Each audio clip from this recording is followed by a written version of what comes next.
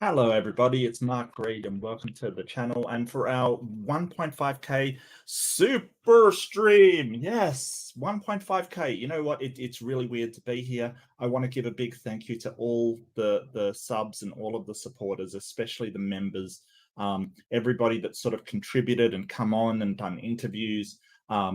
Just everybody that's just sort of given me a chance to just put my mind out there, and for everybody that accepts my weird and peculiar mind as something to love. So much love to everybody. I really appreciate everyone's kindness, and I really appreciate everybody engaging with me, even people that disagree, whether they be Christian or Muslim or whatever. I appreciate that they do have different points of view, or else I wouldn't be able to do what I'm doing. And a super chat already from the lovely, the absolutely dear to my heart, Big Bad Mama, who I can always count on in Hoven's chat to be making him really mad. I love this person, and the stuff that they do is amazing. So check out Big Bad Mama definitely for $5. A great channel that will continue growing. I hope so. I didn't think I would get to this point, to be honest with you. I don't know. Probably most people know the story that Peter DeTucker, who was a regular on Amy's channel, sort of basically bullied me into starting up my own channel. So to say that I was reluctant at first is an understatement. I just like debating people. That's about it. I really enjoyed debating people. I did say that at 1K. You're right, Ember. I did. That I didn't think I'd make it there. But you know, I've done a couple of really really great little videos, like the Darth Dawkins one just blew up, and I sort of, you know, I have no want to see him again, but I must admit he's done fantastic things for me. Yeah, I got to 500 a little while ago, Glenn. Yeah, straight up. But thank you, everybody, and I'm gonna run my member banner early so I don't forget. And these are all the members. So Caterpillar, and I see you in chat. Much love. Regius, Tiny Pink Penguin, Titan Uranus, who is everywhere at all times, Maya, who is delightful, Tsunami, who is awesome, Jason Jacoby, Aussie Gold, Kiwi Burb, Wilberforce, who's been on before, Beamsy, who is just fantastic, Hill Hugger, Nara's amazing, does a great show, Ember, of course, in chat, Dr. Papio Parizel, did I miss anybody? Nara, Ember, Azho64, who keeps me down to earth by insulting me constantly, which is fantastic. Someone's got to keep me down the earth. Oh, so first question, what's my best debate so far? Ooh, that's a good one. My best debate. So best is sort of really subjective. Here's where I go off on a tangent, and best is very, very subjective. So if you mean the one that I performed best in, I think probably the second one against Kent Hovind on Evolution, I probably performed best in. So I did the first one, which was the Arc against Kent Hovind, did pretty well. Did really well. The second one, I just flattened the guy. It was actually quite funny. So yeah, that's what I think. And $5, $5 dues, $5 from the Caterpillar. Thank you, Catbug. Big Bug, love to you, Mark Bug. I adore your giant heart, your quirky brain, and your beautiful friendship. Thank you so. That means so much for me. Oh, a tangent emoji. That is a really good idea. I like that. Yeah, I think I do need a tangent emoji just to let everybody know, if they didn't realize already, we're off on a tangent. Yeah, I got under his skin. And by the second one, I was sort of familiar with the really sort of dishonest tricks that Kent uses. He's got a number of tricks that he uses. So, you know, he'll use this only one topic at a time and then spell out, like, you know, evolution is stellar evolution and how the earth formed, and or like 10 million topics. He is dishonest in the way that he will demand things that he has no intention of keeping to. So by the second one, I was kind of, okay, I know what he's doing. I understand what he's doing, and I can sort of, you know, throw this in. Oh, thank you so much, Brian. I really appreciate it. And Ian Davenport is here. Ian, I've known from way back in my days of just going on to Amy's and being a tool over there. And yeah, I really appreciate Ian. He's always been around. Awesome guy. Yeah. Um, Yeah, but what I'll do is I'll throw the link for the StreamYard in. If people do want to come in and talk, I don't know. I didn't really have anything in mind for today. I just sort of was going to tangent along and talk about stuff really, and maybe play some games or something like that. You know, just chill out basically. Um, I didn't really have anything prepared for this one. It kind of crept up on me. I must say. So yeah, as I said, I had no idea I'd be getting to this one. I think in the future I'd love to debate David Woods. I think that his sort of ideas of, oh well, Christianity made me a good person. I'm not sure that is true. I'm not sure that is true. Thank you for the sentiment, Damon. I don't think there's a God, but thank you for the sentiment anyway. You know, I'll just take it as a you know thing from you. Yeah, I'd love to do that. I should contact him. I sort of I feel like sometimes that I'm bothering people and stuff, but you know, I think I got to get over that in some way. And my friend and compatriot and they are one of the most solid workers and best people on YouTube, in my opinion. Ember, at Better Than Ember. How Oh, thank are you. you? Oh, so pretty good, pretty good. Had a nice conversation with Joe Inslee earlier today. It managed to not get hostile, and I'm proud of myself for that. Okay. Joe Ensley, who is that? I Yeah, don't know who that is. Forgive my ignorance, but who is that? Gospelologian. He's a big beard preacher. He's the Okay, one, you know, Eric from Skeptic and Scoundrels, of course. His first video to go really big was about could God not kill children? He asked a question in a right. simple super chat: could God have not killed children? And Joe kind of short circuited. He yes, no, maybe several times over. It's a fantastic video from Eric. Anybody who hasn't seen it, but Mm, yeah, that's the guy. mhm. Big beard, and Okay. Eric actually kind of nailed down exactly what his whole deal is. He is incapable of Mm, saying I don't know because he considers himself, because he's a pastor, he feels like he has to right. represent the All the certainty answers, of yeah. the knowledge of Yep. God. Yeah, so he just Mm. literally makes shit up on the spot, but he does it in such a charming way it isn't obvious the way it is with other people who do that. Ooh, Yeah, but he is a okay. really nice guy, and we had a cool conversation.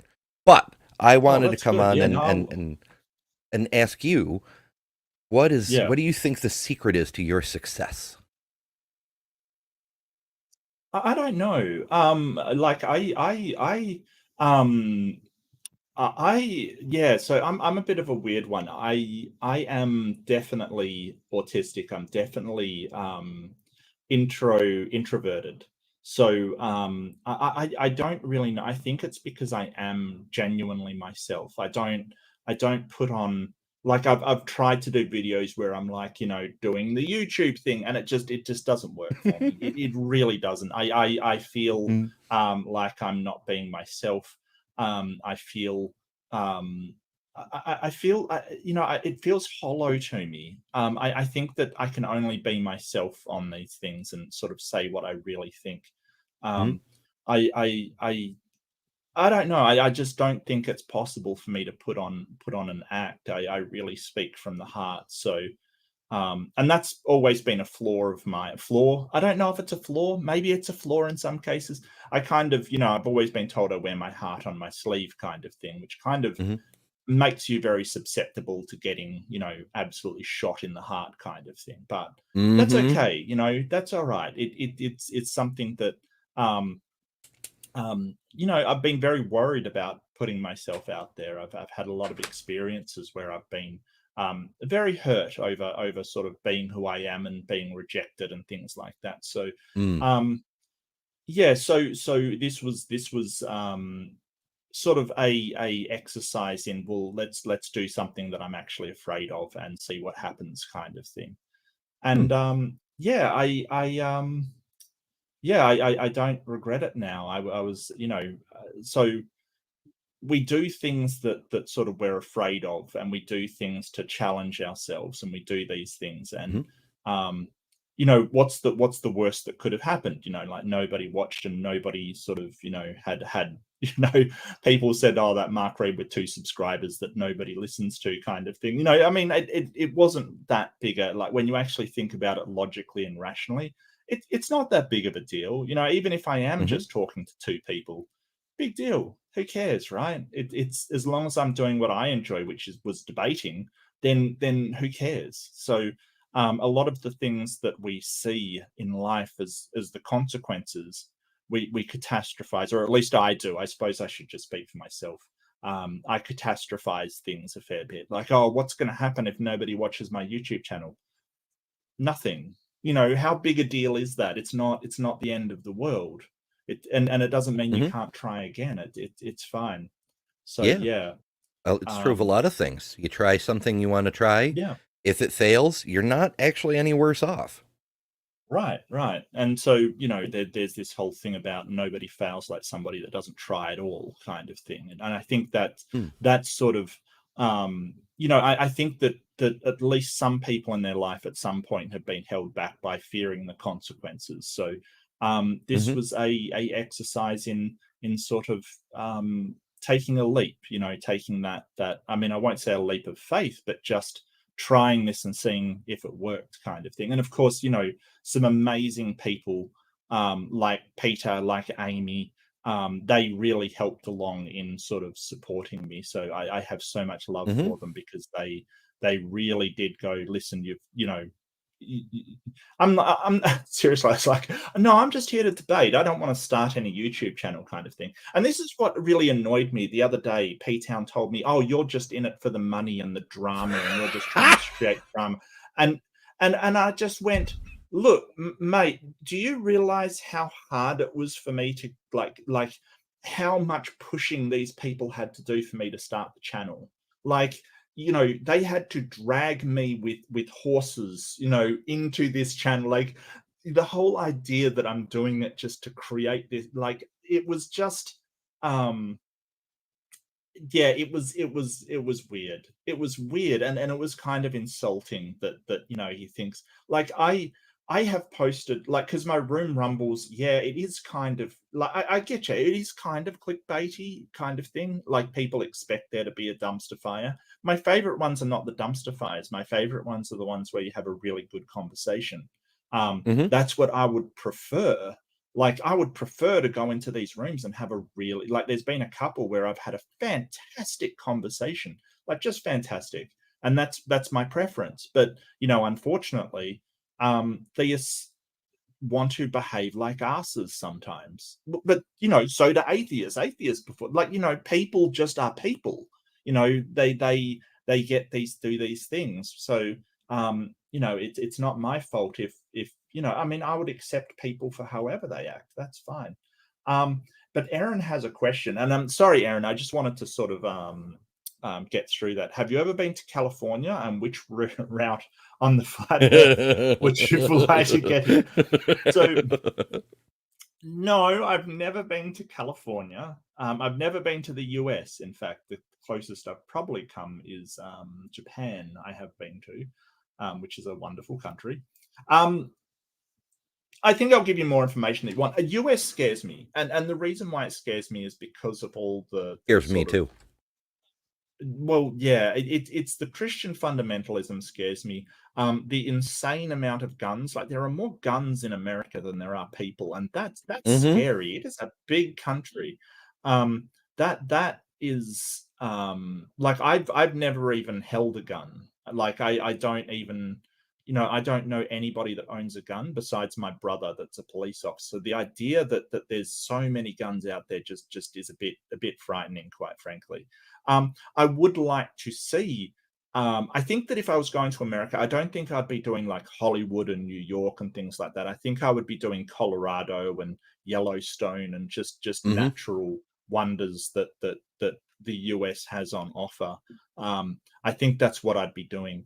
So yeah, the sort of, because you go to these cities, and it's interesting because I've been to some of the sort of cities around the world. I've been to London, Tokyo, Sydney, just some of the major cities around the world. Um, I've been to Amsterdam, places like that. It's not so much the sort of main strip, if you will, that I've loved about these countries, because to a certain point, cities there, they got differences, but they're all the kind of the same. Like if you go to the Hmm. boutique strip in London, it's going to be the same as the boutique strip in Melbourne, essentially. Maybe the stores will vary, maybe the architecture will vary, and if that's your thing, that's cool. Like I get you. But essentially, to me, it's mostly the same. It's when you go into the sort of the country itself, or the outskirts of the city itself. Like my favorite part in Netherlands was this village called Haarlem, and it was just gorgeous, like just gorgeous, with canals, and there was a cathedral in the center, and the markets were around the cathedral like it would have been in medieval days, kind of thing. Just beautiful and gorgeous, wonderful people.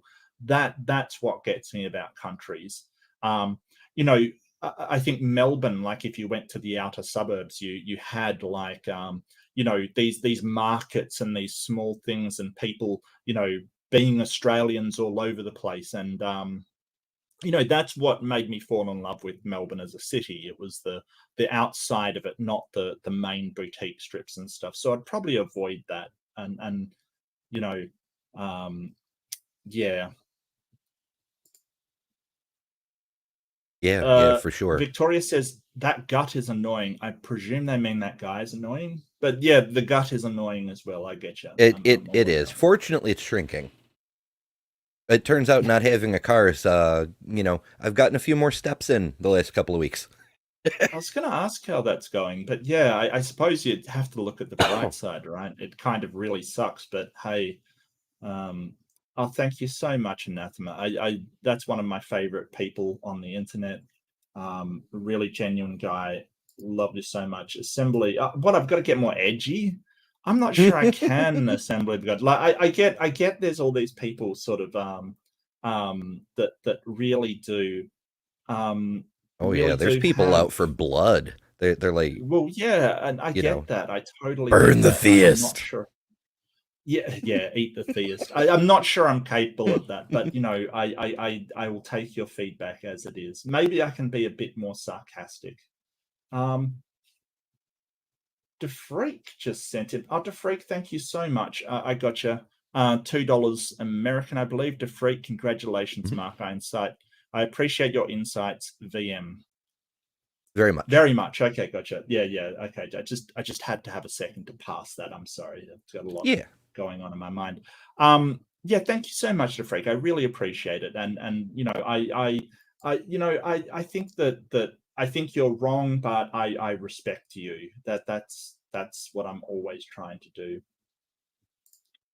Um, Maybe contact Apostate Prophet. Yeah, I guess I could do that. I don't know. Really, David Wood's on an anti-Islam thing at the moment, and of course, Apostate Prophet is at the moment. So I think they're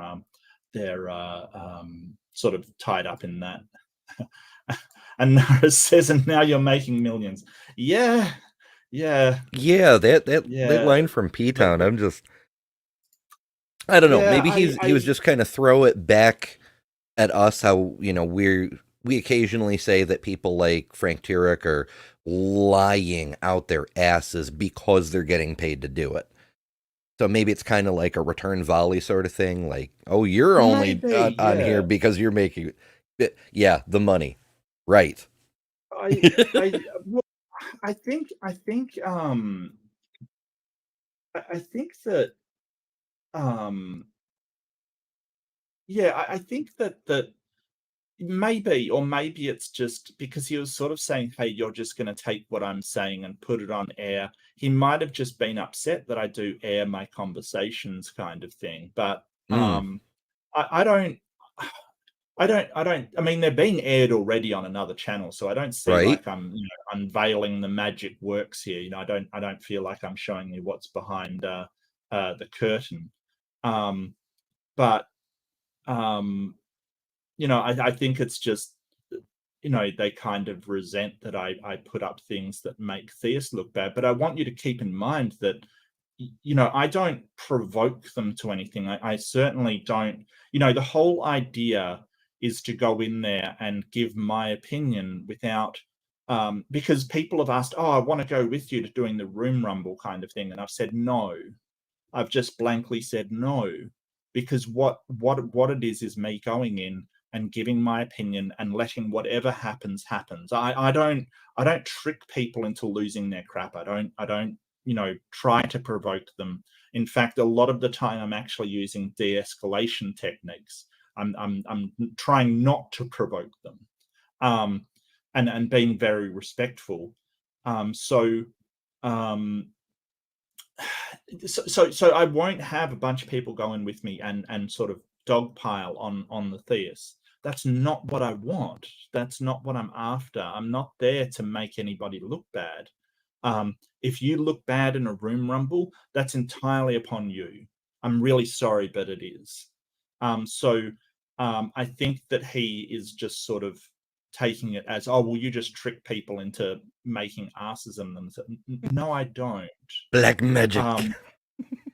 Right. And Assembly of God says, I like you when you get angry. Anger is useful. I don't think anger is. I don't think it's useful at all. I think that, well, so anger is the flight or fight response, right? That's all it is. It's our fight or flight.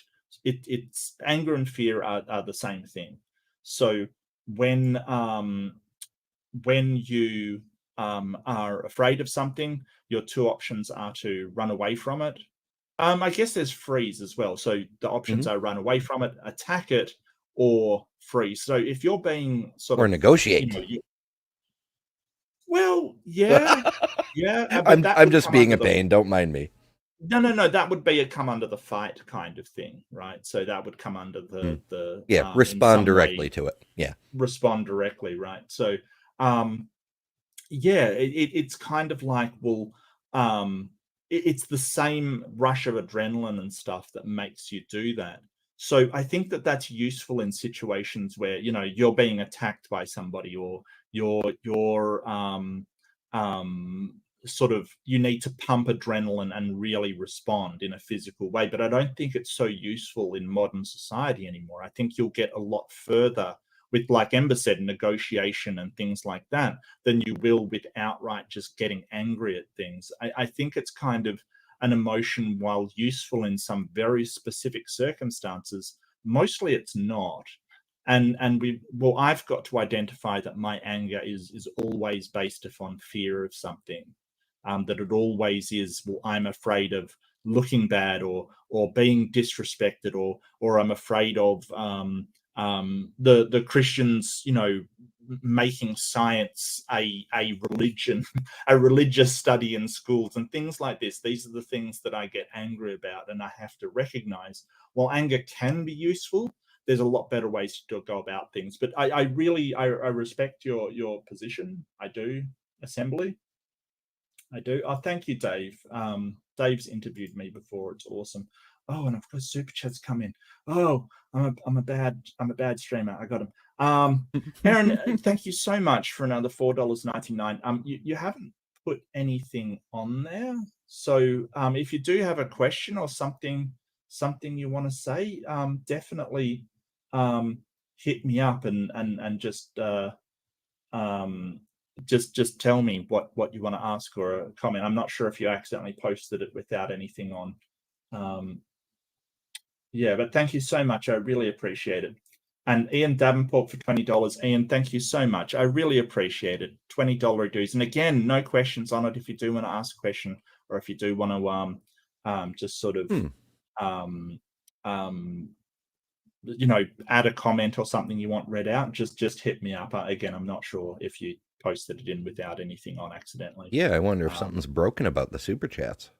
I don't know, but two blanks in a row seems weird to me. Me too. Yeah, no, I get you. Hill Hugger, thank you so much. I've already read out your name, Hill Hugger, as well as yes, Kata is the goat whisperer. They are the a child of the goat. The goat.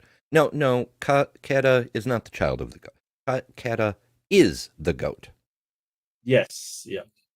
Thank you, Sven. I really. They popped their message in the chat. Seeing it. Oh yeah, I gotcha. Okay, where is it? Where is it? Where is it? Yeah, I see it. It's hiding. Yeah, maybe it's not coming up on StreamYard. Are you looking Is for this it? Is the? this it? I Yeah, don't that blame one. you for being scared of the crazy here. Hope you do get to see some of the beautiful parks here someday. Cheers. Yeah, I want to save up and I want to go to DebateCon and meet some of the people that I debate against face to face, kind of thing. I really would like to do that. I get slightly envious every time that sort of, you know, I think this year the modern day DebateCon, Leophilus, sorry, is going. Sort of Grayson. Ember, Grayson. Yeah, I'd love to see Grayson. Yeah, Amy will be there, I of can't course. go. It's Oh, that's okay. I'm not unless I sure if you randomly would. wind up in Texas. Who the hell knows? But You can no, walk to I can't afford. Texas. Come on Yes, yes. Let's see. It Think of takes the exercise. 4 days to drive across Texas. How long would it take to walk? Oh boy. Light, freeze, fawn, and disassociate. Oh, interesting. Oh yeah. Yeah, I remember they Yeah, keep fight, flight. adding ones. Fawn is like, please don't hurt me, I love you so much kind of thing. And people do Well, that as like a yeah, trauma response. That's completely valid.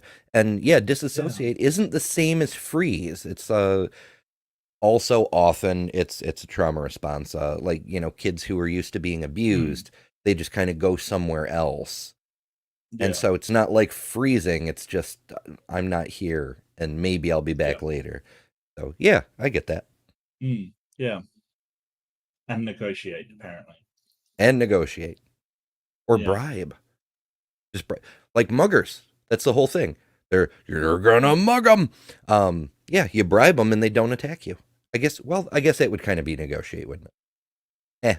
Details. Yeah, kind of. Big Ben Just let Mama's me know going if I'm to got the wrong message, Aaron.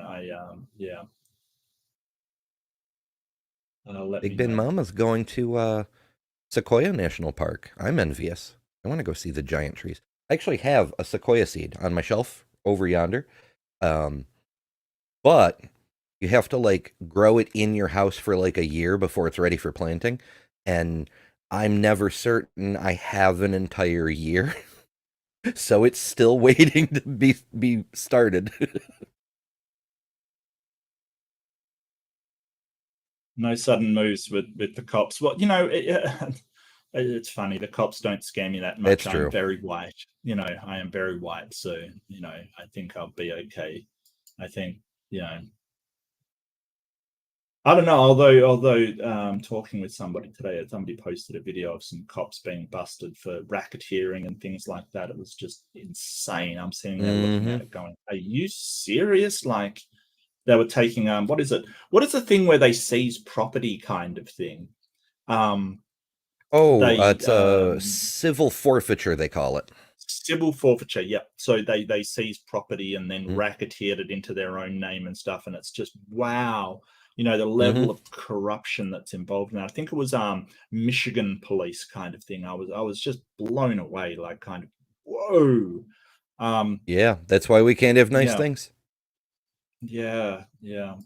Oh, thank you, Hannah. And Hannah is one of my favorite people as well. Absolutely amazing. So thank you so much. We'll meet in Nimbin, eat lunch and go hiking. There's a Nimbin in Australia. Is there a Nimbin in I don't know. America?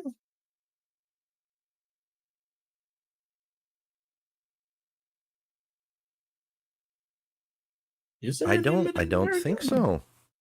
No, I just Googled Nimbin USA and it sent me to New South Wales anyway. Yeah. No, there's a really famous town called Nimbin in Australia. It's kind of famous for its country stuff. Yeah. Grew up by Sequoia National Park. Now live up by Redwood National Park.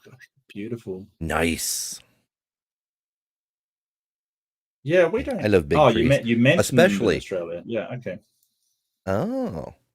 Okay. But the best thing about the big trees is that people don't often know that they're the big trees until they're very, very big. Like a sequoia, as I understand it, looks a lot like a regular pine tree until it gets above 50 meters. And then people are like, Yeah, uh-oh. right.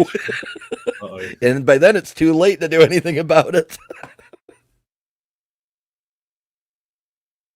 Oh, thank you to Freak. I'll be your sounding board. That's fine. I present them up first down for the flaws. Yeah, I do point out flaws. Yeah.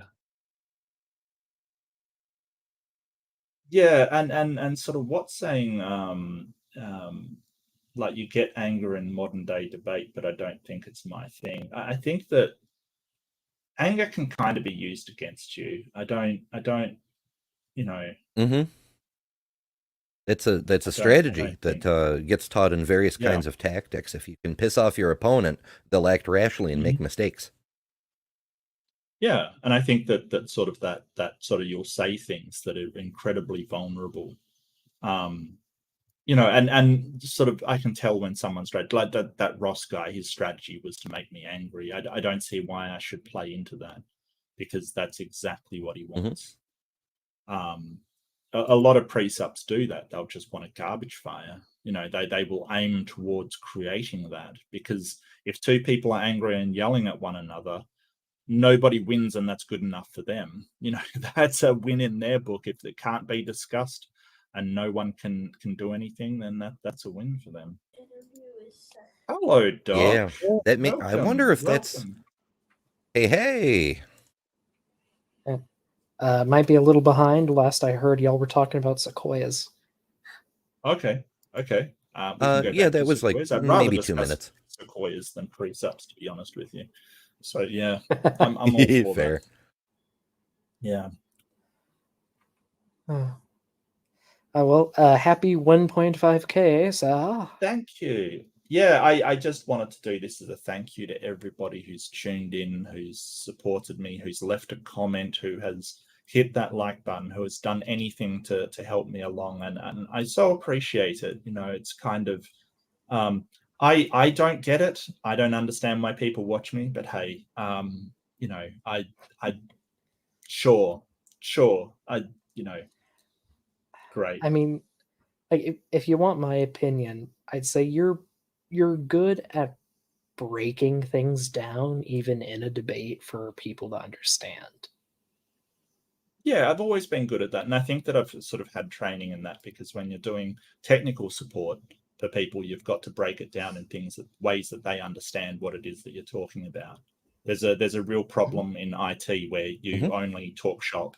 And if you talk shop, people get upset. They get fearful and angry and upset because they don't understand what's going on. Communication's really, really important in that because like people whose internet is on the line are some of the most scared and jumpy people that you can possibly imagine. It's Oh yeah. Yeah. I've got plenty of experience with that for my time as a tour guide. People get pretty antsy when you're 70 feet underground. I hope so, Kata. Yeah, Look, yeah. you're yeah, absolutely. Yeah, and sort of breaking down into sort of really logical things like, oh yes, we're underground, but this is what we know about it, kind of thing. It's helpful. You've got to appeal to that sort of rational side of people when they start to get emotional. But Kata, you're so welcome, and you've made me feel at ease with my autistic brain as well. I was having a conversation in Discord about like things that autistic people do differently, right? And a lot of the time, you don't know until somebody says, "Oh, I do this." And you don't realize that what you're doing isn't, neurotypical kind of thing. Like somebody was asking me, like, what do you do differently? And I'm not sure. But one of the things I found out is that most people don't look at their food and plot out what they're going to eat ahead of time. I do, right? I go, okay, I'm going to do this, then this, then this, then this. This is my sort of path for getting through the meal. Most people don't. I didn't realize people don't do that. Most people don't, apparently. They just eat whatever they feel like. And I don't do that. Depends. I mean, I guess that's great.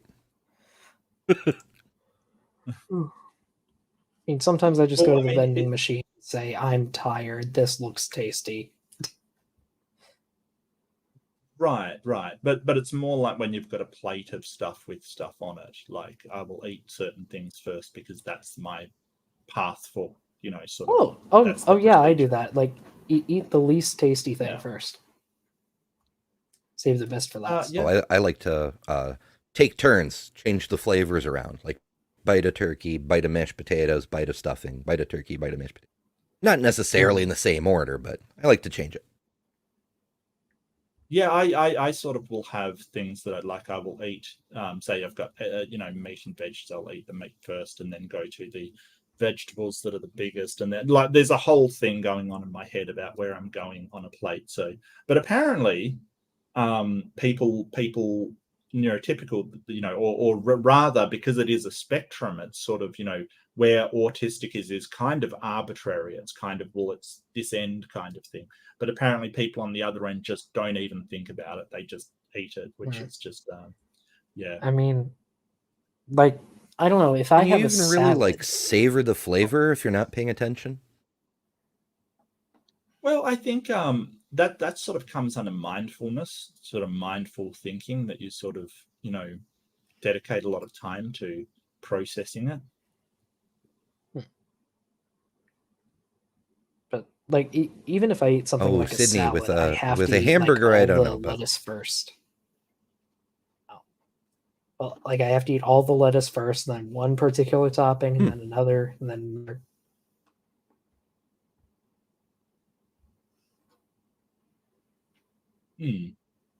So that seems like extra work background. To me. I was going to suggest, like, we play something multiplayer, if like, because I wasn't even sure if I was going to be the only person here, or like there was going to be a whole bunch of people here. I had no idea, to be honest with you. Look, I've often said I don't know what I'm doing. Like, I will absolutely say that. Well, I mean, there's like online Cards Against Humanity. I get you. You never want to assume there's going to be. Like, do either of you have Jackbox? That's fun with no. crowd. Mm-mm. Ew. No, I don't have opportunity to play games often enough to have like a subscription or what have you. Yeah. Although Nara tried to get my chat last night to crowdfund Starfield for me. What did we get up to? We got about halfway. We got at least 25 for it. Wow. Yeah, 30. Although the last 10 was for either Starfield or Car, whichever. I think the cars probably should have the priority, as far as I can imagine. That's kind of where I am too. Like, yeah, because I kind of need that. Yeah.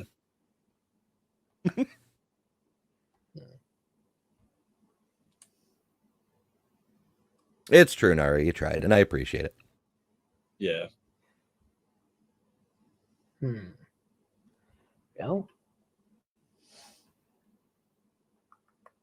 no, I'm trying to think. I don't have many online games. Because like I uninstalled Arc because it was taking up a crap ton of room. Oh yeah, that's a monster. That's a monster. I did the same, to be honest with you. It's Factorio. I've never played it. Rock, paper, scissors. Rock, paper, scissors. Just rock, paper, scissors for an hour. I have a few online Dino games that are only like $20 if you guys are up for that. There's Civ. Sorry, I'm just going through my list and seeing what I've got. There's Terraria. Terraria I actually have. I used to play it with the kids all the time. Sorry? Oh, I just said I've got Elden Ring. I've never played it online, actually, now that I think about it. Really? Okay. Yeah. Congrats, Mark, from James W. Look, James, like I will never forget your and Amy's stream. Definitely where I made my start, and thank you so much. Much love to you and Amy. It's okay if she can't make it. Like, you know, we've all got stuff on, but yeah, thank you so much. I really appreciate it. People are saying that the 1.5. Somebody said the 1.5 is the hardest. Yeah, John had a very specific number up back a little ways. Yeah. It was oddly specific. Oh, really? Oh man, where is it? Where it ran away on me. Yeah, I was looking at it. There it is. Yeah, they say your first 1.5123K is the hardest. 1 point. Yeah, see, I'm not there yet. I haven't. Well, that's more digits than there actually are in the number. James is flying me out to the upcoming debate con and putting me in a room for a few nights. I'm fucking nice. Well, that's awesome. Cool. That's awesome. Although, you know, my plane ticket be a lot more than yours, so I certainly don't expect that. Depends on what deal you might get. I'm going to bed one top and saying congratulations, love you in the whole. Thank you so much, Marina. It's so good to see you, and much love right back. Yeah. Absolutely. Marina's cool. And yeah, Amy and James are how I found your channel in the first place. Because like I saw you at Amy's a few times, and then Amy's like, hey, Mark's doing a thing. I think it might have been an after show. It was right before you got to 1K. And Amy was like, hey, everybody go over to Mark's. I'm like, Mark has a channel? It's a common refrain when you're new on YouTube. You're like, this person has a channel? I'm very bad at self-promotion. I got to admit, I'm terrible at it. So, yeah. That was. I mean, I think we all are. We don't want to come across as like just in it for the money. You know, the big 1.5K money. Yeah. It's funny because we've often remarked at how much better we would do if we just pretended to be theists, kind of thing. Because you see the people with the worst arguments and like the worst content, and as a theist, they've got like 12K followers, and it's like, how did this happen? Like, seriously. I mean, you see praise. Praise is terrible. He's terrible. He's absolutely terrible, and he's got like a ton of followers. It's insane. I don't know.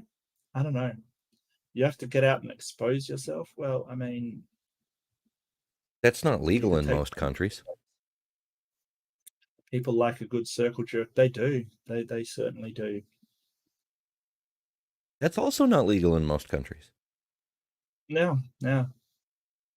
Well, but yeah, I mean, for sure, they like confirmation. Like, yeah, and I think it's the So I've got a video to put out that was ages ago. That I feel like it's so cringe. I've been sitting on it for ages. I've been going, oh, I can't put this out because it's like, part of me, I've got to rewatch it and get my take on it again. But part of it felt like these theists were love bombing me, sort of saying, oh, you're different for an atheist.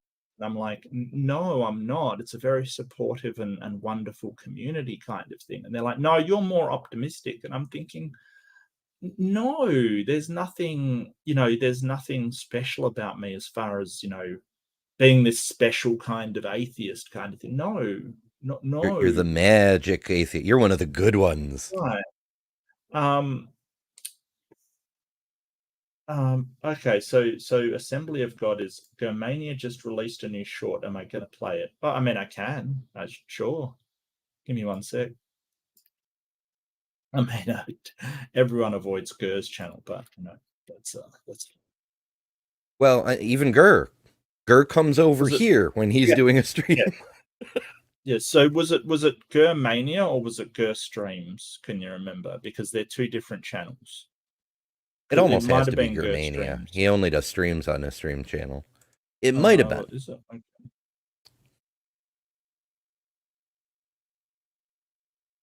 My internet's slow. I'm doing too much at once.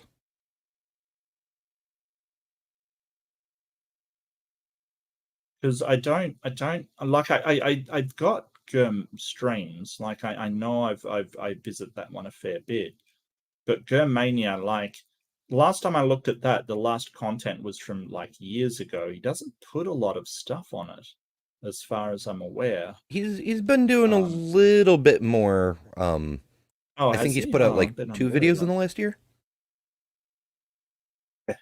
Wow, just breaking the thing. I'm not sure why. I mean, he sort of made it to a couple of K, and I don't know why. Shorts. Yeah, he's been saying, at least as far as his streams content, that he's going through a burnout phase with YouTube. So he'll probably be back, but he announced he was going on a break and then immediately did 2 back-to-back streams, but yeah, there's the intent to take a break anyway. I don't know which one you're talking about. It doesn't have a date on these things, which is annoying. What's it about? Can you tell me what it's about? Oh, is Kata taking off? Oh, I've got to tend the kids. Yeah, thank you, Kata. Thank you so much. Kata's amazing. They're fantastic. Bye, Kata. Have a good day. Yeah, Assembly of God. I don't know which one. No, that's from a month ago. How do you get the dates on them? I can't get dates on shorts. I pull up the comments and then I see what the oldest comment is. It gets you pretty close. Oh, I see. Yeah, gotcha.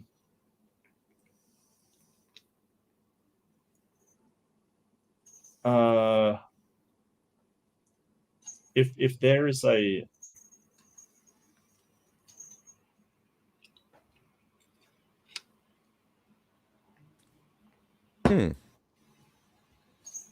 I don't. Oh, there is a short on Gur Streams. Yeah, but it's from a year ago. No, that's from a year ago. Yeah. No, I'm not seeing it. I don't know. Maybe it already got pulled. Who knows? Maybe it's already been like copyright struck or something. I don't know.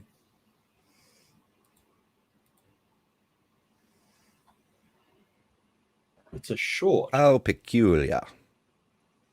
Yeah, no, I don't know what you're talking about. I'm Adam makes some cute shorts.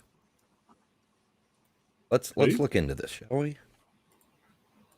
Adam makes some cute shorts. Said some random person in the chat. I made a cute short a while ago. At least I thought it was. Oh, did you get your new Dino Bite out? No, the one I put out a while back. The Psittacosaurus one.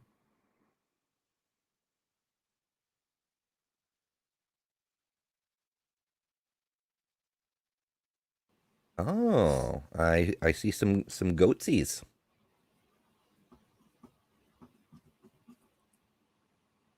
Some what's Goatsies. Oh, thank you, May. I really appreciate it. May is another person that is doing fantastic. Thank you so much.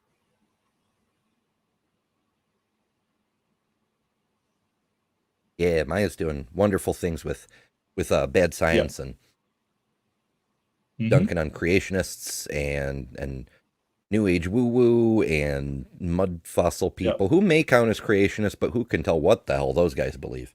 They're often Yeah. creationists, at least. Yeah, almost always. The overlap is a circle. The, Or the Venn diagrams Venn are diagram for one that circle. Yeah.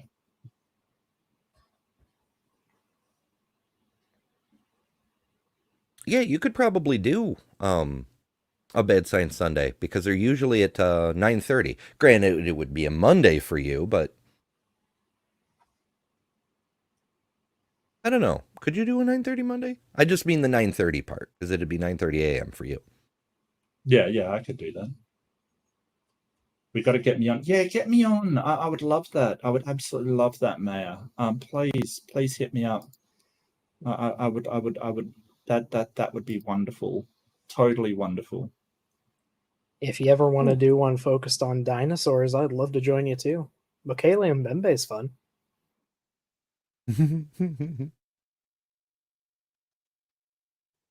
Yeah, lots of good stuff. Yeah, after Dapper dropped by, and Doc would be the natural follow-up. My email address, Mayor. It's in the thing, but it's. We should have a more professional email address, but never. I mean, you can change it to anything you want. Oh, yeah, that's true. It's just like Mark Reed is a very common name. Like there's 10 million of them throughout the world. So that's true, but the serial killer overshadows most of y'all. There's a serial killer, Mark Reed? It's spelled slightly differently. Yeah, so Mark Reed in Australia is usually associated with a guy called Chopper Reed, and he wasn't a serial killer. He was an enforcer for a criminal organization. So he was essentially an assassin, kind of, in a very, very loose sense. He basically. Did he kill people serially then? Because it sounds like he did. Well, no, not really. But a serial killer usually is somebody that is just killing because they are, he was a murderer basically. Hi, yeah, Stephanie. he didn't kill you just because you were an atheist. Say. And I see my dinosaurs on screen now. Yeah. Yes.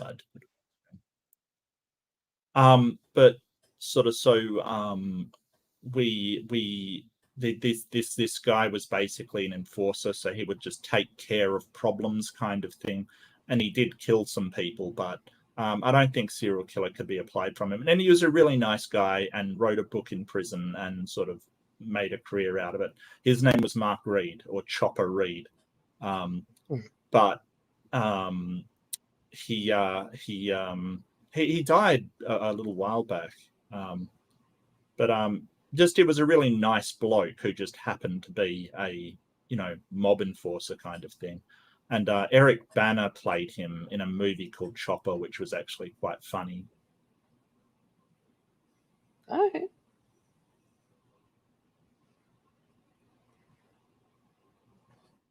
Mark, congratulations.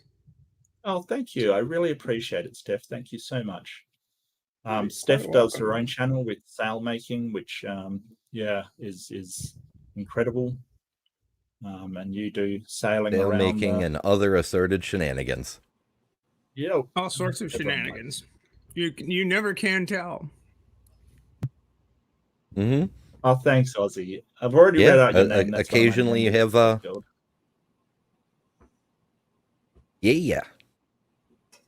yeah, all kinds of people drop by Steph's place. Sometimes they might be, nationally recognized sportscasters. Sometimes they might be Pine Creek Doug. It could be anybody. Sometimes they might be tripping balls. You never know. Okay. Why not all three? Well, I don't know if I've had that particular combination all in one person at any given point in time. But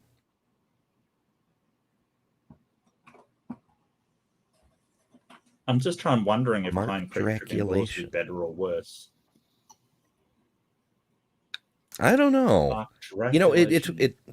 it's partly my fault for bringing up Pine Creek, but that's like, it's in my head today because Joe Ensley mentioned him, that his channel got started because of Pine Creek, because Oh, apparently Doug talked to a theist who was just awful at defending his position, and Doug just Rolf stomped him.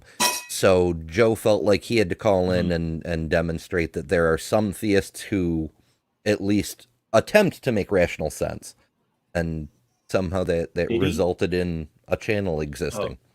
I don't know. I didn't see that in it. The first I became aware of him was Eric's video on Skeptics and Scoundrels, and that led me back to the original thing on Godless Engineer's channel, but that's as far back into history as I got. I just kind of assumed that he'd just been there forever, like most theists. From the beginning of time. Oh, okay. Yeah, from the creation. And yeah, it always bewilders me when they sort of talk about how atheism is failing and you know, science is, more people are coming across to creationism kind of thing. By the way, that's complete nonsense. That's absolutely a lie. It's, you know, it kind of it bewilders me because sort of the way that the sort of world is going is more towards secular stuff, which doesn't necessarily mean anti-religious. Or just pro-science, unfortunately. Right. It just means generally people are leaving religions for, you know, spirituality and all of these other things which don't have the religious component necessarily. Okay, you're only 3 subscribers away from 20 subs. Look, celebrate it, Al. You hit 20. It's a milestone. Like, we've got to like sort of, the milestone may not mean anything else to anybody, but as long as it means something to you, then it's important. I get you, buddy. I get you. Oh yeah, I still remember when I got to 20. I was like, huh, people are actually watching. Only a few. You but should address people are watching topics, like how Trump lost his business prospects in New York today. Your channel will explode. Well, you know, so commenting on American stuff, I don't know. I feel like as an Australian, I generally tend to make my perspective known, but I won't make definitive statements about American politics because I'm always conscious that I may not understand everything about it. But I mean, Trump was convicted, or he was restricted from running any charities because he basically stole from one of his charities and awarded himself a painting that sort of, I don't understand how somebody can do so many illegal things and still not be prosecuted for it. It's insane. Right? He did get the book thrown at him. He did finally get nailed for fraud yesterday, though. Yeah, today. And the funny thing is, it was a bench trial. And the reason it was not a jury trial is that his lawyer forgot to check the box that said, I want a jury trial in this case. Oh, no. His lawyers were incompetent. Color me shocked. It was a bench. It wound up being a bench trial, and both the plaintiff, both the state of New York as plaintiff, and the defendant filed for summary judgment. And the judge in the case looked at the various, which summary judgment in American jurisprudence is basically, we stipulate to all of the facts as presented. We're not going to quibble about the facts, but judge, you look at the facts and we're sure you're coming down on our side. Right. Yeah. And the judge looked at the facts and he did not come down on the side of the Trump entities that had cheated the state of New York out of millions of dollars in taxes. And if you read the the opinion, it's just you're fucked, bud. Basically, all your companies are trashed. All your business licenses are gone. I'm going to appoint that there's already a sitting receiver for all of this stuff. You cannot do business in the state of New York anymore. Period. Wow. End of story. That's gotta hurt. But yeah, I just, yeah, that's insane. Like, but where's the jail time? Where's the consequences that everybody else would fail if they did the same thing? Fraud isn't just a matter of, oh well, you can't run a business anymore. That's not how fraud is dealt with usually. It usually carries some kind of sentencing. Mm-hmm. This is a civil proceeding, not a criminal proceeding. The criminal Oh, okay, proceeding is gotcha. a separate proceeding. This is a civil case. The state of New York is saying we have been defrauded out of our due, and so there are civil penalties applied. There is a criminal case based on the very same set of facts. The criminal cases with regard to tax evasion and with regard to all this other stuff within both the state of New York and at the federal level and all this other. Trump's is the legal morass is unbelievable. The way we've got our corporation sets a big problem. Like a few years ago, Wells Fargo got caught, and props to John Scalzi for calling them out on this in one of his novels. I freaking love Scalzi's books, but that just lit up my day. They got caught during that housing bubble business. They were literally stealing people's houses. What they were doing is they'd give people a mortgage. And they were seeing everybody else, oh, they can't afford their mortgages. So they knew it was ripe to take advantage of people because that's what people would say. So they just couldn't afford their mortgage. So they'd give them the mortgage and then they'd double their payment. They'd say, we miscalculated, and double their payment. And if they were able to make that payment, they'd double it again. And then they'd double it again until eventually they defaulted. And because they were doing it like incrementally, people were depleting their life savings. So by the time they hit default and got foreclosed on, they couldn't afford to hire a lawyer to fight it. So they stole thousands of houses that way. Well, New York State was like, that is extremely illegal. And they lost that case. They got the largest financial penalty of any corporation in United States history for that shenanigans. But because it's a corporation, all you can do is fine them. You can't take the logo and put it in a jail cell. Now, if you can prove specific individuals were behind any given malfeasance, you can try them separately. But when you're going after a corporation like the Trump organization, all you can ever get is fines. Yeah, but I think that's the problem. Because then it becomes a financial decision whether you commit a crime or not. As far as the company is concerned, because if the penalty is less than the amount that you make from doing it, then what's the rationale for not doing it? Because you still come out on top, right? Here's the thing: what happened to Trump's companies in New York? Any of his LLCs in New York, and the judge listed all of them and said, "You can't do business. You can't do business. None of these LLCs, none of these limited liability companies can do business in the state of New York." In other words, he handed down a death sentence to the corporations. Yeah, as far as doing business in the state of New York is concerned. Yeah. And one of the funniest bits out of this whole thing was Trump goes on Truth Social and he puts out this tweet saying, because one of the instances of one of the examples that the judge cited was Mar-a-Lago is assessed at $18 million.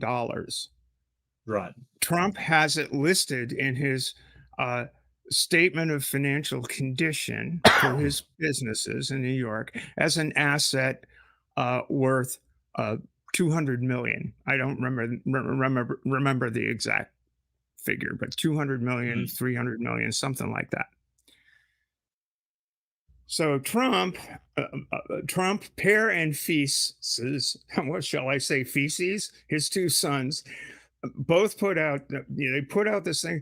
What are you talking about? Mar-a-Lago's worth, Mar-a-Lago. What are you talking Mar-a-Lago? It's this beautiful property. It's between the sea and the lake, and it's Mar-a-Lago. I mean, it's all there. It's so gorgeous. It's prime real estate, and it's worth, What? Trump goes, it's worth 10 times what the judge said it was worth.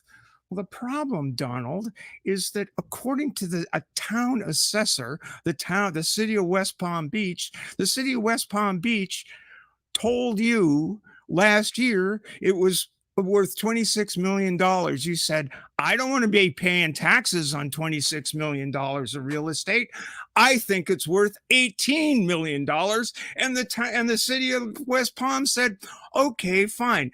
But now, today, Trump is claiming it's worth $1.8 billion. I don't think he wants to pay the taxes on that. And exactly what he did in this circumstance was exactly what he was being charged with for fraud in the state of New York. You can't do that. It's just, what the fuck? It's so stupid. $422 million is what it was listed for on Zillow until the judge ruled, and they immediately deleted the listing. Well, I'm just saying the tax assessor. Yeah, that's million. it. Is Trump was saying to the tax people 18 million, but to the people he was trying to sell it to 422 million. Wow. I mean, to an extent, he's right. It's whatever there is that. What could you sell it for? Well, maybe you could sell it for, 400 mil. But you won't know until the property changes hands, at which point the thing gets reassessed. But that's kind of neither here nor there. You can't at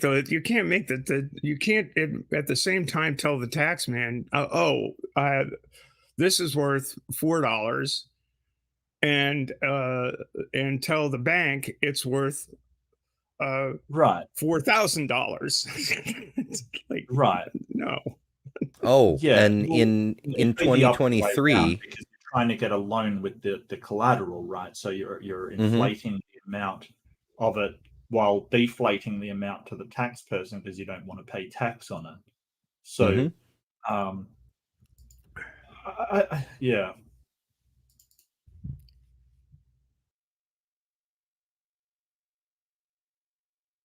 The official statement is fantastic too. On a lighter note, I'm thinking that in terms of this great celebration of your channel's success, I believe maybe Friday sometime I'm going to schedule a 200 subs celebration on my channel. So. Yeah. Hell yeah. Okay, that'd be cool. Yeah, I'll be there. Yeah, absolutely. Cool. Unless it's like 3 a.m. or something, which people keep doing too. Well, I'll try to make it time friendly for people on the non-existent Australian continent. Non-existent. Thank you. The counterweight continent. Yeah. The counterweight. Yeah, that would be great. I'd really appreciate it. But yeah, no, it's totally my fault. I mean, I chose to live here, right? So it's entirely my fault. Yeah, the same way we chose to live in crazy Jesus gunland.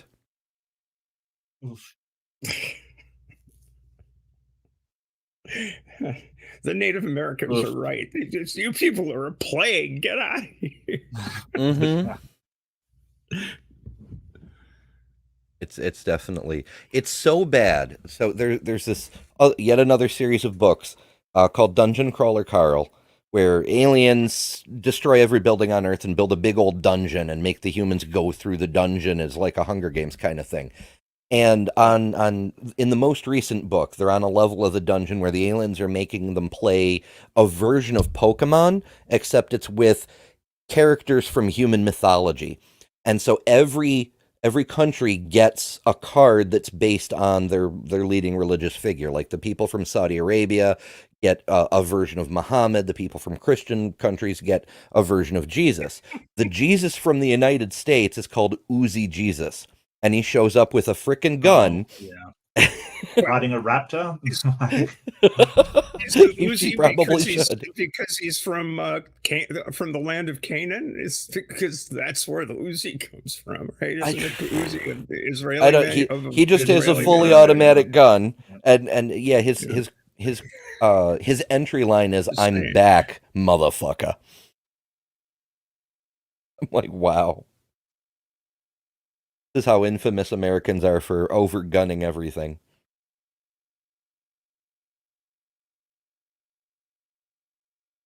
It is the guns. And, you know, you Australians had it right. You know, it's like, okay, no more guns. We're done with this.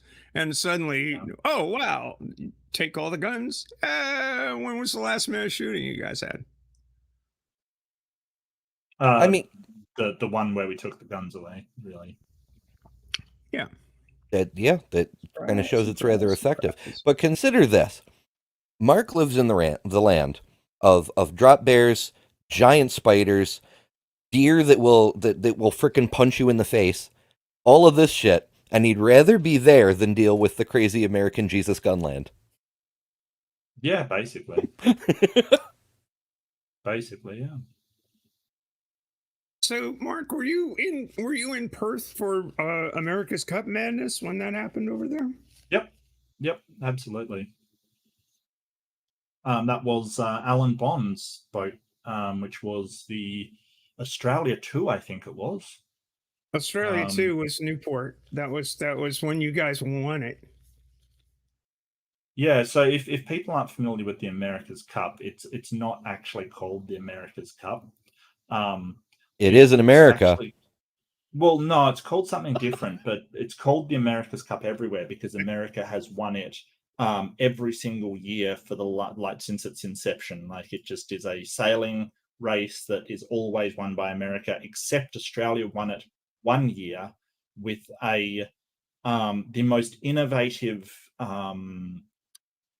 keel. Is it called a keel? The keel wing thing? Yeah, it was a keel. The keel design was a wing keel, which gave it less wetted surface and deeper draft when the boat heeled over. It was very innovative design. It was Ben Lexon was the boat designer and really outdid himself. And Dennis, the series in Newport when Connor lost it, I believe Liberty was Dennis's boat, and it was Dennis's boat was clearly slower, but it did go to the 7th race, and Dennis didn't cover on the last downwind. And we were watching it. This was what, 1983. We were watching it up here in Maine and saying, "Dennis, are you gonna jibe?" And he did not. And it was like, oh fuck, the race is over. And Australia went off and won it. But but the reason the original trophy was a British challenge, and it was a race around the Isle of Wight. And the Americans built a boat called America that went over and beat all the boats that showed up.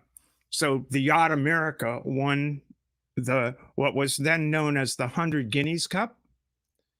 So the yacht America won that, and henceforward it was known as America's Cup for the boat, not the country. Oh, okay. I didn't know that. I thought it was just likely story. Won it every single day. It is, but a true one. And for 183 years, until 1983, the 100 Guinea Cup was proudly displayed in the New York Yacht Club's trophy room, bolted in its display thing. And the legend was the first skipper that lost it would have his head bolted there in its place. You should have heard the furor when Australia won it. That they were claiming that it it was designed on a Dutch computer, so it wasn't Australian and all this kind of stuff. Like just the biggest excuses kind of thing, because they were so upset. I think that was probably my favorite part, just how upset they were. They did the tank testing in the Netherlands. There was a facility in the Netherlands that did the tank testing of Lexen's design, and that was part of the whole thing, because at the time it was like, well, it's all supposed to be 100% nationality based.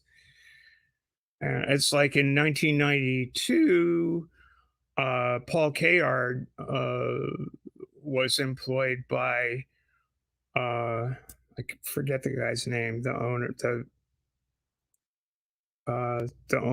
of the Il Moro Syndicate. So Kayard went to live in Italy to establish residency so that he would be Italian. He's from San Diego, but whatever. Yeah. Well, yeah, and that's the story of that. It was yeah. I think it was interesting, but I did like sort of the innovation that they showed.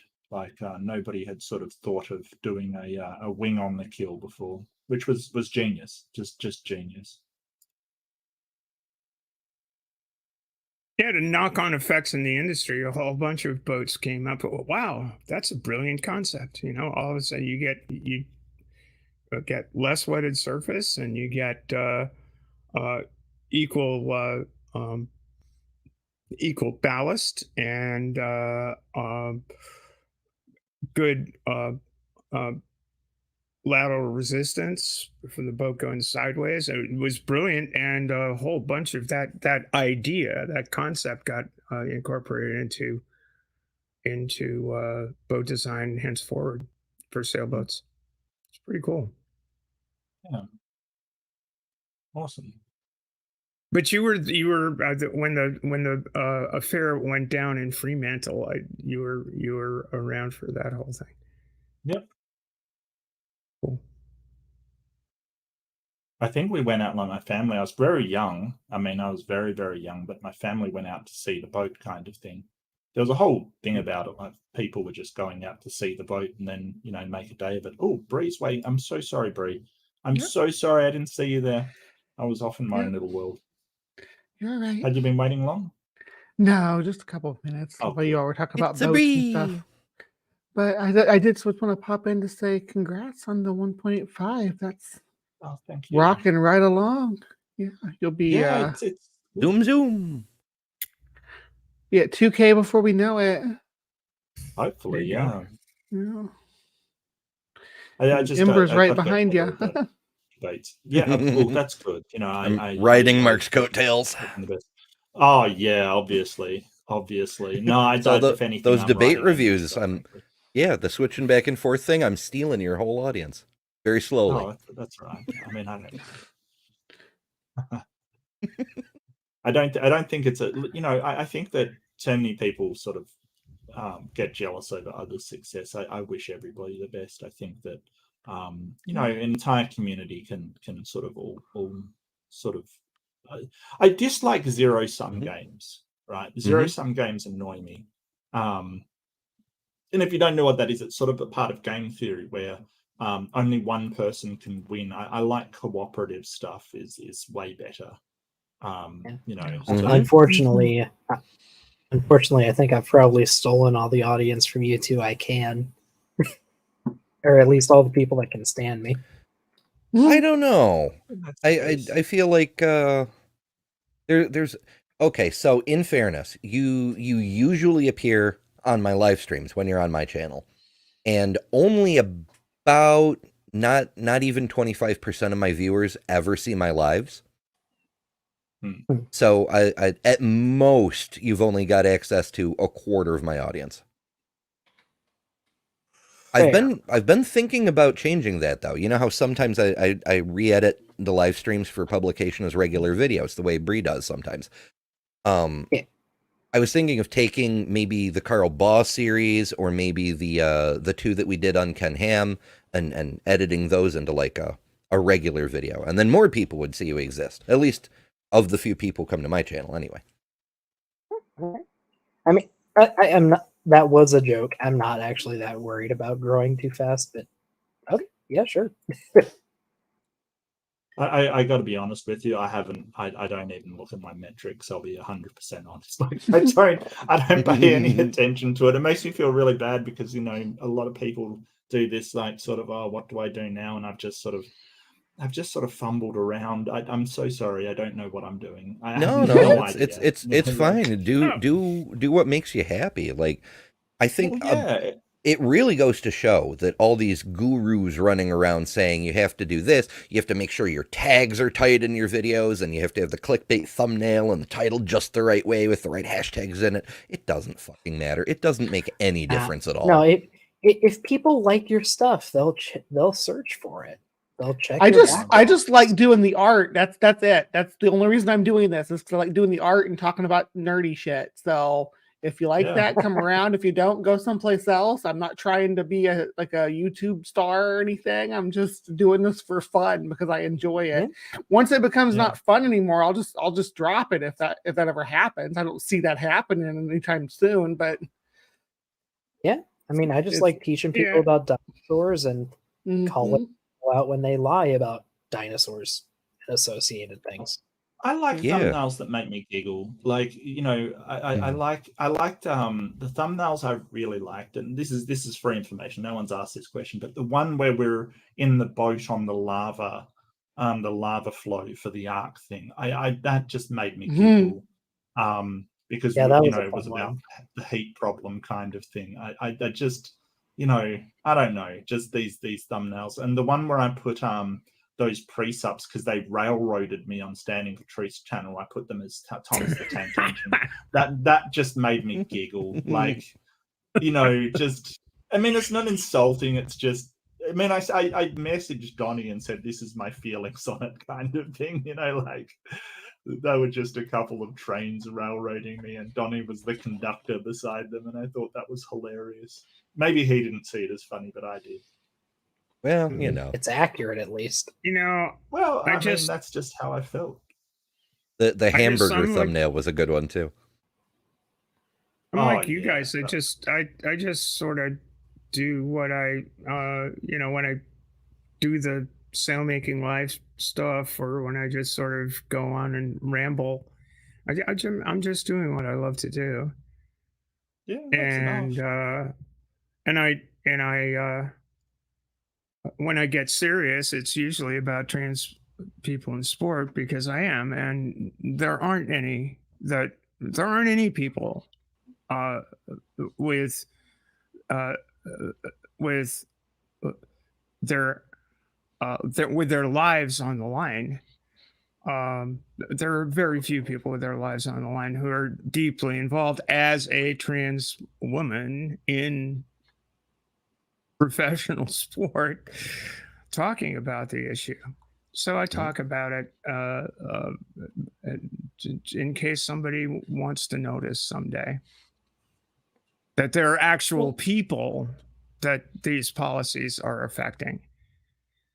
I think there's actual science behind all of this stuff, and that sporting federations have dealt with it over the course of many, many years, and all of this business that goes on in this day and age is essentially political bullshit.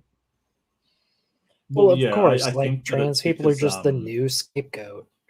I mean, in the past it was gay people, in the past it was black people, Mexicans. Yeah, they're just the new scapegoat.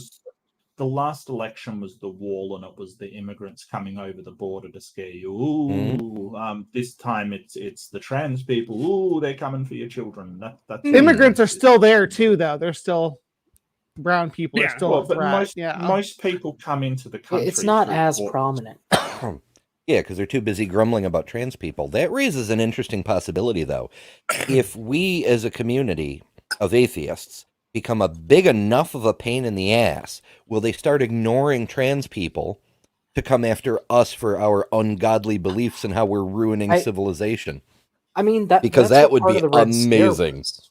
Like, part of the Red Scare was the communist atheists. That's last still time a thing.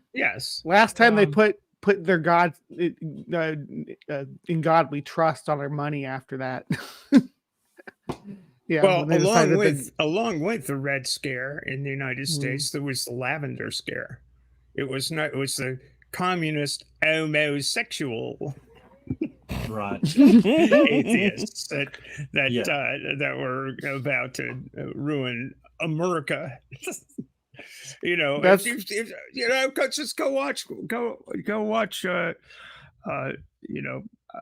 How I Learned to Love the Bomb, you know.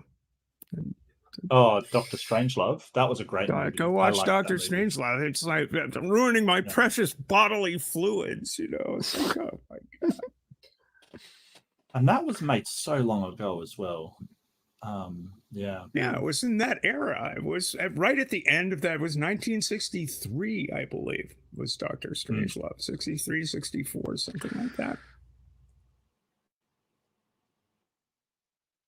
The problem wasn't necessarily the people that grew up during the Red Scare. It was the fact that Reagan became president after the Red Scare, and the generation that he was from, and their view on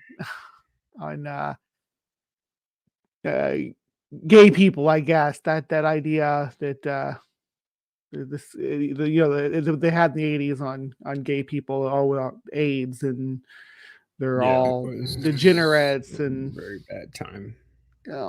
Was it Nancy Reagan who led a lot of like anti-gay things based on AIDS? Yep. Mm-hmm. It was Reagan's idea, though, to just ignore an oncoming pandemic because it's a gay people problem. God hates them anyway. Gay disease. Yeah. I remember all of the Rock Hudson jokes. I remember that time painfully, very painfully. Very, very bad. And Reagan was such an asshole. And he was, they call it the Reagan Revolution. It really kind of was. It was the triumph of the people who were upset at us dirty fucking hippies who didn't salute the flag and protested the war in Vietnam and did all of that stuff. It was their revenge. We'll get those dirty fucking hippies. And it was literally, the whole war on drugs, that was a Nixon thing. The war on drugs. John Ehrlichman quite famously said, yeah, well, we did the war on drugs to get after two demographics that were our opponents, the black folk and the dirty fucking hippies. Because if we could put them in jail on marijuana charges, we get them off the streets. Yep, felons can't vote in a lot of places. Yeah. Take away their rights to vote, and I mean, broad swaths. Politics today is bad, but if you look back at the 60s, it was a difficult time. It's always been bad. People were getting assassinated, literally. Yeah. That was trippy. How did people not freak out? Like Kennedy, Martin Luther King, RFK, like every big leader of any kind of progressivism was dropping dead left and right the whole fucking decade. How did we not have a major problem? You remember them, but remember Fred Hampton, who was killed by the cops. Remember, Malcolm X. Killed by an internecine warfare. I mean, it was a very violent time, very, very violent time. What was missing from that time was the mass killings were not a thing in American culture. These were political assassinations. These were not. These were not. And there were riots and all of that. But it's crazy to think that we currently live in one of the most peaceful times in human history. Yeah, I know it is. It is like that, right? Freaky. I mean, I guess it depends on how you define peaceful. I don't believe that this may be the longest stretch of time in my lifetime that the American military hasn't been directly involved in a military conflict somewhere in the world. Since we got out of Afghanistan. America should not be the world police. America's done a pretty crap job at it. Well, I don't think America ever was the world police. I think they were furthering their own interests, not trying to, if you look at what happened in Iran and places like that, they weren't trying to police bad guys. The bad guys were with the US, Yeah. Well, I mean, I never said they were good cops. The United States has been at war for 222 years, 93% of its existence. The longest period of time the U.S. has gone without a war was 21 years and 10 months, February 1815 to December 1836. We're just warmongers. That's all. That's all we've always been. That's how empires work. If you're not at war, your empire is shrinking. We were involved in continental conquest, and we were pursuing dominating the North American continent. Yeah, driving out the other empires and driving out the native population. Exactly. The wars that bookend that long period of peace was the War of 1812. Versus the British, take some more territory. And on the other end was the Second Seminole War. So, squash the natives and take some more territory. And the Mexican-American War, don't forget that one. That was James K. Polk. Yeah, that was a little one of my history professors said back in the day that James K. Polk was the most successful American president. Why is that? Because he promised two things. He promised that he would only serve one term, and that in that one term, he would take the Mexican possessions north of the Rio Grande. And he did both of those things, and that was... If that's your definition of success, I suppose he was the most successful president in history. That's really a huge... That's a huge flip for how history unfolded.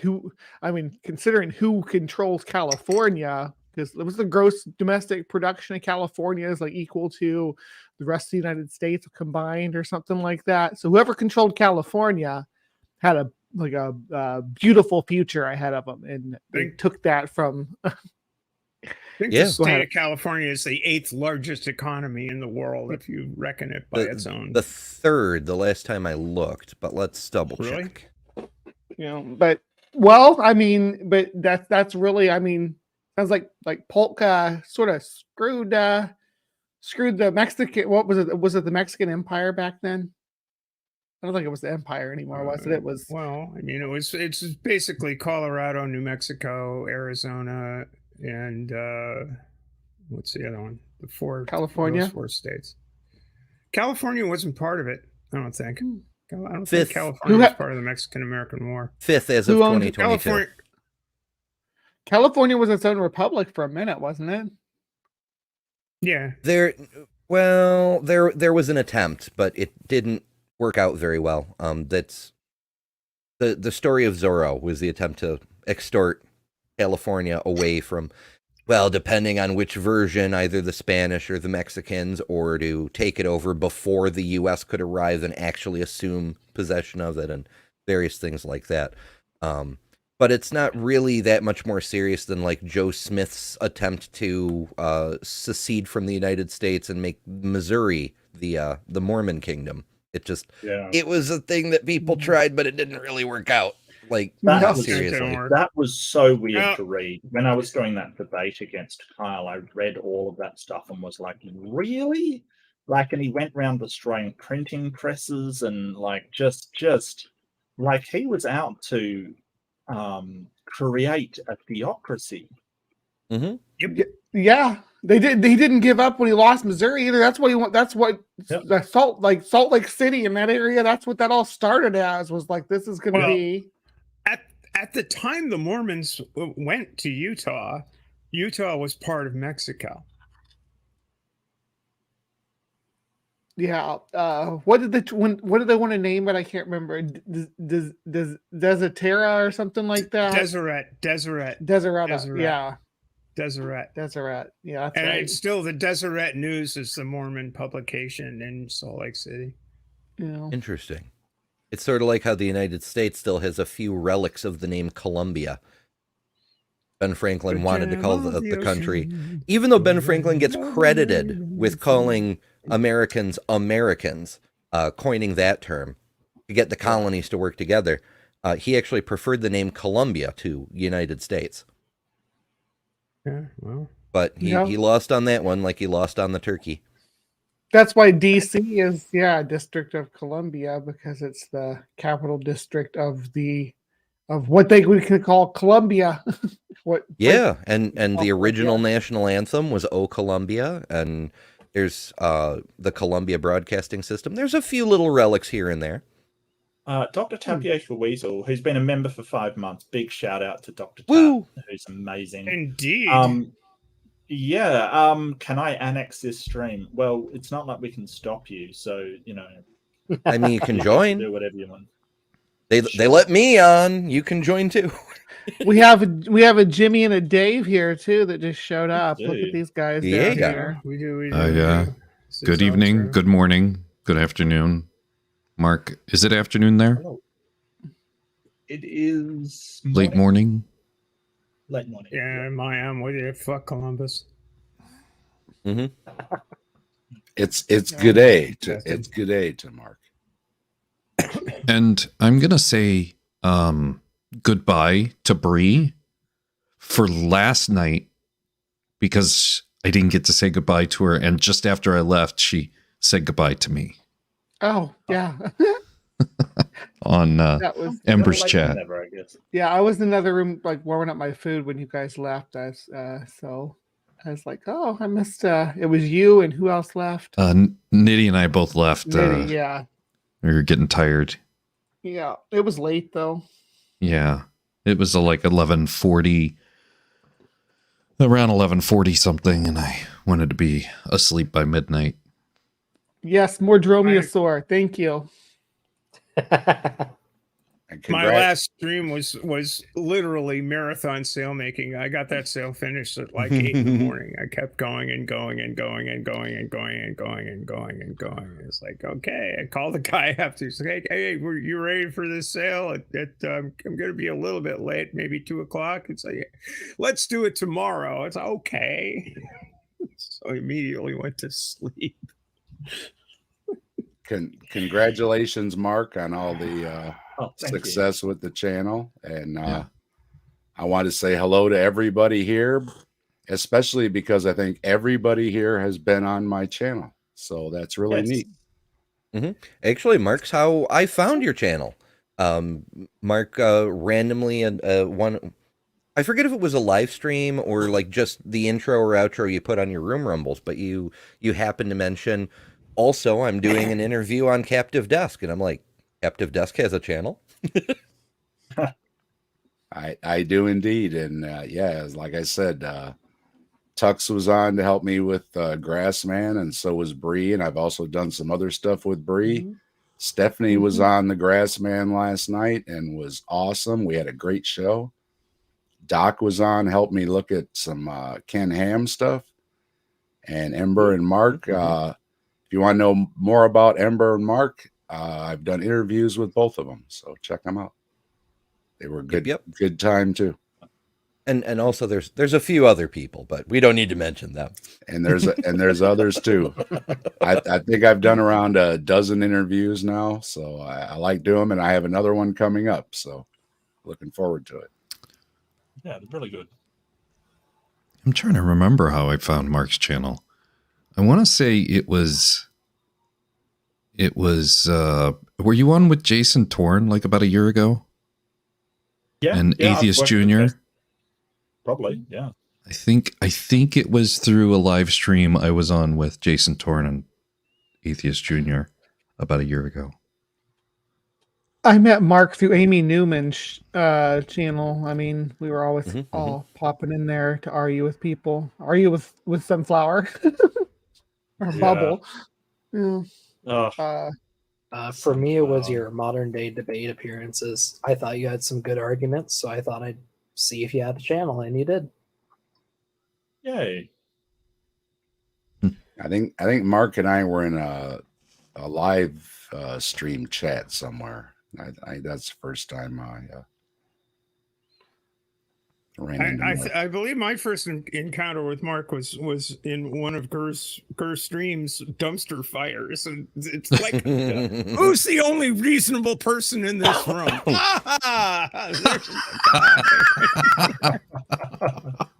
That's fair.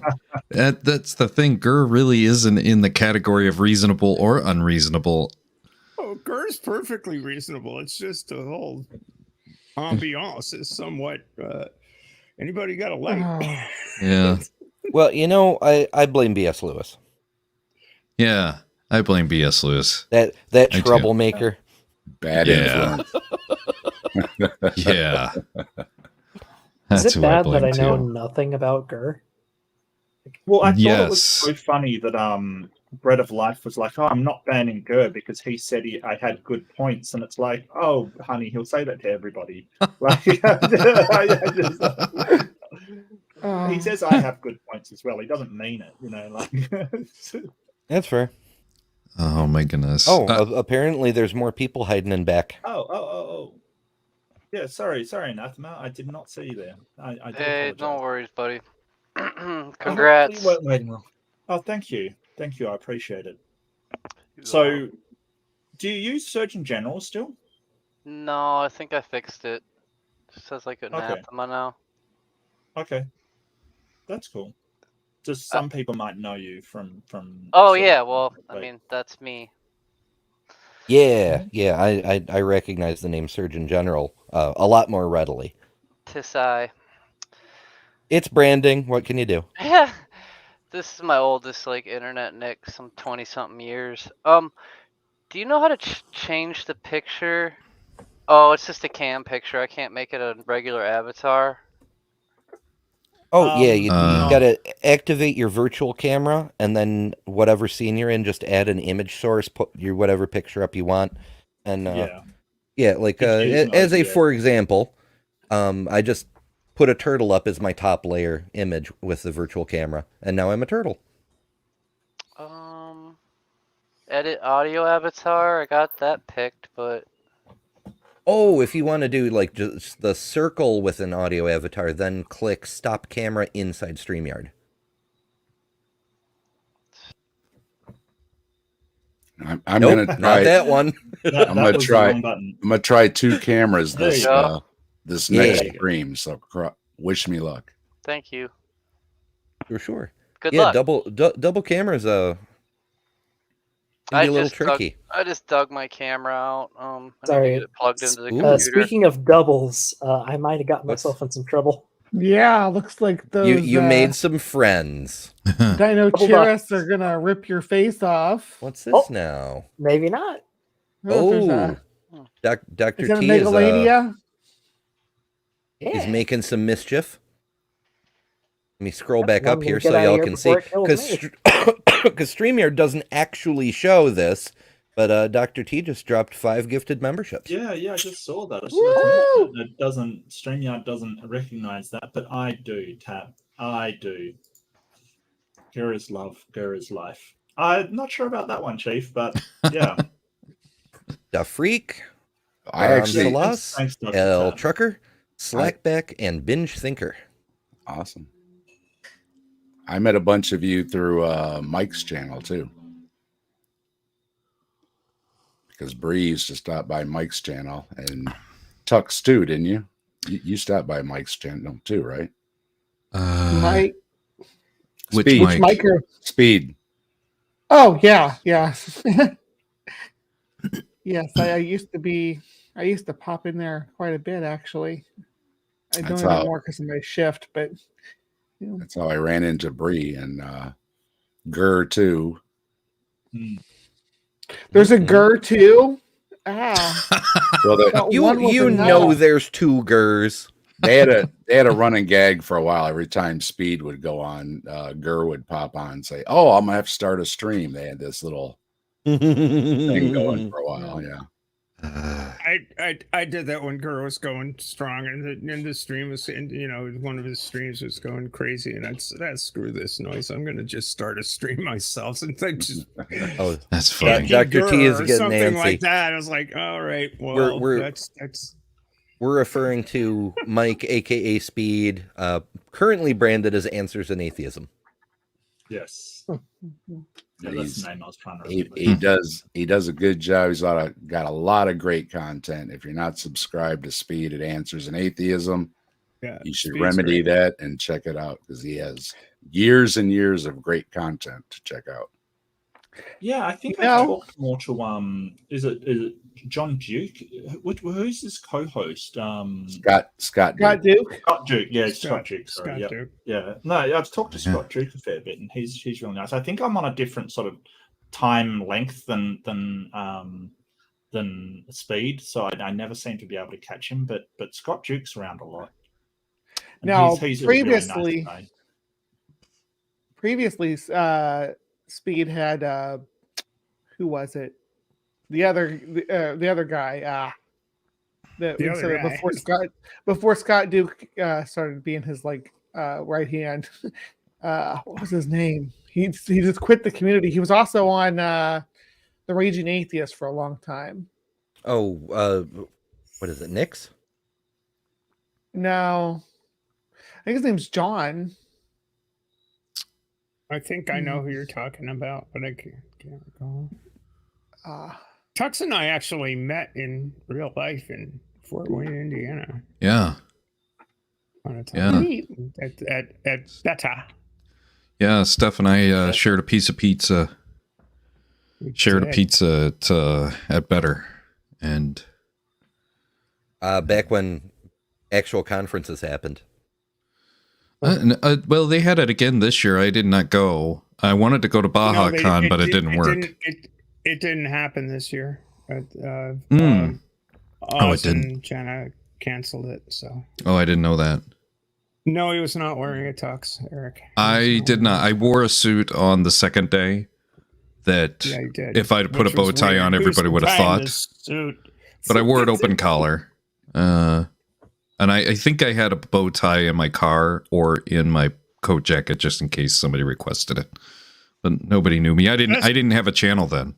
I mean, I had a channel, but I wasn't doing anything. I just pop into streams like this.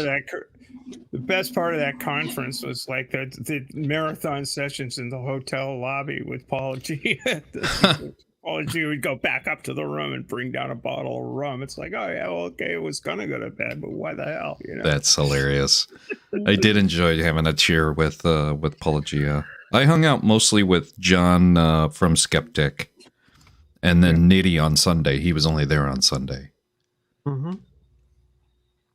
So Nitty and I have met in real life. Steph and I have met in real life. I've met no one in real life, surprisingly enough. Well, I mean, I'm coming to see you one day, man. I'm coming. Yeah, you better. And then I think Bree's not too far from me, like a day's drive, easily. Yeah, I think you're in the St. Louis area, Illinois, if I remember correctly. Mm-hmm. Yeah. I mean, not super close, but yeah, not close, not far. Within an hour drive. It's only like 4 hours drive from me. Mm-hmm. Enjoy your emotes and stuff. I've got to do some more emotes. I really do. Yeah. I do like tangent. You have to have at least one more slot open. Did you just turn this on? I don't remember seeing the option for me to do this before. So, Mark, I'm kind of sick of your excuses because I watched a debate the other day that says you can dig a hole straight through the earth, so there's no reason why you can't come visit us. Yeah. Right. That's that was so weird. That was Tapioca Weasel's debate. That was Grayson's argument, though. Yeah, the antipodes. The antipodes. When did you turn the memberships on? I don't remember seeing the option before. a little while back. It's been on for a while. At least a few months. Yeah, I had to I'm badger sorry. you for a while to get you to do it. No, don't be sorry. That's fine. Yeah, you did have to badger me. You were like, yeah, you should turn them on. I'm like, yeah, I should, but I don't. 4 months, 18 days. I'll make you up some emotes that you can. I'll make you some up and you can check them out. See if you like any of them. Yeah, sure. I'm not going to say no. I mean, yeah. How many can you? Do you know how many? Is there a limit? How many you can put in there? There is a limit. It's based on how many members you have at any given time. Yeah, something like that. All right. I try and whip up a few. So, Mark, there are a couple of potholes here in Chicago that I'm pretty sure I could teleport to you to. Yeah, it's probably not necessary. Getting it all, dude. Right. If it's anything like Detroit, the roads, then they're more like sinkholes. That's really you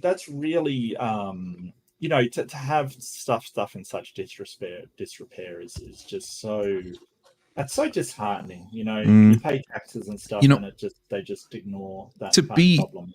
To be honest, it's not so much that it's in disrepair. It's just amazing how fast it goes from a bump in the road to a pothole that damages rims and tires after one rainfall.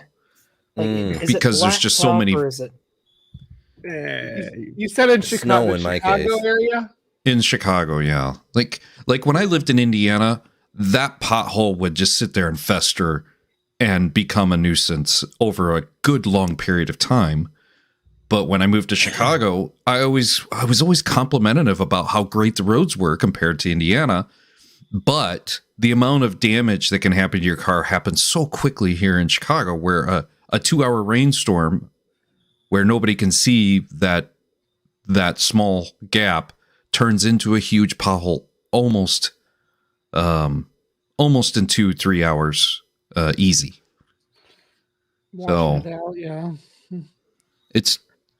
But there were always times in Fort Wayne I always felt like that pothole needs to be fixed, and you call the number and they just send pothole crews, out every 3 weeks or something like that.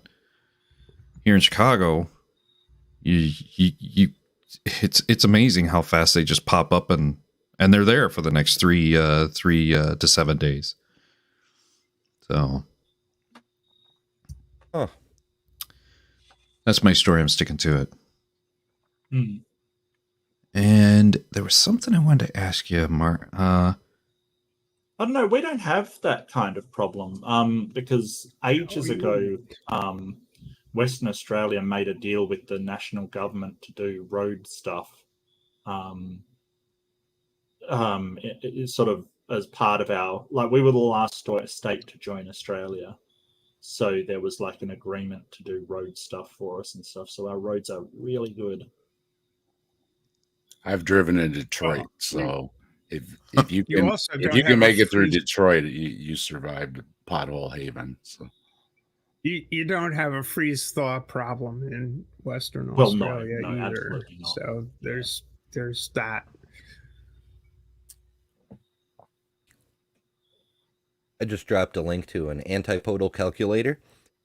Unfortunately, it won't be super useful for many of us because almost all of North America and all of Australia are both antipodal to oceans.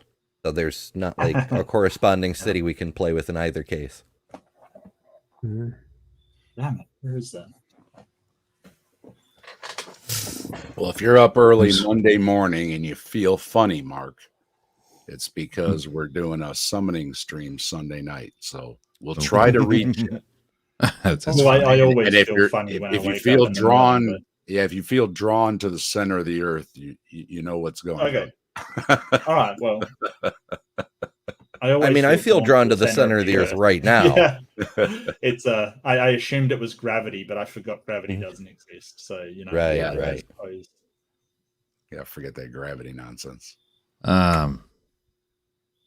It's all electromagnetic, right? Isn't that how it works in flat Earth land? Yeah. It depends. There's some models where the Earth is accelerating upwards at 9.8 meters per second squared, which means we crossed the speed of light sometime about 3.5 billion years ago. But details. Yeah, well. Oh, but wait, the Earth is only 6,000 years old. I forgot. 6,300. Yeah. I heard it in a debate today. 6,300? That's what it says. Yeah, yeah. Follow the genealogy and add 2,000 years.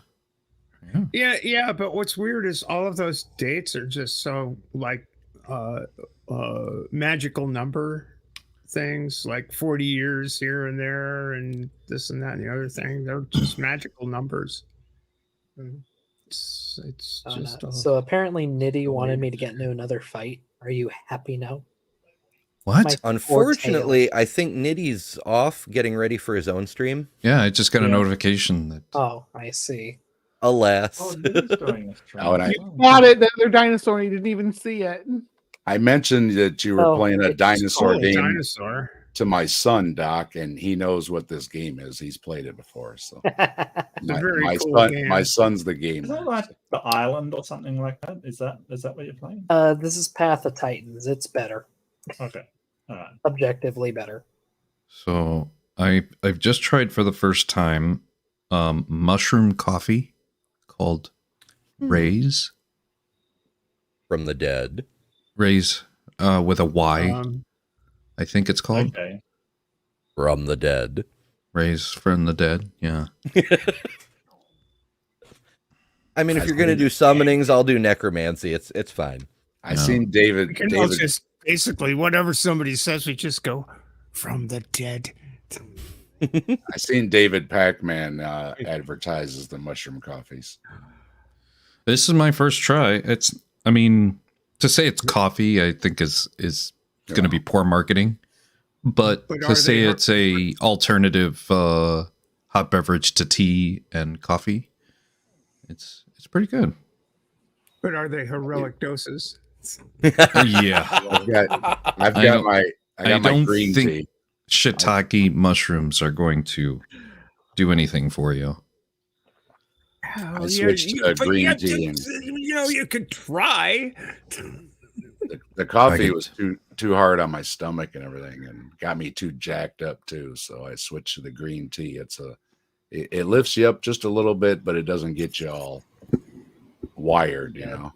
I like black tea when I'm faking caffeine. Why is it going to be about a non-coffee source? Oh, black cherry tea is so good. You don't need sweetener or anything with it. It is. Oh, I like my. Weirdly, I try to put less creamer in my coffee than I used to, but I put a lot of creamer in my coffee. But my tea, I like naked. Earl Grey when I'm just chilling and want a regular tea. But if I need a boost, I'll go for black tea. Here. Oh, good. Yeah, if you don't want more caffeine or whatever, you just want something hot. I have those black cherries, and oh man, it is good. It is good. Yeah, when I worked at a hotel. See you, Doc. Later, Doc. Worked at a hotel in Evanston. There was a cafe right down the street that they used to pinch the tea leaves right into a bag for you, and then you could custom blend it. And a black tea and a vanilla black tea combined that set me for the rest of the night. No fixins to it, just hot water and steep.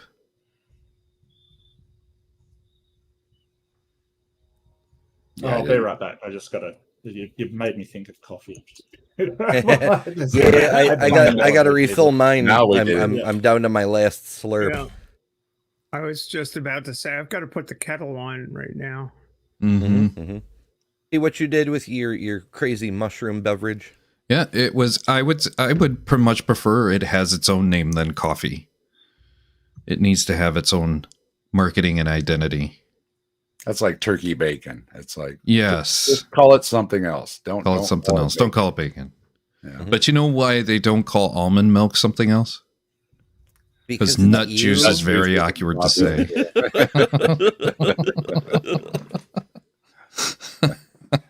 And how do they milk all those little things anyway?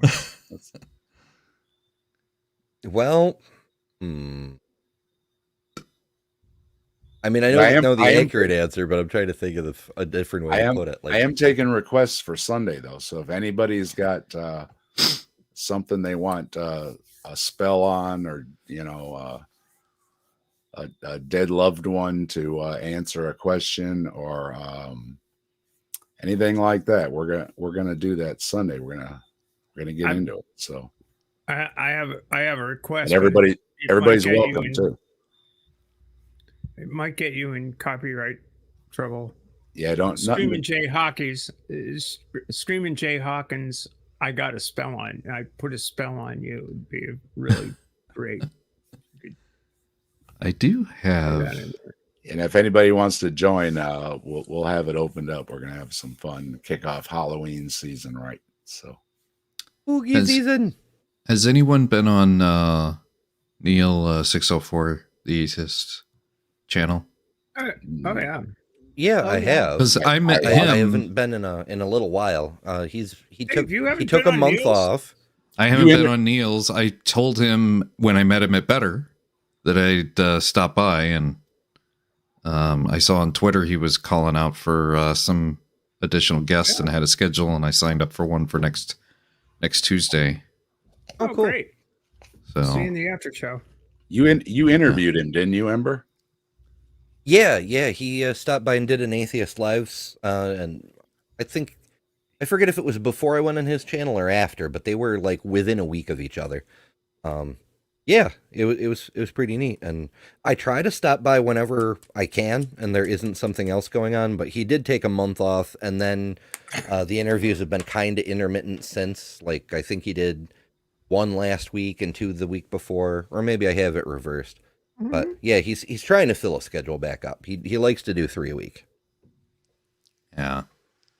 Tuesdays, Thursdays, Saturdays. I will be on the 3rd, October 3rd. So, looking forward to that. I'm still working on the shroud, and I think I've decided to just record it and send it out to somebody to zhoosh it up. What's that stuff? Anyone's in particular? I mean, it's like or just a general shroud. The Shroud of Turin, basically. Oh, yeah. But I am bringing up the Shroud of Jerusalem as well. And basically, I hadn't heard of that one. Is that like the what do they call it? The It is one that was found outside of Jerusalem in a recently robbed cave about a decade ago, and it's a confirmed 1st century shroud. Okay, yeah, I think I have heard of that. That it's, I forget. Because the weave is different from the one on Turin. Turin is a herringbone pattern, and this one is just a simple weave, and they're like, these weren't made in the same place at the same time. They have 3 1st century perfectly preserved shrouds in existence that are confirmed 1st century.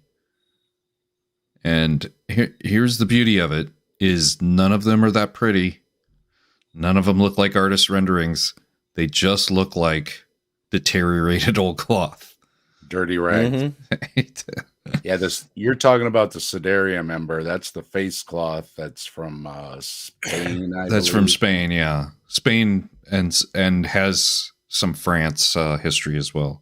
I have that in my shroud video, FYI.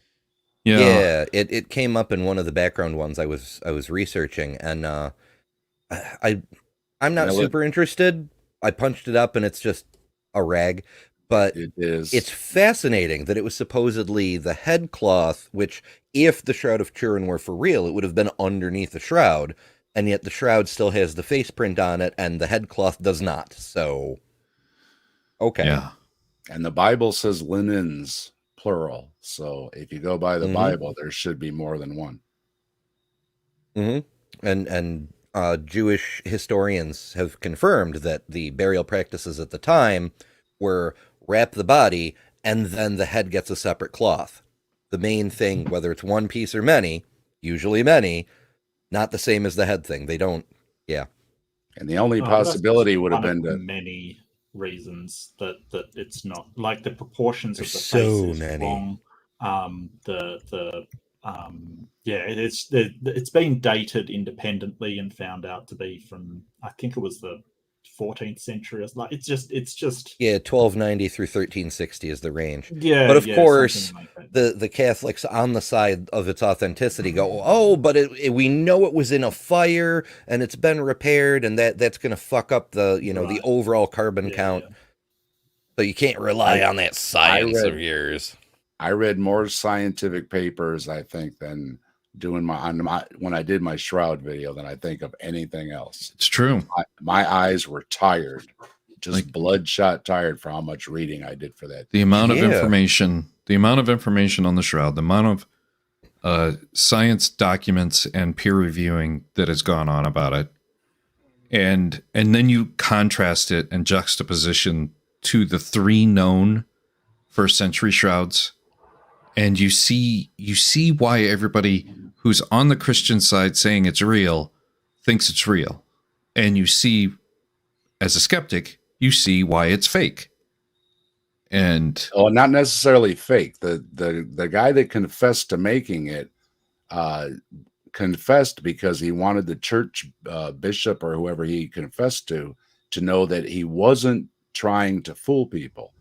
It was made for some event. It was a piece of art he made for an event. Yeah, church fundraiser. When word got out, he ran right to the church and confessed and said, "Wait a minute, I'm not trying to commit a fraud here." Yeah. So if the story goes as says, the one that made it wasn't trying to fool anybody. He just made it for an event. He was commissioned by the bishop across town from the bishop that wrote the letter, Bishop Darcy. That's the first mention of it in writing too, is that this person made this shroud and people thought it was real, and he's being accused of trying to defraud the church or whatever.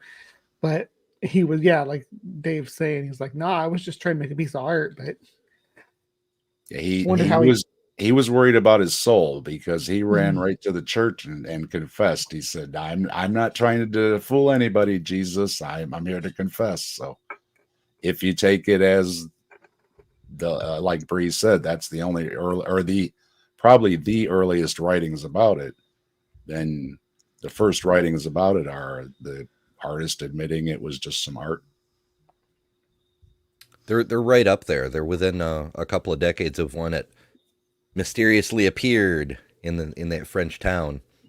And it's so interesting how the legend grew up after it, though. How people were like, well, those guys were affiliated with the Knights Templar, so maybe it was taken from Constantinople, which means maybe it was that relic that got mentioned in Odessa all those years ago, which means maybe it was brought to Odessa by Jude after he left Jerusalem. Maybe.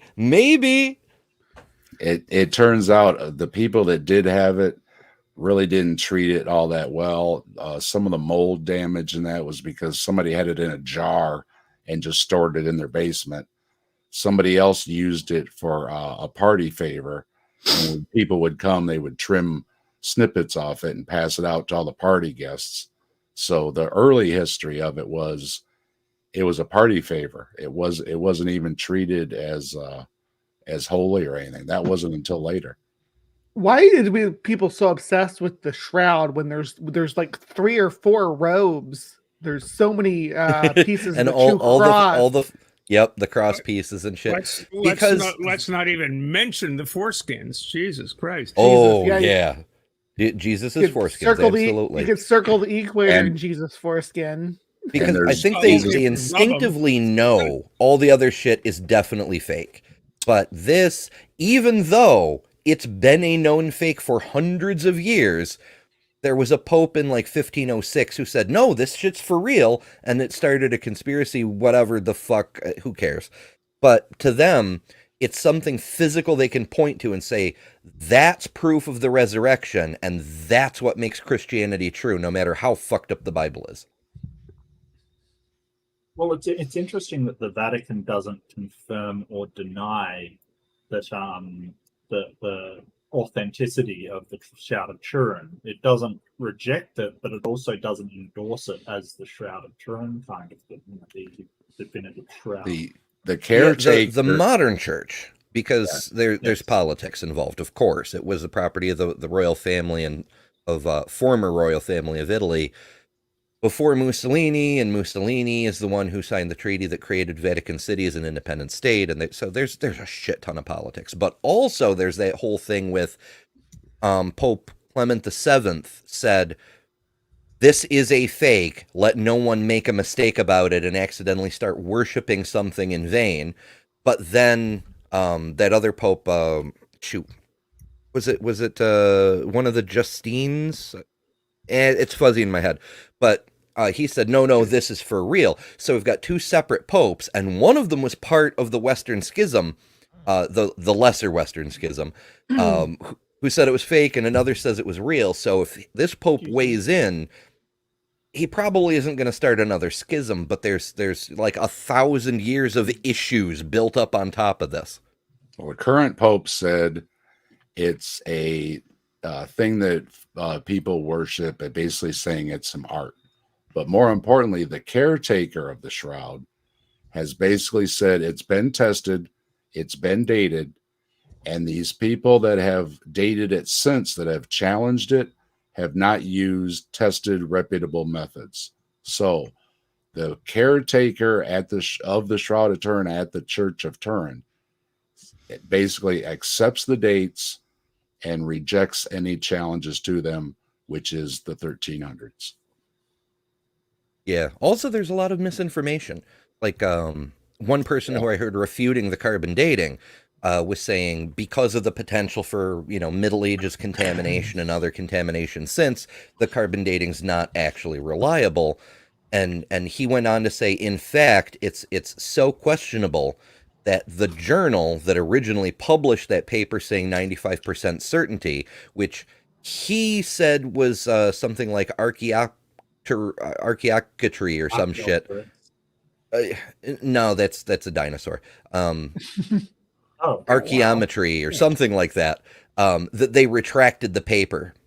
But in actuality, it was published in the journal Nature, and they did not retract the paper. What did get retracted was another paper in a journal called PLOS One, PLOS One, which was the paper claiming that they tested the blood stains and determined it was human blood and it contained certain enzymes that indicated torture.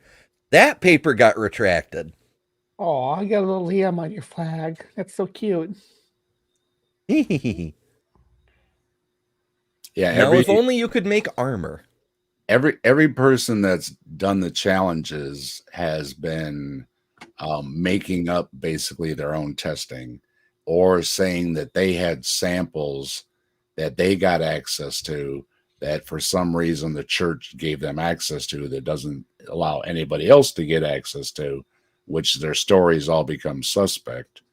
And with all the challenges that have come out since, there's a paper written by some of the original people that did the testing, and they have written another paper basically saying, no, all these challenges that say we did this wrong or did that wrong are incorrect. We followed all the protocols, and the 3 different laboratories agreed with each other within the margin of error, case closed. There was no, nonsense going on. So there is another paper written by the people that did the testing originally. So yeah. A lot of the counterclaim stuff is very, very questionable. Like one expert said that, quoting another researcher who filed a Freedom of Information Act request to get their hands on the original data, as if the methodology wasn't explained in the original Nature Journal article, but whatever.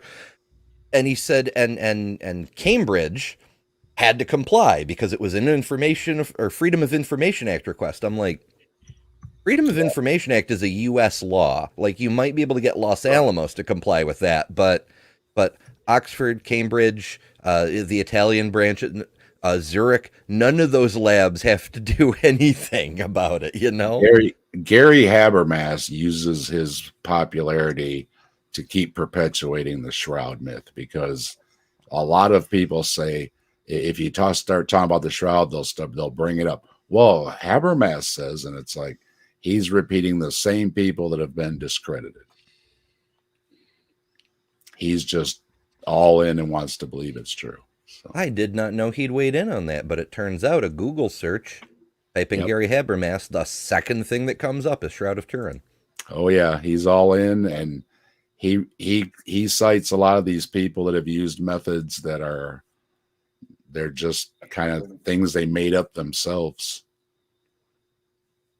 Yep, gotta love it. I did a lot of reading on it, man. That was I feel you. I've mentioned on several streams that I'm way behind schedule on this thing because there's so many damn rabbit holes. There is a lot. Yeah. I thought I'd get the script finished today, but apparently not if I have to check out Gary Habermas now.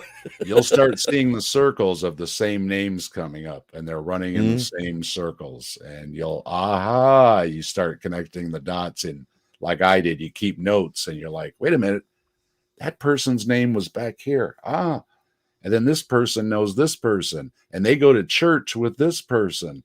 And then there's the whole little group that believes, and they perpetuate their stories around and around in that little circle.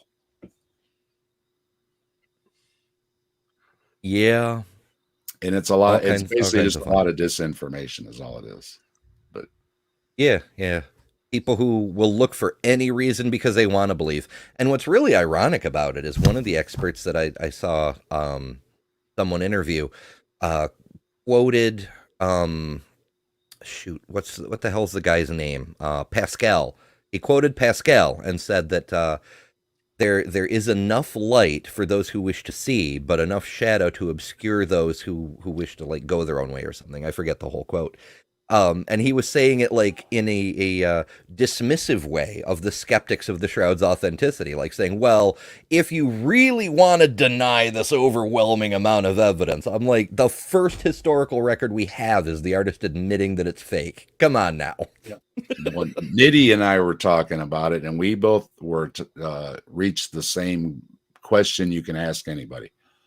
Wrap a bloody body in a sheet and carry it around from one place to another and show me it's not one just big smear.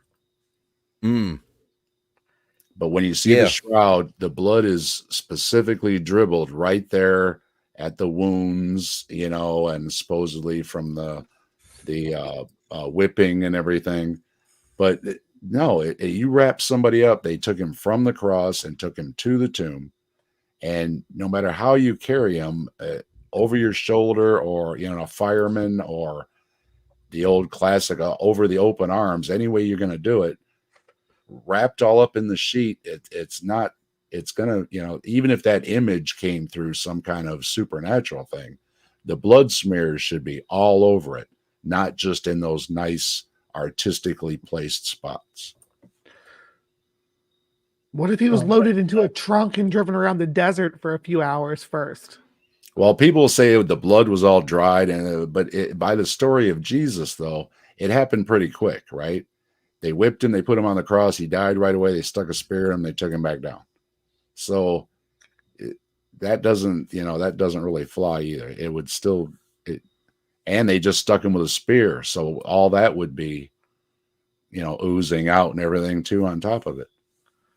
Yeah, I don't know if we have any natural mummies from that area. That would explain. I think so. Do we have some natural mummies from the Levant? When I think I wouldn't think so. It's not arid enough, really. I know, like the Atacama has some.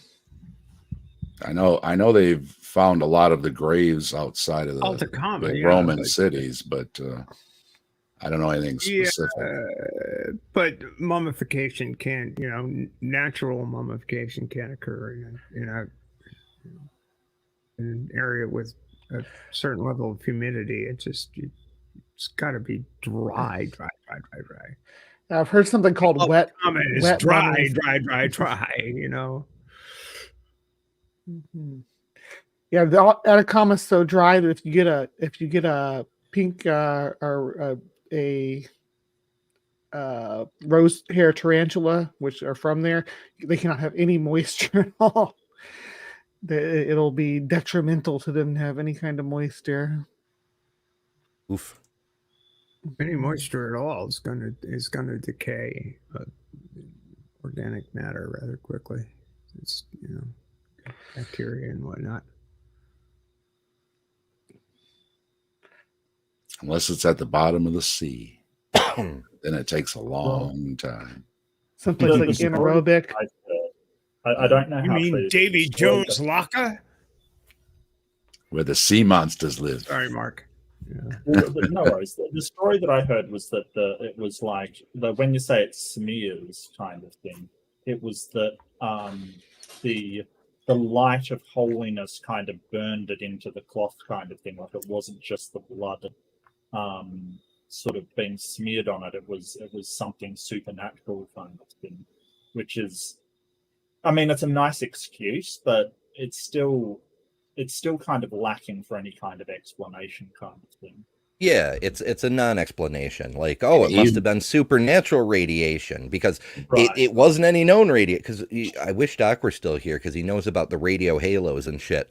Radiation leaves traces, even if things are no longer radioactive. You can tell from the damage to molecules or whatever that there's no known radiation that can do that. So it's celestial radiation. Okay, except it couldn't be that either, because the only way you're going to get a flat image like a photographic negative like we see is if it's spread flat like a photograph.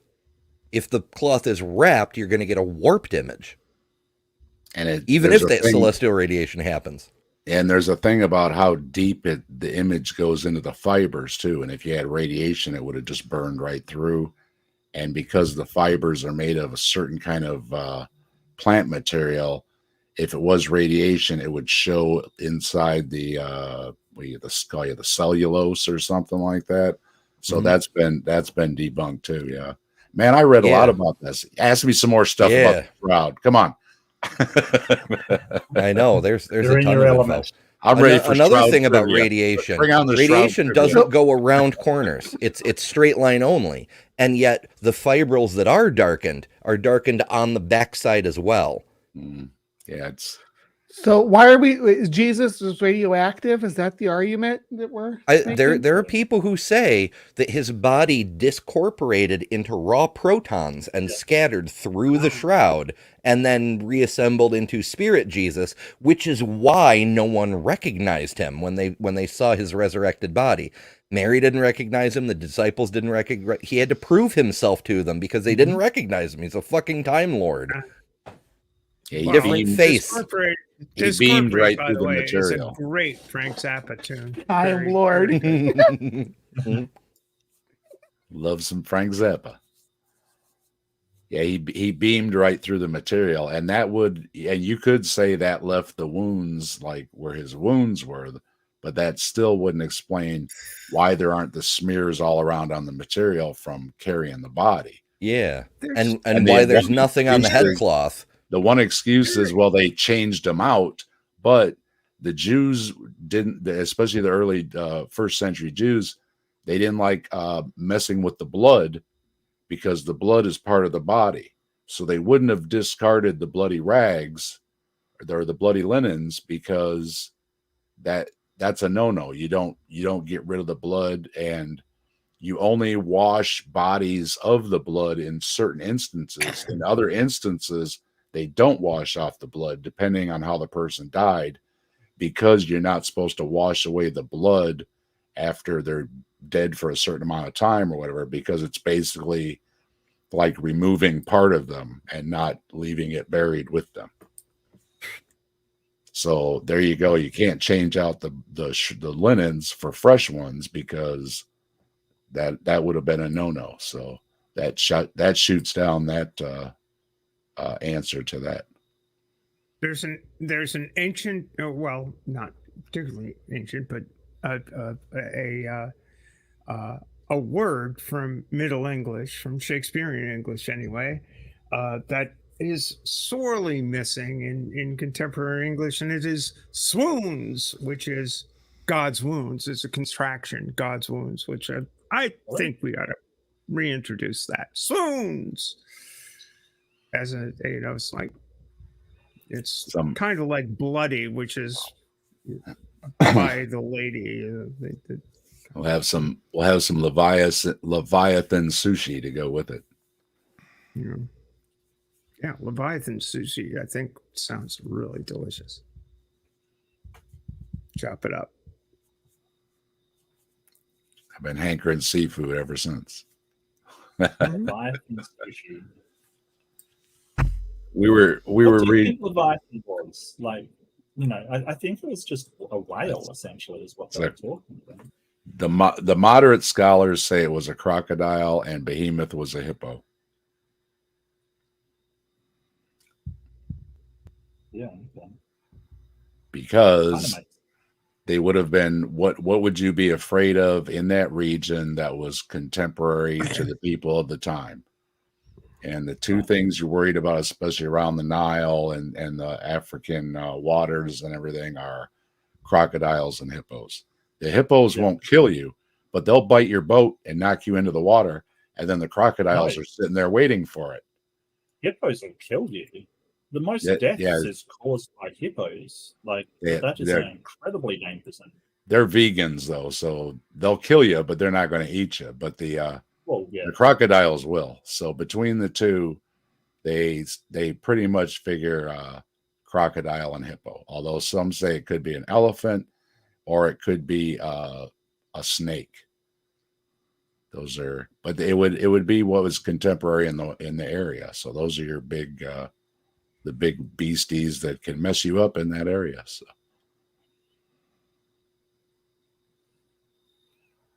Or it's a dinosaur. Because Ken Ham says that. Yeah, that makes sense. Dinosaurs make total sense.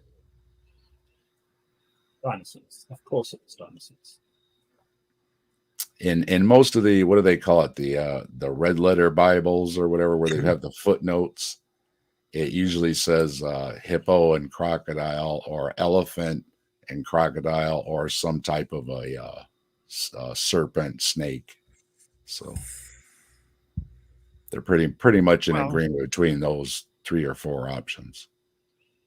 Your red letter Bibles are the ones that highlight the words of Jesus himself in red. Right. There's some for the ones that they call it something other than footnotes, but it's something like footnotes, and it'll say down at the bottom, that behemoth is considered to probably be a hippo, maybe an elephant. So. Yeah, there are study Bibles with really, or Bibles with good concordances where you can just sort of track all this stuff, and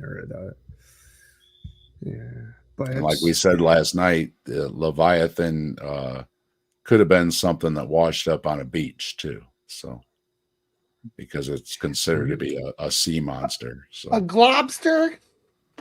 A glob? Yeah. The whale blubber. Yeah. So yeah, that. But if you go Ken Ham or Kent Hovind, then Leviathan is a sea monster that breathes fire, and then that leads credence to the whole dragon myths of dragons breathing fire. So then they get all that from Leviathan had what did trees say? Smoke from its nostrils and sparks from its mouth, or something like that. I think that's a presentation of whales spouting. That's my opinion. Oh, sorry, Steph. Go ahead. I don't think that there's an other piece of literature in the history of time that has produced as much fanfic as the fucking Bible has. I mean, my God, it's just so much bullshit. Bullshit upon bullshit. And it's cool. It's cool. It's totally cool because this is what people do. They make up stories, and stories are great. That's what we do as human beings. It's wonderful. It's an expression of the human spirit. But my goodness, the people that take this stuff so seriously, it's like, my God, it's it's like it's as if somebody took that oeuvre of Hemingway and decided to just take it as as the moral foundation of a civilization. My goodness, what the fuck is going on here? I think Stephanie said the same thing last night, Bree, that she believed it was a whale's blowhole. And what else did Stephanie learn us last night? And whales they have bad breath. Very bad breath. Yeah, I heard that part. Really, if you get a whale breach next to you and the thing exhales, oh man, you don't want to be there. It's just, whoa, what the fuck? It's pretty bad. Well, I mean, their diet is either fish or does whale breath smell more like fish breath or like a bad fart? Yeah, it smells like fish. It's like rotten fish. It smells like you'd expect it to. It's just, I want to be there when a whale breaches. I don't care. I want to smell the whale. That's happened exactly once in my life. There was this whale that breached. We were, arcing around just waiting for a start of a race, and this whale sort of breached right next to us. It's like, what? And so, well, that's kind of cool. Did you see? Oh, wow, that's real. Oh my God! Just stinky. Jesus Christ! From the pits of hell, I stab at thee. Totally wet. Totally wet. But these are the kind of things you will learn when you watch the Grassman Chronicles. Valuable information for your everyday life. That's right. If nothing else, you learned something watching the Grassman Chronicles that you didn't know before.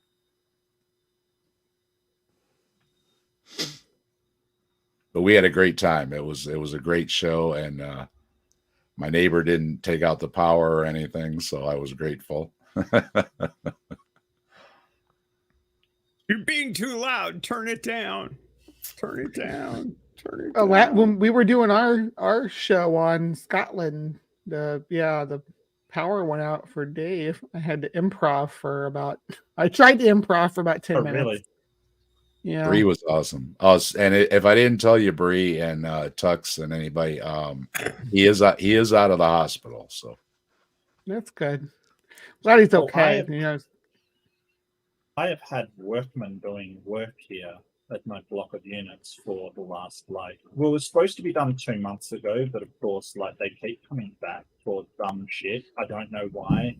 I don't understand anything about it. They're doing recoverings on concrete, if anyone knows what that means. I didn't. I just, they kind of don't tell us when they're coming. And it's so, my filter does amazing work, but it's just the fact that it's sort of, noise in the background. It's so loud.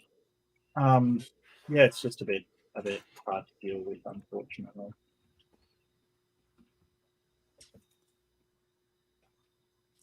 Yeah, I'm glad my neighbor's okay, because now I'm gonna put my foot in his rear end for trying to electrocute himself and knocking out my power. He owes me a pizza or something. Dang it. There you go. I am glad he's okay. I do like the guy, so. Oh, wait, I'm getting way behind in memberships, really? Yeah, it's like Eric just went wild. Oh, just Eric? Okay, thank you so much, Eric. I really appreciate it. I do apologize, mate. Thank you so much. And enjoy your emotes, enjoy your privileges and things, kind of thing.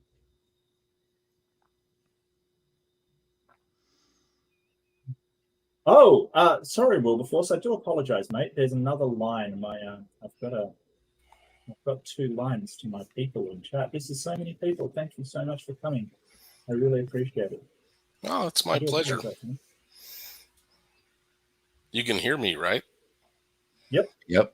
Perfect. Cool.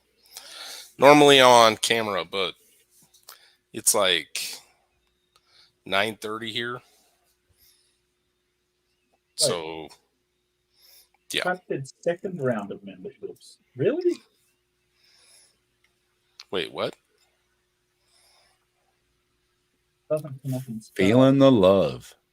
Dr. Tapioca. Well, if you did, thank you so much, Dr. Tat. I really appreciate it.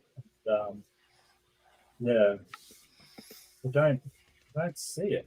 I don't know why. Well, if you did, I thank you so much. I appreciate it. I'm pretty sure somebody gifted me a membership. Yeah, well, I mean, Dr. Tapioca sent out a bunch of memberships earlier, but apparently did it a second time, proving that his judgment is just as bad now as it was then. So thank you so much, Dr. Tap. I really appreciate it. I think it was a while ago. Or I just joined. I remember stuff poorly, so. I'm going to pop out to the side chat. I just want to say congratulations again to you, Mark, and I'll see you guys later, okay? See you later, Good night, Bree. See you, Bree. Let's get some fan in in chat. Bye, Bree. Bye, Bree. I do want to say, Mark, seriously, congrats. Oh, thank you so much. I really what you do needs to be more prevalent, frankly. Well, I mean, I've got my own way of going about sort of challenging people, which is fine. I don't think it's the best way. I don't think it's the only way. I don't think anything like that. I just think it's the way that I go about things. So, it's a very productive way, and that matters. Well, I've seen a lot of sort of deconstruction stuff, and it disheartens me that sort of atheists are seen as evil people that don't care about the theists and don't, they just want to destroy things and things like that. That's generally how I'm perceived.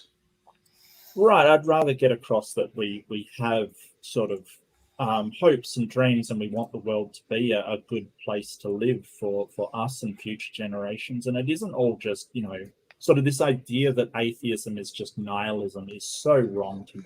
I've been hearing it more and more, and it's just like, you're an atheist, so you don't believe in anything. It's like, what led you to that chain of thought that went down to there? Like, how did you get there from atheism? It reminds me of something, actually.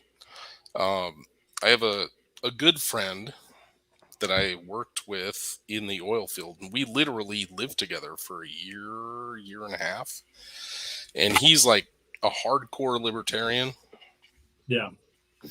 And I'm a democratic socialist, I guess, is the best term. So obviously we're pretty diametrically opposed, but the thing we agreed on was like, you know what? I want to live in a place where I have opportunity, I can advance myself, there's social and economic mobility. My kids go to good schools and get a quality education. Their neighborhoods are relatively safe. We all agree on that. Everybody agrees on that. And I think when it comes down to the whole religion thing and the argument about atheism, theism, etc., it's kind of along those same lines. Like, we all want to know or feel confident that we know, what's going to happen to us after we die. What does our life actually mean? All those, like, everybody wants to know that. We have varying ways of getting to that point. Well, I think people are generally the same, and they want the same things. Right. Thank you, Farron. 4.99. Congratulations, Mark. Thank you so much, Farron. I really appreciate it. And I've known Farron for a while. Awesome guy. So thank you. I really when it comes down to it, the differences between everybody are minor ones. Most things everybody's going to agree on. Yeah, I that's kind of what I was getting at. Yeah.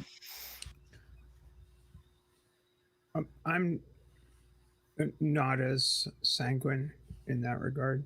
I mean, I think that people hold on to preconceived notions and biases as to the way someone with certain physical characteristics should be valued with regard to their humanity. I think that prejudice is really deep in people's lives, and it is hard to overcome those things, and it's hard for it's as hard for people of a religious bent to do so as people who do not have any particular adherence to a religion or a spiritual way of thought at all. Atheism is a lack of a God belief, and that is not at all indicative as to whether they are materially prejudiced against another race or people who do not share their same sexual preference or things on the outliers of what passes for normal humanity. And it seems to me that skepticism is essential for people to embrace when they come to question these things. I think it's I'm not trying to dispute the fact that we are all human, and that we all have we all share a common humanity. I think that there are blinders on people, whether they're derived socially, culturally, and social and cultural indoctrination. Religion plays a big part in that. That's where the difference is. A ton of people just can't let go of that, and even if they pass away from move away from a God belief, they'll still carry that cultural baggage with them. And well, I don't think you even need sort of atheism. You know what I'm saying? I think you just need free thinking, like the ability to think without that baggage of what you've been told. So a lot of people will just basically keep to what they've been told, no matter what evidence or what is provided to them, because that's what gives their life some kind of fundamental meaning. And so I think that sort of atheism is one thing, skepticism is another, but just be able to free thinking, say, hey, let's entertain this idea. Let's look at this without the baggage of what I've been told has to be true. And I think a lot of people have trouble doing that. You know, the amount of people I've heard say, oh, well, I don't like hypotheticals. It's like, what? Why? Like, why can't you think in terms of a hypothetical? Why can't you think in terms of, well, if this is true, here's what it entails, kind of thing? I don't get that. They don't want to entertain the if word. Right. Well, if it's the nature of a thought experiment, it entails thinking to propose a thought experiment, to walk through all of these, all of the assumptions. Where are your assumptions? What are your presumptions? Where are you headed with this stuff? And it's complicated. I wish people were more open to that sort of thing, and I know that I try at least to put myself in that situation. And Mark, I think you do it very, very well when you're engaged in debate with people, far better than I can. I think you maintain a dispassionate demeanor that works very, very well, and I think that's I admire that. Well, I mean, it's not like, I don't know. I enjoy that kind of stuff. I enjoy putting an idea up against another idea and seeing which one has more merit, honestly has more merit. Right. I would never claim that I'm the greatest thinker ever, but I do enjoy doing that. So, I just enjoy it. So I like to do it. And luckily people like to see it for some reason. I'm not sure why, but it's been fantastic. To be honest, Mark, that's actually what you do really well. I feel like we think in very similar ways, because when I hear someone talking about like something asinine like corporate tax cuts create jobs, right? Right. I ask, okay, explain the mechanism behind that. Right. Like, how does that actually work? Because there is no mechanism. Like, further to it's that, not we have true. evidence that it doesn't work. Right. All of this trickle down economics has never once worked. Where you do way better than me is I get about 45 seconds into that conversation and I'm done. Like, I've had my fill. I've lost my patience. The older I get, the more patient I am with involuntary ignorance, and the less patient I am with willful ignorance. And you're way better at being patient with those people. Yeah, I don't know. I just do what I do, I guess. And I don't. Well, I mean, you've talked to Kent Hovind without just calling him a moronic dipshit to his face. So, oh yeah, that's tough. That's why we need you, Mark, because I would never. People say all the time, "Oh, you need to go debate Hovind or something." It's like, I'll save you the time. He's a fucking moron. I'll just say it right now. I don't want to debate exactly. Hovind. Mostly because of the charges that have been leveled against him. I don't really want to engage with the guy. You sort of say, well, I don't know. It's just sort of like, how can these people follow a guy that's been convicted of domestic abuse and is currently appealing it? Like, how do you rationalize that as, right. Oh, well, he's a good, fair, and a good man, and he's been convicted. Well, right. Of that. That's the same kind of thing. Like, I mean, that's what I'm talking about. Is you actually you're way more patient about diving into, okay, well, what's that about? Why do you actually think that? And you're actually really good at that. Well, I bring it up on strengths, and nobody sort of, argues that that's the case, right? Nobody sort of says, hey, it's a conspiracy or anything like it. They just go silent. It's really weird. But they'll still keep saying he's the most amazing guy. Right. It's so weird. The blind spot. Sorry, go ahead. No, I gotcha. It's just, if it was somebody else, like if it was like, for instance, when we're talking about it, if it was a trans person that had been, convicted of beating their wife, they would be calling them Satan and stuff. That's what I don't get. The intellectual dishonesty or the inconsistency with their position is incredible. The Dugars, they want him released from jail because God has forgiven him. So there you go. I do think it depends on the integrity of your interlocutor. I mean, I've gone on. I've spoken with. You have people backstage again. I've spoken with Doug at great length, and I enjoy it. I enjoy that. I enjoy the back and forth of a logical conversation. You talking about Doug at Pine Creek? Yeah. Oh, those got to be interesting conversations.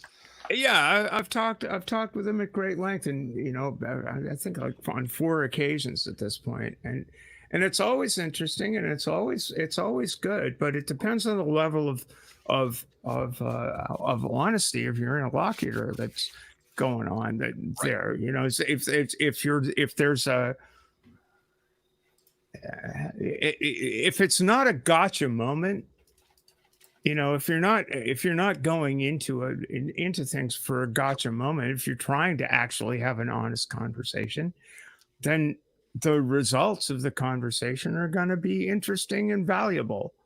I mean, Doug basically came in on my channel and said, "Do you think I am doing harm to the trans community?" And I honestly said, "Yes, you are. Yes, right. You are. You know, yes, you actually are, and here's why."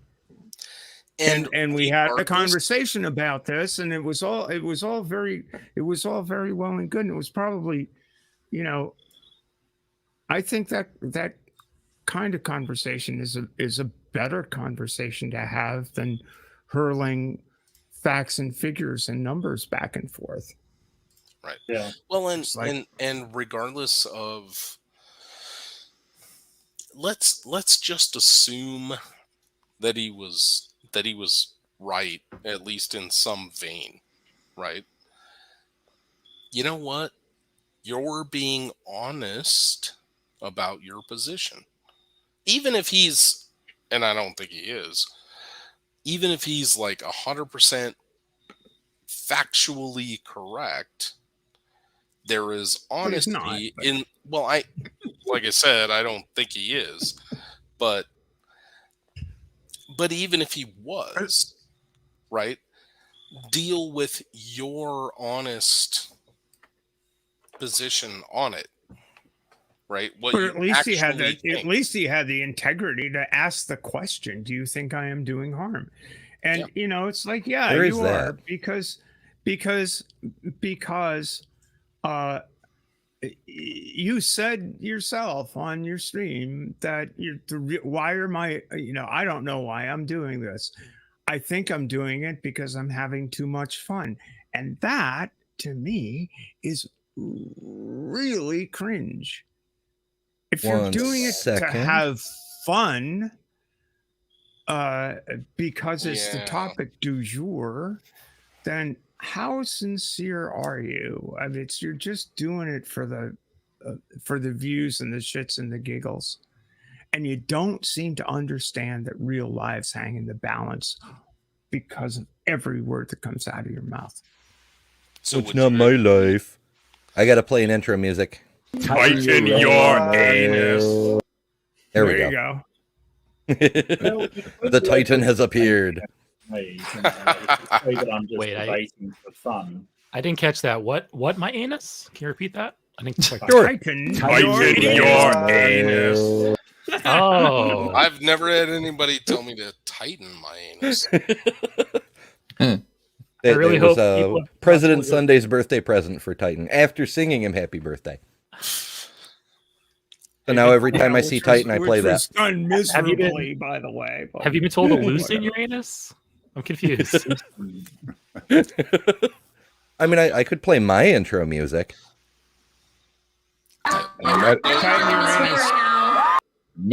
Metaphorically, I've said that, yes.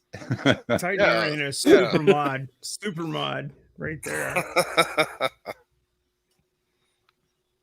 Some people do need to release the sphincter just a little bit, just not too much, just a little bit. Well, you know. Yeah, because otherwise, when someone releases the Kraken, it's gonna hurt. We're getting messy.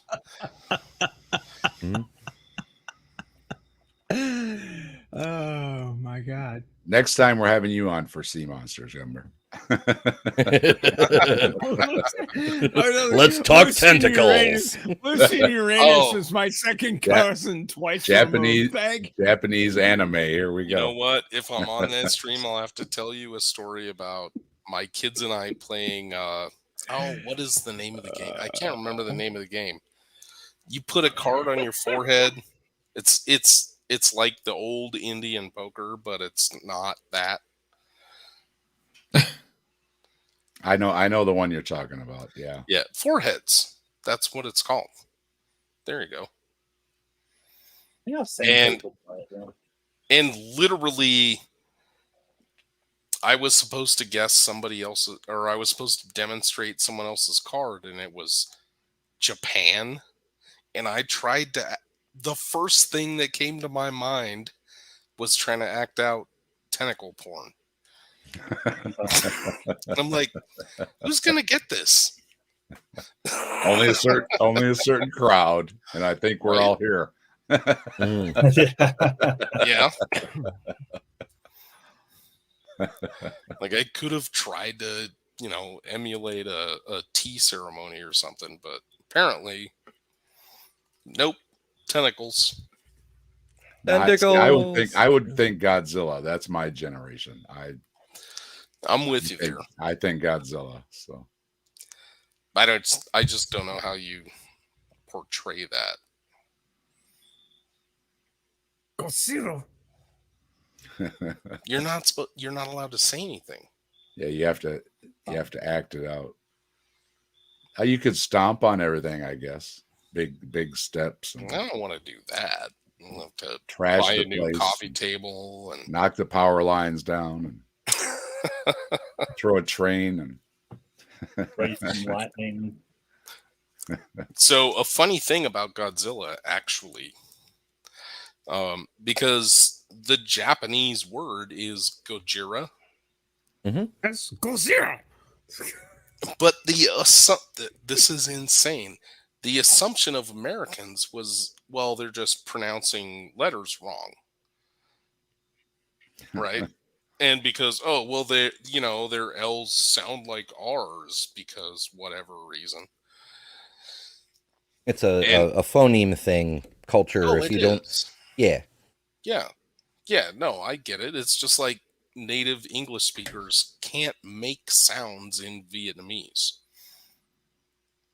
If you don't learn how, you're born with the ability to make any phoneme, but if you don't put it into use with the language you learned by around about the age of 5, you lose the ability to make that particular sound. Yeah, those muscles never develop. But that's kind of what I'm getting at is white Americans and Europeans heard Gojira and they're like, well, they're clearly pronouncing the letters wrong. They mean to say Godzilla. Yeah, because it's the god of all lizards. It even shoots lightning. Come on, it's a god. That's how that term came to be. That's literally how Godzilla got his name. I know many a Saturday afternoon. And also it was the like, whole oh boy, thing, Godzilla. Yeah, and the whole thing came out of the nuclear terror that we rained upon Japan. Oh yeah. So there's that. Well, it doesn't surprise me that the Japanese are sort of wary of nuclear weapons. That isn't exactly, Well, yeah. You get 2 of your cities blown up and see how you feel. Yes. Right. And then you had Godzuki that could only blow smoke rings. It was adorable. That was cute. Yep. And then Mothra. So many cool kaijus. The little ladies in the seashell that would sing, and I like Mothra. What was wrong with Mothra? Yeah, Mothra's cool. It was great. What's the best kaiju? Clifford. Yes. The big red dog? You are right. Yes. All right. Well, that discussion's over. I saw an interesting observation by Clifford the other day. There's a comic where Clifford gets sick, and the owners are figuring out how do we get Clifford to the vet, which implies that Clifford is a gigantic dog who has not had his rabies shots. Ruh-roh. That is horrifying. And he hasn't been neutered either. That's, I mean, in fairness, if Clifford bites you, rabies are probably the least of your concerns. Yeah. Just stepping on. But if he has rabies, he's way more likely to bite you. Did anyone see a Korean film called The Host? No, I heard about it, but familiar. I have a hard time accessing movies. Partly it's time, and partly it's streaming services. It was done by the same director that made Parasite, right?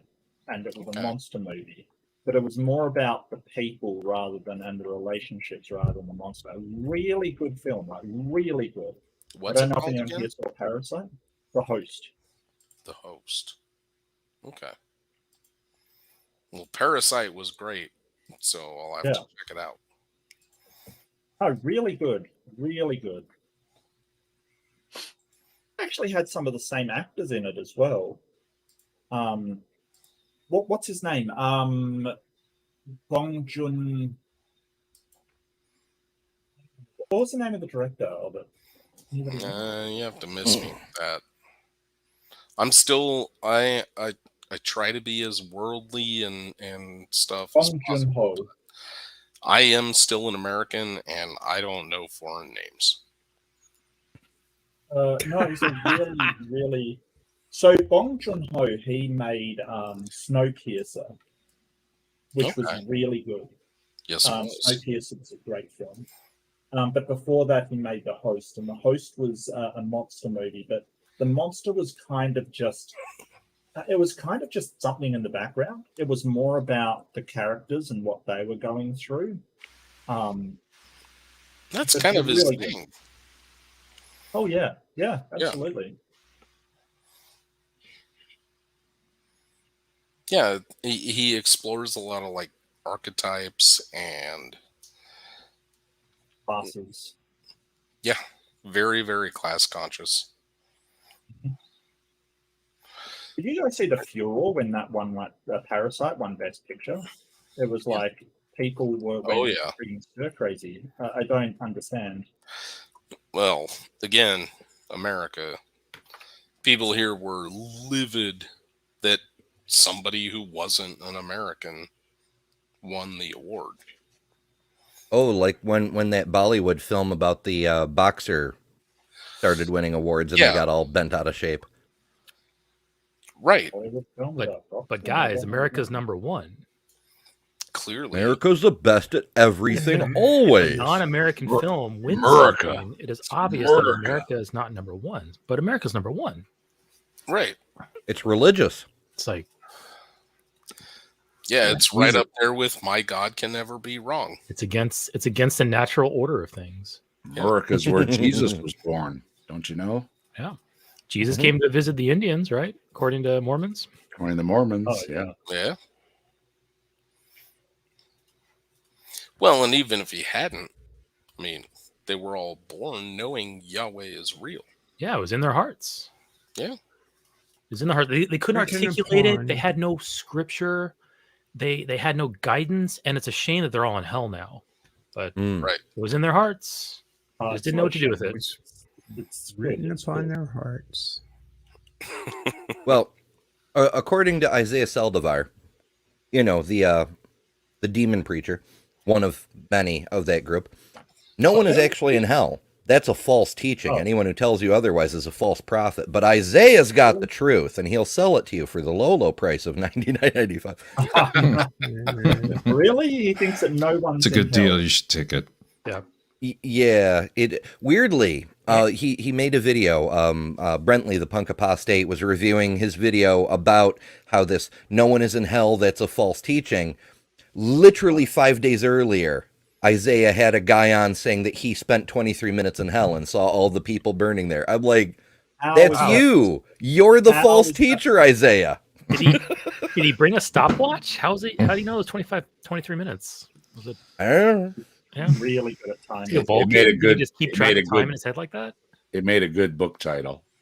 Yeah. Well, the main thing would say it was like 66 minutes in hell, you know, and like just appeal to that whole hatred of sixes that they have.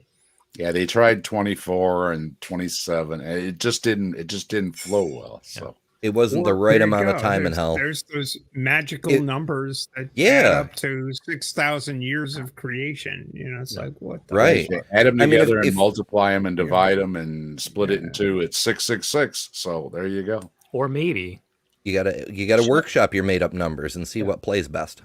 Or maybe, just maybe, they're full of shit. No, unthinkable.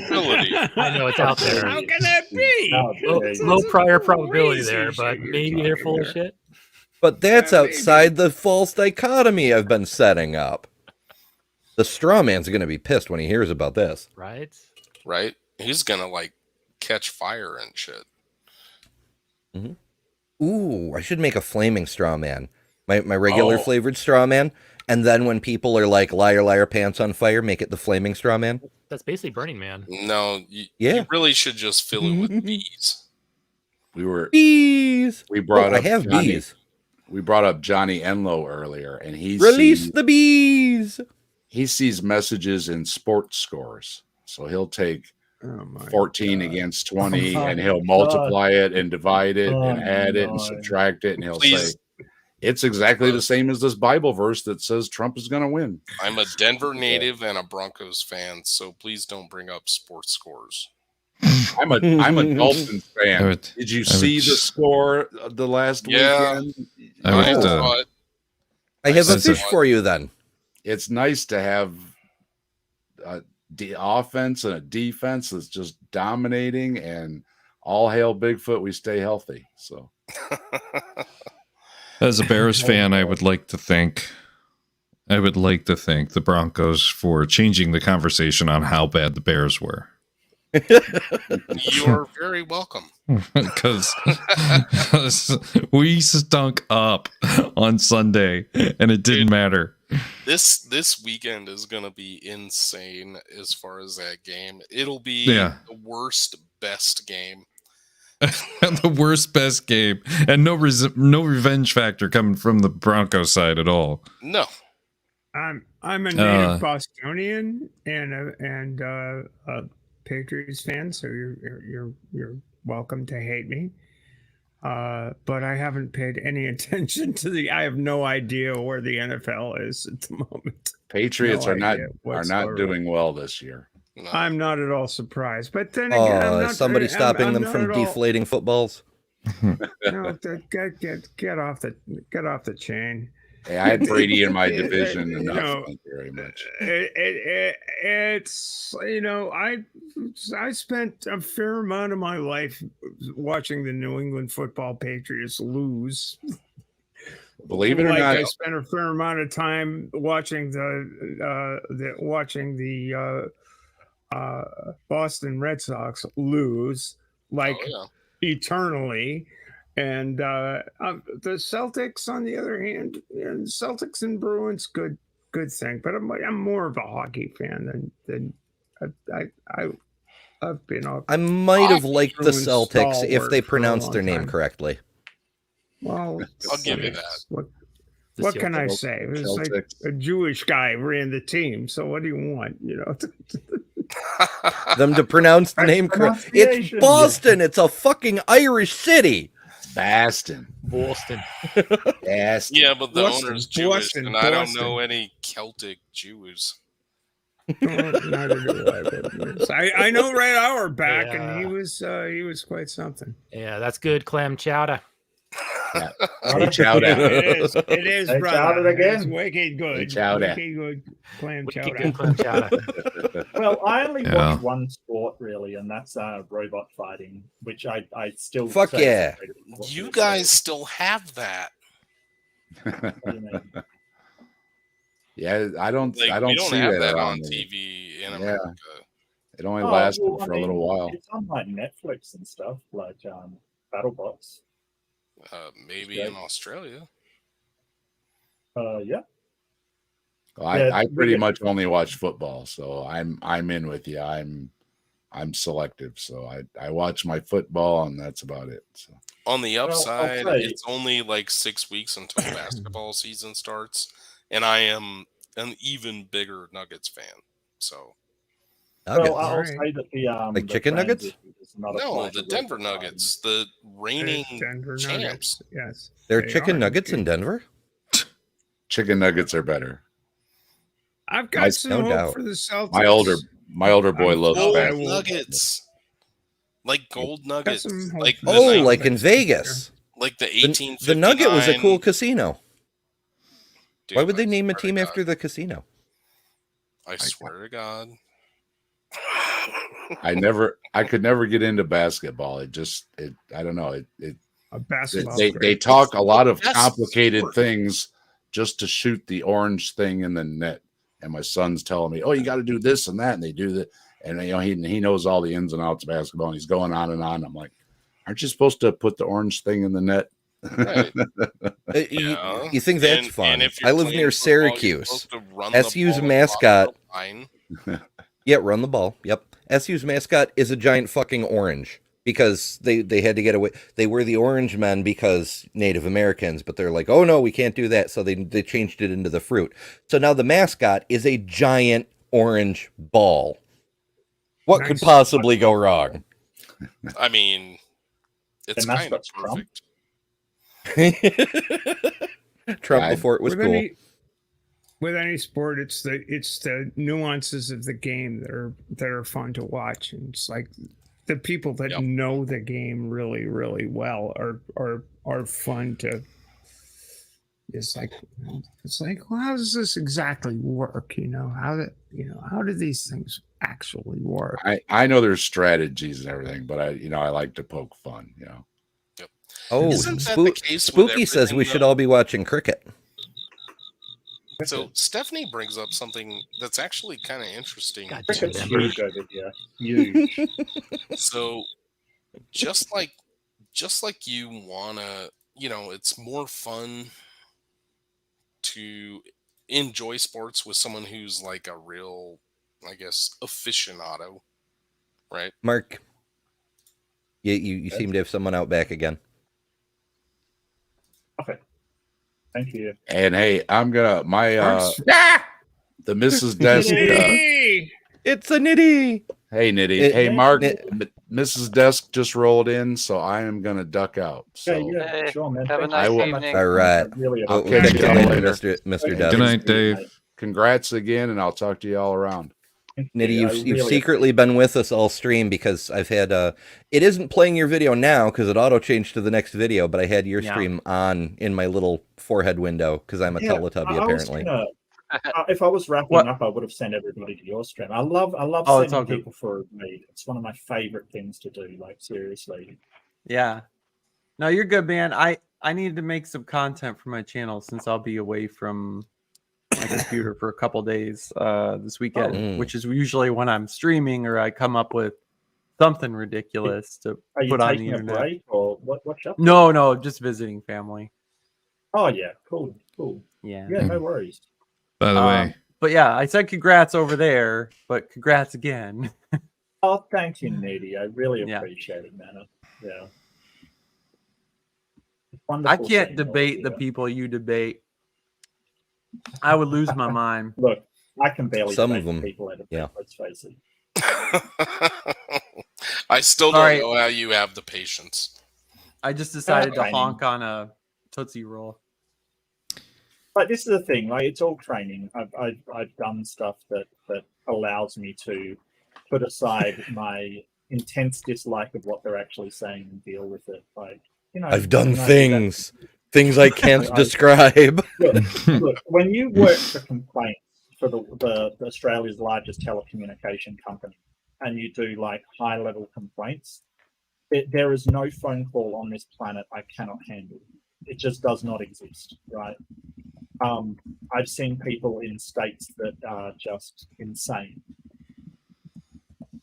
Threatening to burn down the building that you're sitting in and stuff, like just insane stuff. Yeah. No, hey, I get it. I mean, I've de-escalated a lot of people. I was a repo man for a while, so. Oh, did you do that, Ember? Yeah. We actually was it yesterday we were talking about that? Yeah, it's last night we were talking about it. Oh, what did you repossess? Mostly cars, but pretty much anything. All right. Yeah, thankless job. Repo man. I mostly did like rent to own property, so like furniture and TVs and stuff. Well, see, I don't blame my cousin did that. I don't blame them for what they do. I blame the companies for getting them into debt they obviously can't pay off in the first place. That's who I blame. I quit working there for that reason. It was like Well, you can buy it for $1,600 cash, or you can spend $200 every like 2 weeks for the next 2 years. Like, Yeah, you're insane. Even as an 8-year-old growing up in Las Vegas, when I saw the commercials for the rent-to-own places, I looked at that and I went, why? Like, even kid me knew it was a scam. Yep. I learned that was as a pretty kid, gullible kid. The hard way that it was a scam, because my parents. So when I was little, my dad worked as a computer engineer. He used CAD to design machines that built other machines, and my mother was a nurse with like shit tons of seniority, and we never had any money because my parents bought everything rent to own, and they didn't even do it in a bundle like the whole living room set. They bought a couch and a chair and a table and etc. So like the monthly payments were fucking insane. Yep. No, it absolutely is a scam. There's no way around that. Okay, and let me tell you, if you're young and starting out, there is absolutely no shame in having like furniture that originally was like a wire spool. You got these wooden. My first coffee table was one of those. You get those electrical cables that I know what you're talking get those about. wooden things that you wrap the cable up in. Yep. That was my first coffee table. Was one of those, an electrical sort of spool thing. Yeah. My first was actually one I hand built, but yeah. Mine was recycled. I took my bedroom door from when I was a kid and put it on cinder blocks, and it was my table. Yeah. That's how it usually is. This was my first coffee table, one of these. Oh, yeah. Ah, yes, a spool. Yeah. Yep. A coaxial cable spool. Yep. Nice. Stolen from a stolen. Let's be real. It was stolen. Appropriated. Kind of thing. Appropriated. Liberated. Tactically acquired. Right. Yeah.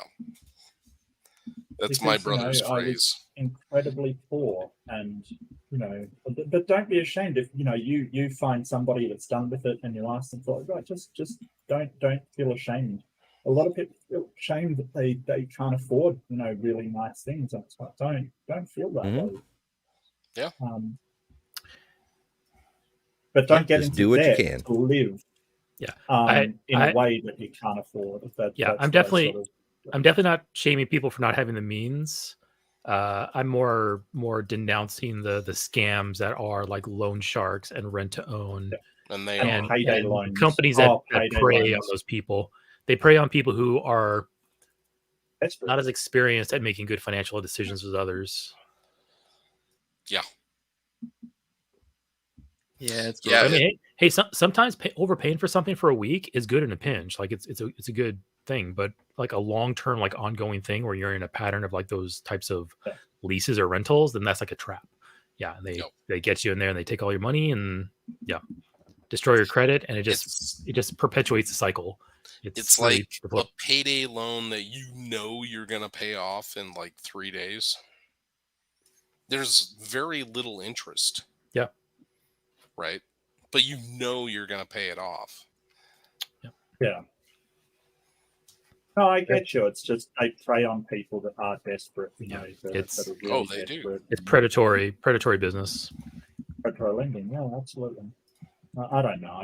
I get very upset about it. This is where the government should step in and sort of say, "Hey, you can't do this kind of thing to people. You can't give people credit cards when they can't afford them. There has to be some sort of regulatory body." And sort of the people that say that the industry regulates itself, it's so full of shit. It is so full of shit. Oh, totally. It's guided. The invisible hand. I remember my economics teacher going, guided by an invisible hand. And I was like, bullshit. Please. It's the undetectable hand is what it is. It's we're why haven't they incorporated that into a religion yet? Like invisible hands and self-guiding shit and like we're seeing that invisible hand in gas prices and the god of trickle down. Yeah, we're seeing that invisible hand at play with gas prices and housing prices in the U.S. right now. It's a load of bullshit. Uh-huh. Oh, it totally I love the trickle down. In my my AP history class, we had a textbook that the section on yellow journalism was amazing, and there was a political cartoon in there with one of those, you know, Gilded Age fat cat billionaires with the monocle and everything, and he was standing up on top of a table, and all the little people are down under the table, and they're going, "Soon the wealth will trickle down," and the billionaire's unzipping his fly and going, "I'll show you a trickle." Yeah. Well, you know what did work? My dad always called it trickle on. So yeah, no, that's fair. Well, you know what did actually work? So during the housing bubble that burst, Australia came out of that really well, and the reason why is because we had a prime minister who didn't give money to trickle down. What he did is he gave everybody in Australia $700. That's it. Yeah. And a better plan. What happened was people spent it, and it completely stopped that recession. That model was used in the US for COVID. Yes. And the bounce back from COVID was incredible. It was so good. And it would have been even better if instead of just like telling landlords, "No, you have to hold off on the rent," if they just said, "Nah, we got the rent covered." I mean, that's a possibility. Personally, I think the stimulus, first of all, it was super flawed. Like, I never got a damn penny, but that's neither here nor there. Yeah, I didn't either. The way they distributed it was seriously fucked. But it kind of shows, like, we had that much economic resiliency from people getting just a couple of helper payments. Yes. What if we had a universal basic income? The economy would frickin' exponentially level up. It depends on how you implement it. To be honest, like the way Andrew Yang describes his version of it, I'm not so sure I agree. I don't know. I think I'd UBI? Yeah, just make it super simple. UBI is universal basic income is basically you're gonna have this amount of money. It's basically the government provides you a monthly stipend, enough to survive basic needs. If you want more, if you want luxury, then you can work a job and go more. But hypothetically, theoretically, if you're just fine with just living with the basic minimums, you don't even need to work a job. You just live off of your UBI every month. Right. Mm-hmm. The downside is, at least in a lot of kind of UBI plans I've heard proposed, people who need other government services wouldn't really have so much access to them. And therein lies the problem, right? Yeah, like one issue is the way disability and Medicaid is set up in the U.S. is if your income exceeds a certain amount, you lose your coverage.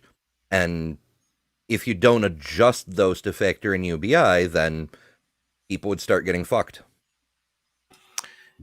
Yeah, we see that issue today with welfare and unemployment checks. In some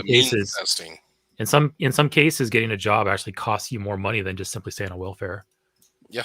Which is why UBI is a saner way to approach. I'll tell you what's kind of a trap about SSI here is like the fucking health care you get with it is worth immensely more than the $900 a month you get. So it's like exactly. I can see that. Correct. It's like a trap almost, because once you're on it, you can't really make money, or you got to report that, and then they deduct it out of your next check. But that that healthcare, man, is worth. It pays 100% of everything. There's no co-pays. I mean, it'll pay. Which is why UBI on its own is not sufficient. I mean, you need to have a need to have a saner system. Unless universal health care would be unless that freaking universal great. basic income is going to actually pay for all the things. It needs to pay for everything. Well, that's the other thing too. Is like SSI. If you are a loner or whatever, you're fucked. Because where are you living in America for $900 a month? Right. You know? No, I live literally. I live in a studio apartment for $925 a month. There you go. Yeah. So at $914 a month, you'd have to borrow $6 from somebody. You could pay your rent, but then you're not going to have electricity. Food. Yep.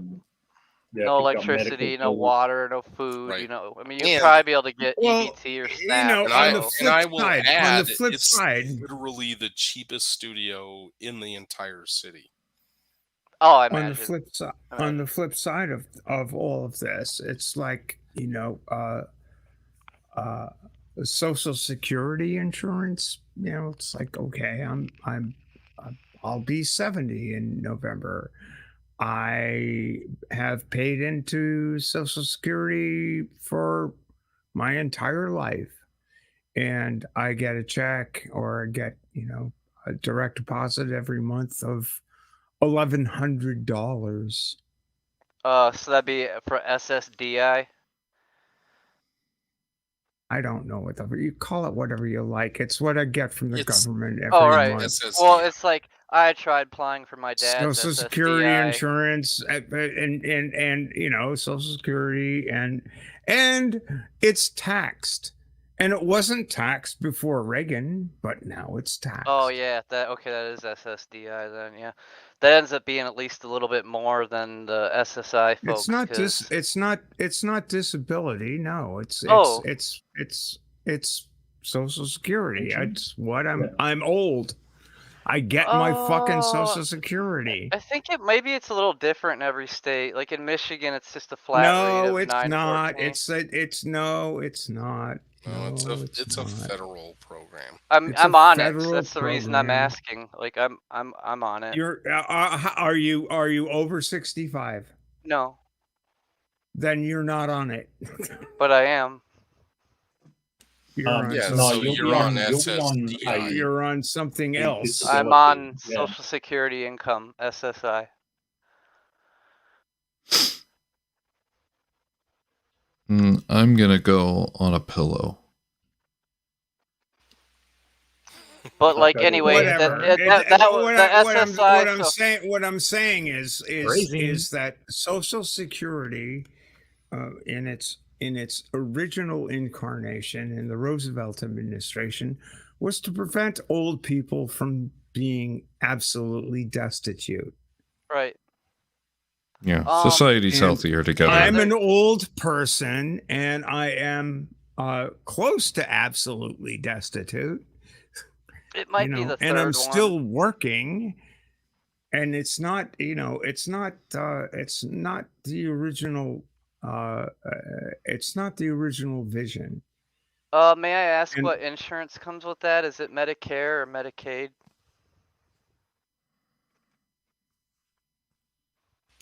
It's Medicare. If you're okay, over, yeah. But Medicare comes out of you pay for Medicare. Right. So with the program I'm on, like they give me the Medicaid, you know, which is free. Like I don't have to pay for that. It doesn't come out of anything. But there's no co-pays, right? That's why I was saying it sucks. I mean, it's cool, but it sucks because like if I were to give up the SSI, I'm giving up like basically the best fucking insurance this country has to offer in essence. Because it'll pay for 100% of everything. There's no co-pays, nothing. And Medicare itself is also a bit of a scam because the Republicans allowed people to buy into private insurance. Private insurance out of your Medicare stuff. So it's like taking it away from pure Medicare. And the way it worked even more perniciously, a lot of physicians won't take Medicare patients. No, because they don't want to have to negotiate with fucking, basically with the government to get their money, which is like what they have to do. It's just a never-ending fight for them. Correct, which is a loophole that exempts that rather than saying no, you need to take the elderly.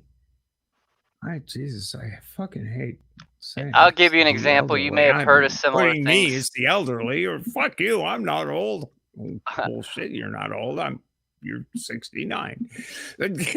Yeah, nice. I'm old. Well, I'll be 70 in November, and then I won't be nice anymore. I can be the bitch I can let my ultimate bitch out. So my doc, but you know the thing. Wait a minute, Stephanie. The thing is, hold on a second. It's okay. Keep going. I was joking. The thing is that they just keep wanting to take more and more away from people. We've lost the thread of the idea that it's not that it's people in need; it's people who are, it's people. It's the whole idea that society should be organized for the benefit of the people who are living within that society. I mean, this is the difference between a libertarian view, which Adam Smith was definitely not. I mean, if you read Adam Smith and you read The Wealth of Nations, and rather than bloviating about the wealth of nations, the whole idea about the invisible hand, Smith himself said was garbage. It's just Smith was very insistent that it needed to be regulated. People, yeah, exactly. People want to believe what they want to believe. They want to have their own shit. Yeah. And they don't want to believe. They don't want to believe in the fundamentals that people have a responsibility to care for each other. Christians don't believe that when Christ said, clothe the naked, feed the poor, sell everything you have, and follow me, has any fucking goddamn meaning, because they don't want to believe it. Well, yeah. I mean, but he loves you. That's only part of the fucking story. That's only part of the story, but he didn't really mean it. He really meant hate the Jews, hate the blacks, hate the trannies, hate the gays, hate everybody. He really meant that when he said the exact opposite. Right. Guys, I am going to head to bed. But I'm going to leave you with two things. FDR said, and I feel like we can all agree FDR knew a little something about politics. He said, in politics, nothing ever just happens. If it happens, you can bet it was planned that way. Yep. And the only other thing I want to add to that is the old Roman question, cui bono? You bono. Whatever. You had me a bone. Who benefits from something good? Who benefits? Good. Yeah, who benefits? Yeah. Y'all have a good night. Congratulations, Mark. Oh, you deserve 10 times more. We're working on it. We're all You get promoting there. him as hard as we can. And you will get there.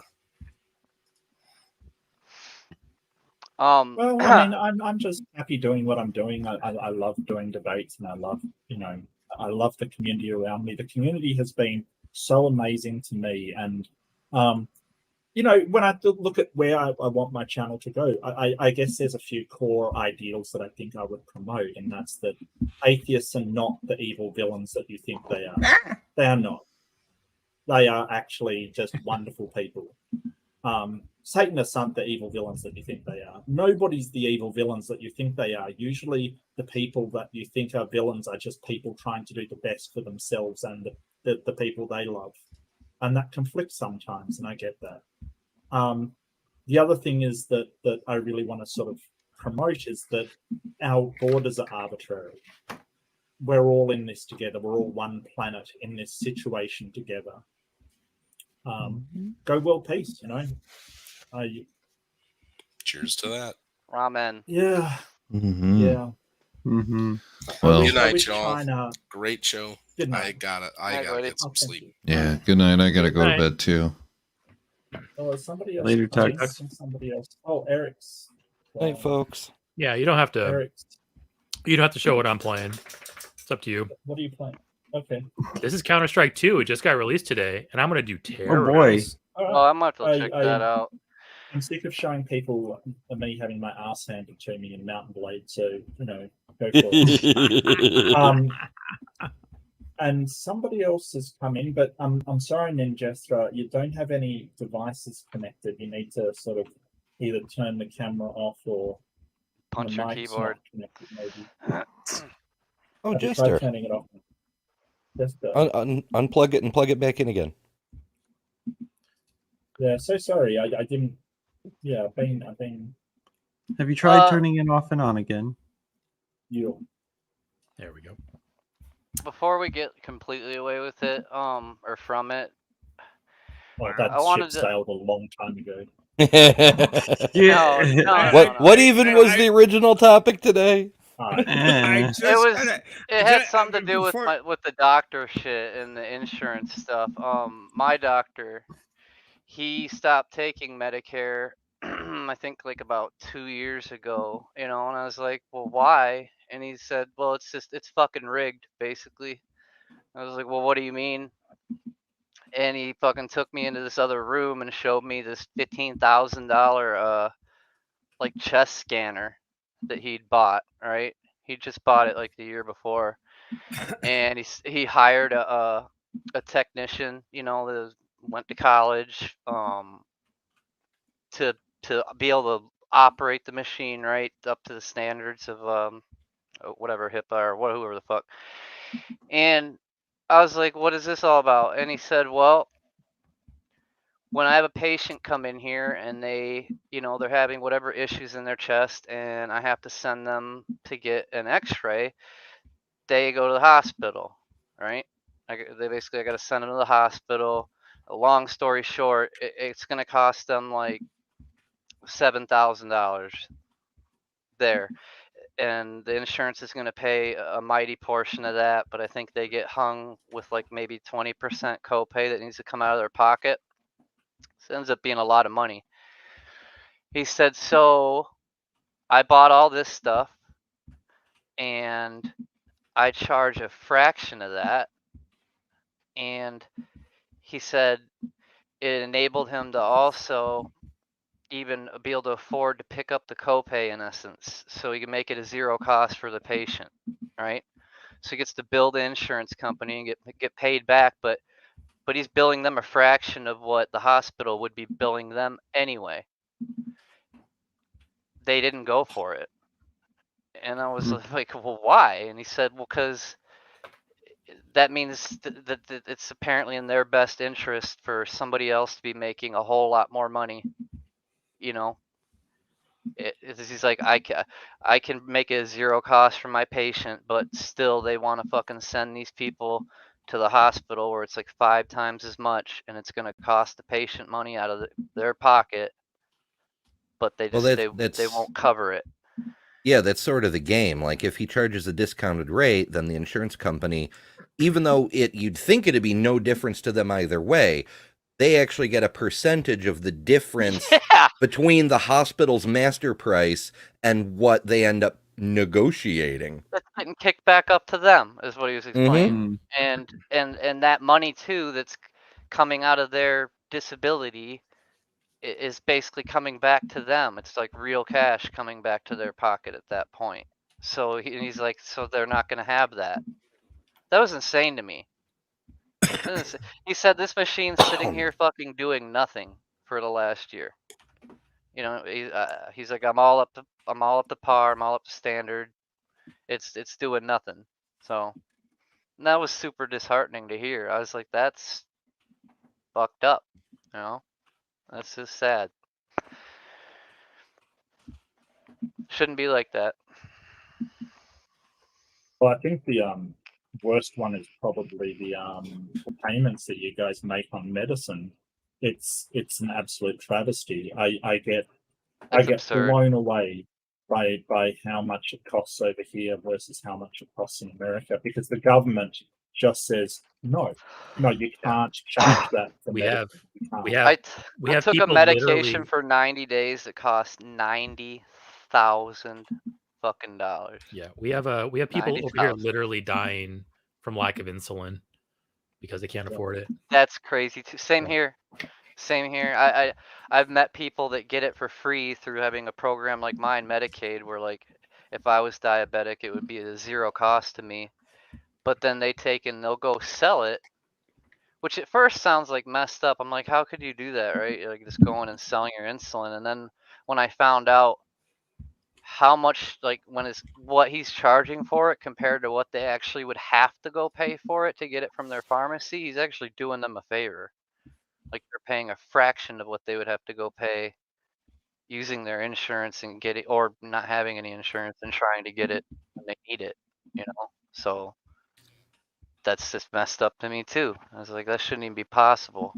And the market is not the market. There is no market for medicine. There really isn't.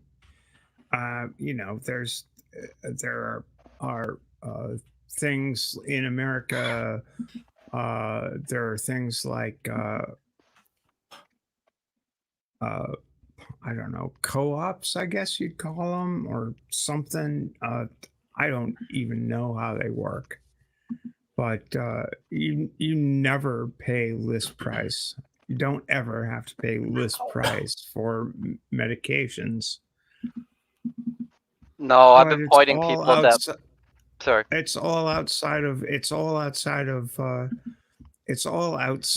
any rational system at all. It doesn't make any sense at all. Oh, well, it makes sense if you're a drug company. Yeah. I guess it does. Sense. I love Mark Cuban for that program he started up like 2 or 3 years ago. I have to find the name of it, but my best friend's dad just retired. He's 65, and he has the whole Medicare and whatever form, probably the same form of Social Security you get. And this program, he realized that all these people out here are getting just bent over for medication they need to survive or have some kind of quality of life increase. And what his answer to that is, you know what, I'm going to start a company up, make it available to absolutely anybody. I'm going to go to all these drug companies that produce these medications, and I'm going to buy them, and I'm just going to mark it up 15% from cost. You can go on there and get any drug that you get filled from any pharmacy at basically at manufacturer's cost, but just a slight markup.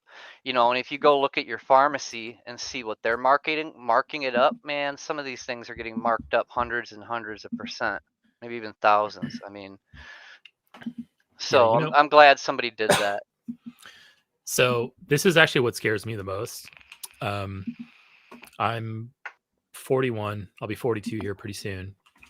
I'm very responsible, own my own home. I pay my own bills. Like I'm doing it right according to the American system. But all it takes is one day in my 50s, lose my job, lose my insurance, and then the next week I get diagnosed with cancer. That's all it'll take to ruin me after a lifetime of doing it, quote unquote, right.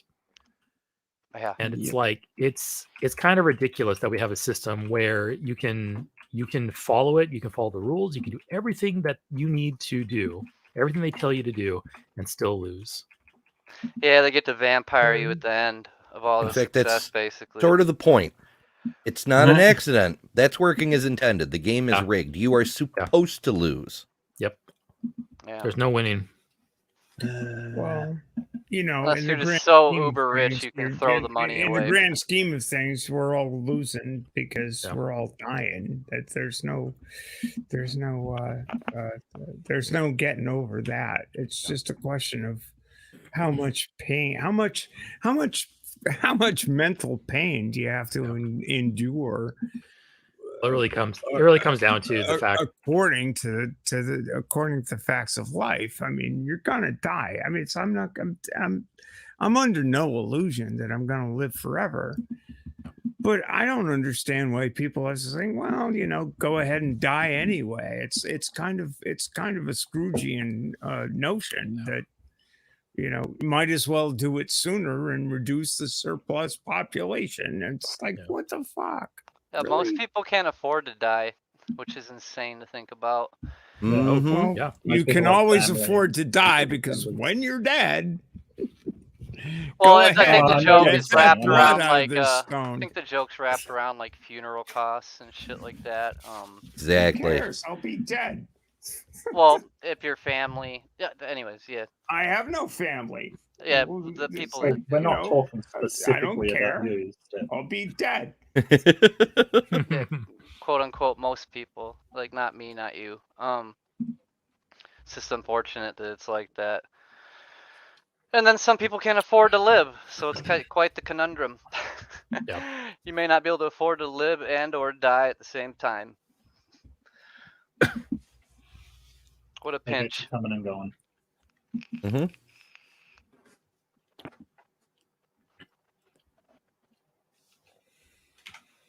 And it's also weird. You got these like the FDA, like you got these insanely fucking marked up medications that, most of them do cost insane amounts of money to bring to the shelves because of all the strict regulations. But then, then you got supplements sitting in the same area that aren't regulated and can claim fucking anything on the package. Right, this cures cancer on it. And you sell that for whatever, and it can have basically whatever in it. And as long as it doesn't fucking hurt or kill somebody, you're A-okay to sell that. Like that's always been kind of blown my mind. But you mean supplements and stuff? Yeah, but like on the same shelves in a pharmacy, like where you're there with the drugs that cost fucking hundreds of millions to get to those shelves. It's just weird.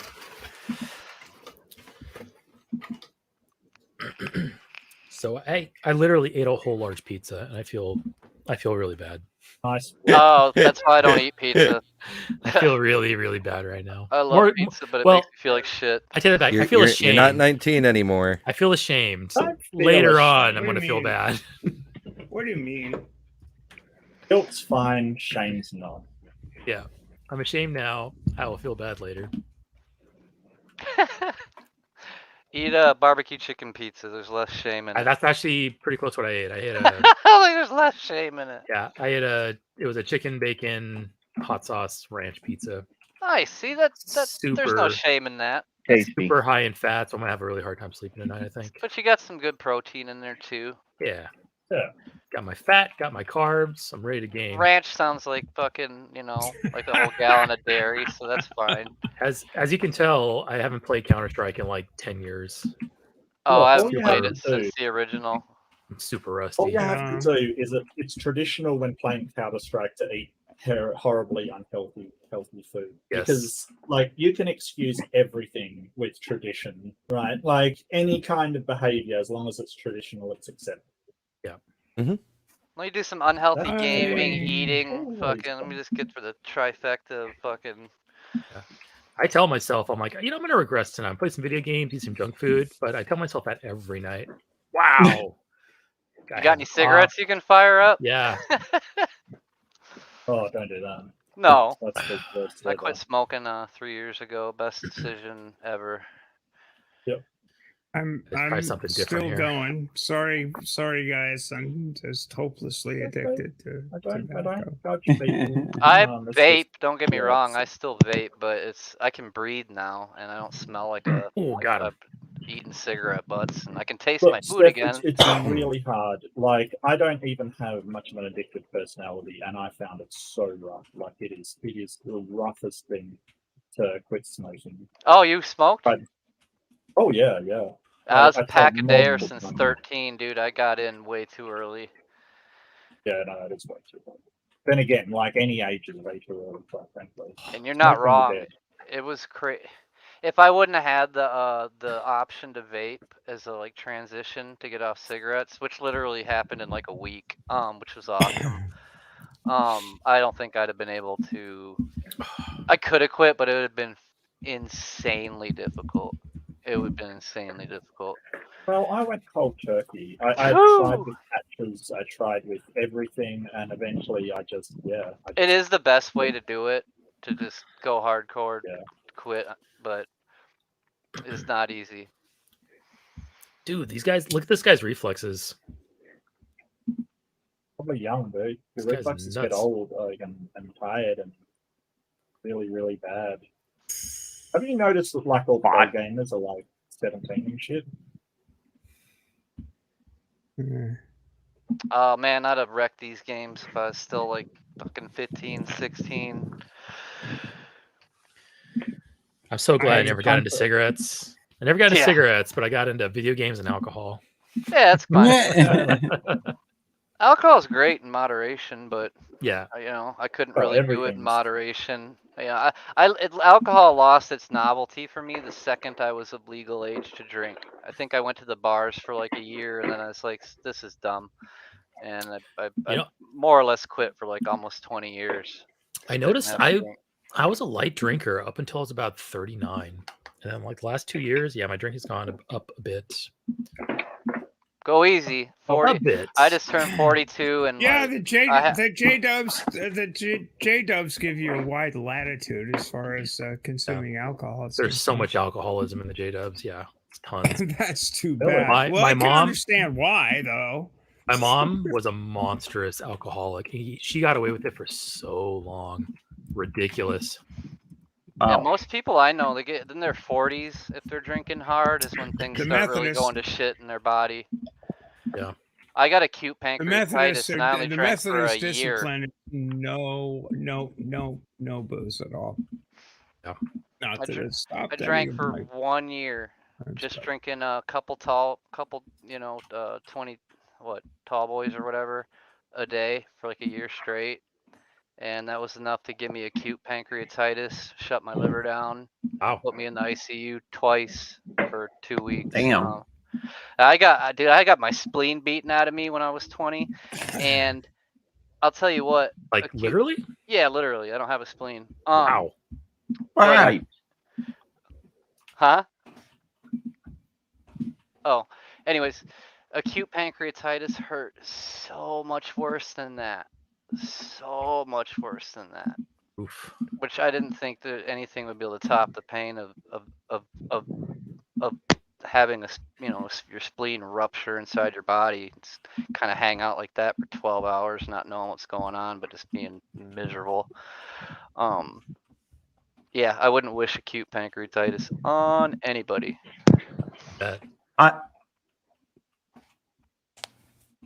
I'm playing a game now. Games for everyone. I'm playing Dominion. Heard of this? Not a gladiator game. Let's see.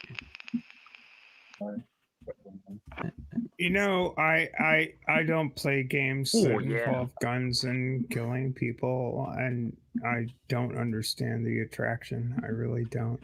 It's more neither do I. It's more like reflexes. It's a challenge of reflexes. Yeah. Yeah, it's not really I'm killing dudes. It's more like, hey, it's an abstraction that I just can't get behind, man. I just can't. Have you ever played one? I don't care to. Right. I mean, but my that might be part of it. my game is sailing. My game is sailboat racing. My game is actual physical contact with other human beings in the real world. And I don't understand that. care. I would say I never cared to either until I played it. Though. I don't care. I do not care for mental games that involve killing, because I find if you go down that road, it becomes easy to think that that's okay. No, I don't agree. That is not true. This game right here. Studies. Okay, no, hold on a second. Fine. Hold on. I want to I'm not trying to be an asshole about this, but there's been lots of studies that have shown there is no link between video games and violence. I'm sure that's true. I am absolutely sure that's true, and I am not denigrating the activity in any way, shape, or form. But I just can't. I find it uncomfortable. That's fair. I find it uncomfortable. You to find it comfortable or find it good, or I mean, I don't get sailing. I think that it's I wouldn't enjoy it. It just that's okay. We don't have to enjoy the things that other people enjoy. Right. That's right. I think that when you start sort of saying, "Hey, it leads to this," it's a sort of slippery slope argument. You're sort of I didn't say that though, Mark. I didn't say that. Okay, I said what I said was I find it uncomfortable. You know what I would support would be like if somebody making the claim that for an individual that's already maybe prone to crime or thinking about doing things like carjacking or shooting people or living that life because they've grown up around it and think it's cool or something, that perhaps fucking indulging in said game might help promote their already existing fantasy. Go there. No, I wouldn't even go there. I do understand the mental involvement. I just find it for myself. I wouldn't do it. I wouldn't find the fascination in it. Just as you wouldn't find the fascination in knowing how wind shifts work.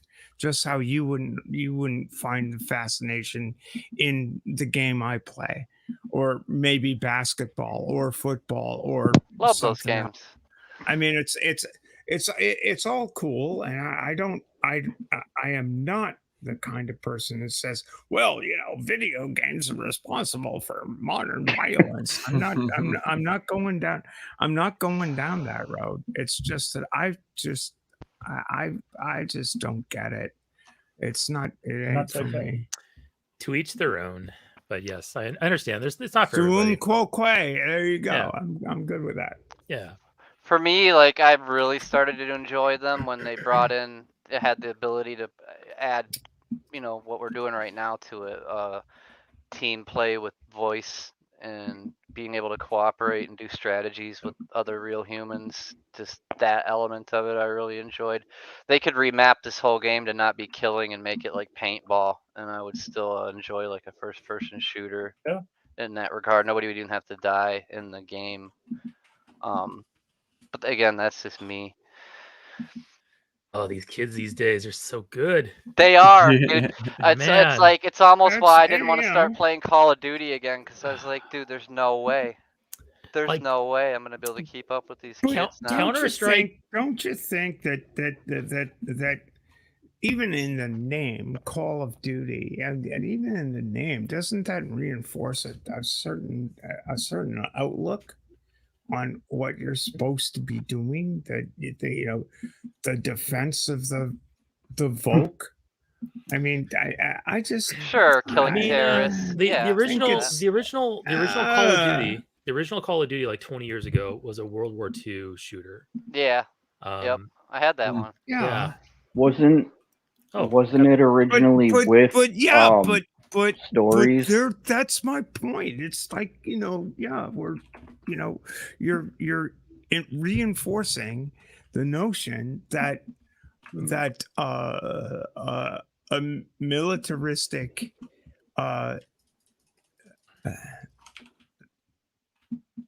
mission is the highest calling, it to me that's it just gives me the willies. That's like sort of saying if you watch sort of World War II movies, you're reinforcing it as well. Well, and I go down that road. I'm going to be consistent in this. I do think that the sort of statistics and psychology, they don't agree with you. In fact, there's a negative correlation between playing games and violence. The reason why it might be lurking variables, for instance, only upper class people can afford systems, and then sort of these lurking variables, there could be other reasons, but there is absolutely zero to correlate playing games with any form of violence. And there may be a negative. I agree. I'm not disputing the facts. I'm not disputing those facts. I guess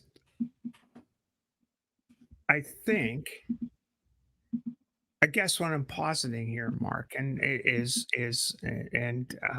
think it's rather an interesting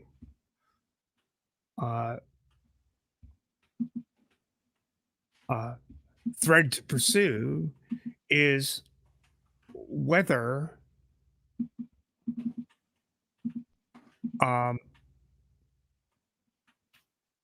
violent struggle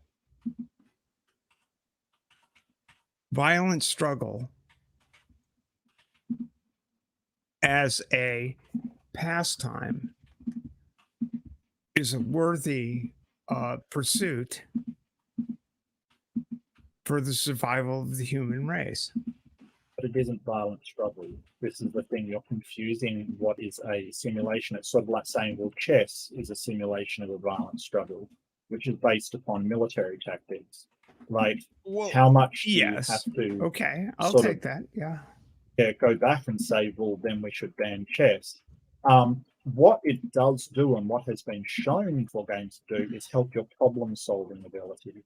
Because all of this isn't about what you're doing. It's about the sort of processes you go through to find an optimal way to do what you're doing, whatever that is. Okay. So it doesn't necessarily promote that behavior, but what it does promote is an ability to problem solve. To say, hey, I need to accomplish this. How do I go about doing it in the best way possible? Okay, so it's I guess the funny thing, this is a fascinating conversation. I guess the funny thing is and maybe where I veer off is in terms of the abstraction. It seems to me that video games that involve the defeat of an enemy, which you could, as you say, with chess is essentially the same thing, or with my sport is essentially the same thing. It's like, let's get the evildoers, right? We often say that on the course. It's like, where are the evildoers right now? It's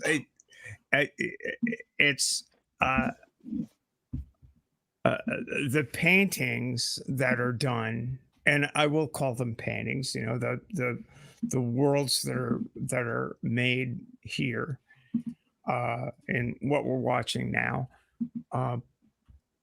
The abstraction is less so in these worlds than they are in games like chess. But it's still the same idea, right? The human mind still knows it's an abstraction. That's the thing. You can't make the mind take an abstraction and think it's real. If that is happening, then there is delusional behavior, and that's not necessarily the game's fault. That delusional behavior will translate regardless. I'm not sure you're taking my point. No, I am. I get that the abstraction is less, there's less space in between the abstraction and reality kind of thing. Yeah. But I'm still saying that if something is an abstraction, it's still impossible to consider it real when you're doing it. Like, nobody plays these games and goes, well, I want to go out and shoot somebody. That isn't what's happening. So I'm listening to the conversation as I've been playing this extremely violent, bloody video game.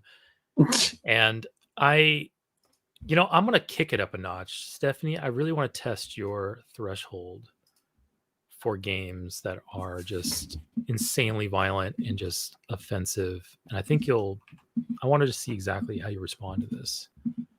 So, Mark, if you can share my screen again, I just started a new game. Oh, yeah, sure. Okay. I really, Stephanie, I really want to push it here. I wasn't showing this one. Okay, I'm down. See if my controller works.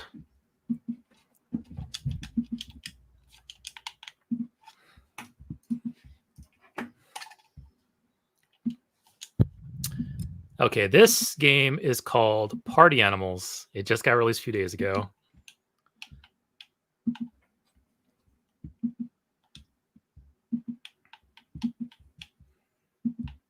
Let's see here. Trying to figure out how to start a new or join a game. I got on offended. Waiting. Start match. This offends me. Oh boy. I don't know how I'm going to feel. Brace yourselves. So I really hope nobody's eaten recently, because this is a disgustingly cute game.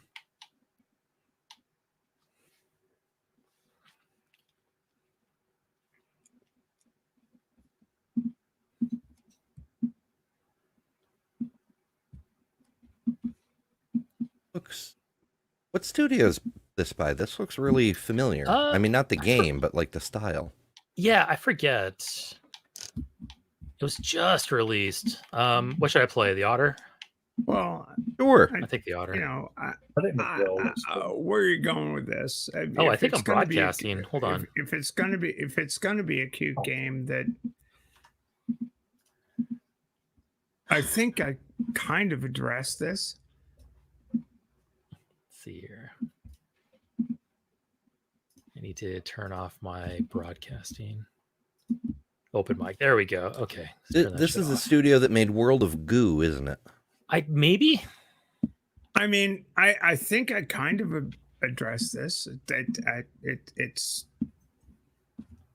the degree of abstraction from the visuals of violence to the visuals of conflict. Right. I mean, I think there's no question that conflict is inherent in any game or any sport or any. That's the whole idea. You want to win. You want to beat the evildoers.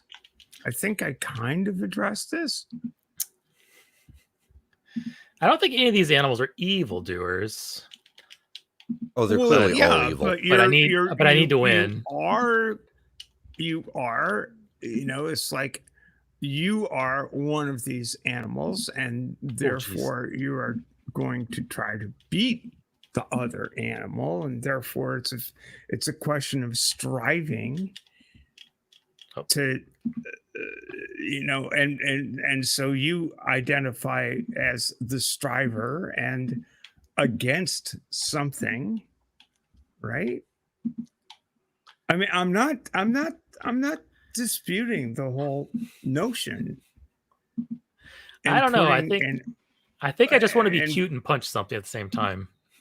Yeah, well, yeah. I mean, that's fine too. I think that's cool. I'm not disputing this stuff.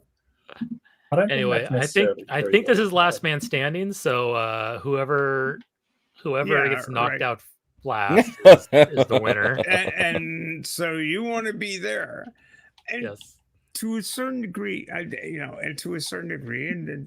trying to be as self-conscious as possible. As I want to be that too.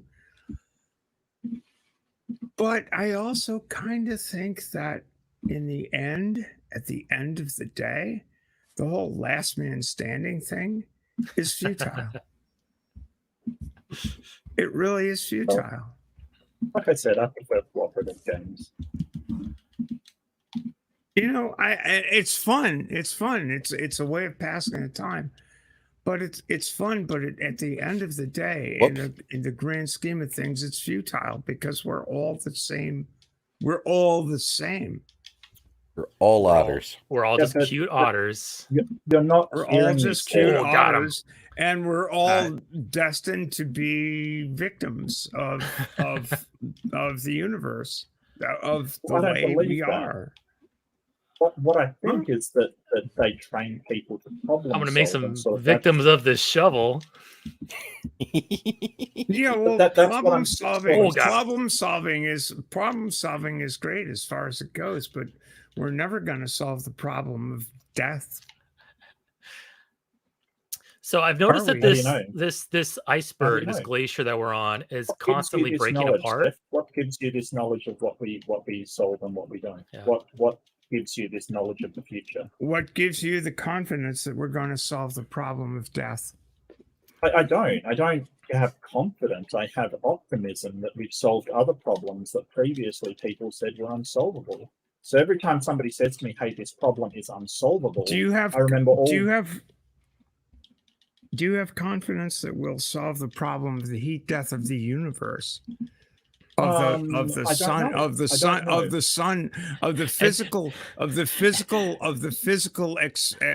physical expansion of the sun to the point where entropy. Don't ask me a question and then don't listen to it. Look, Steph, we've got two options. We either try to or we don't try. Oh, here we go. What exactly will go wrong if we try and fail? If we don't try in the first place? Like, there's only positives to trying. Whereas if we just say, "Hey, we're never going to solve it," and give up, we've already failed. So I don't get why we wouldn't try. But I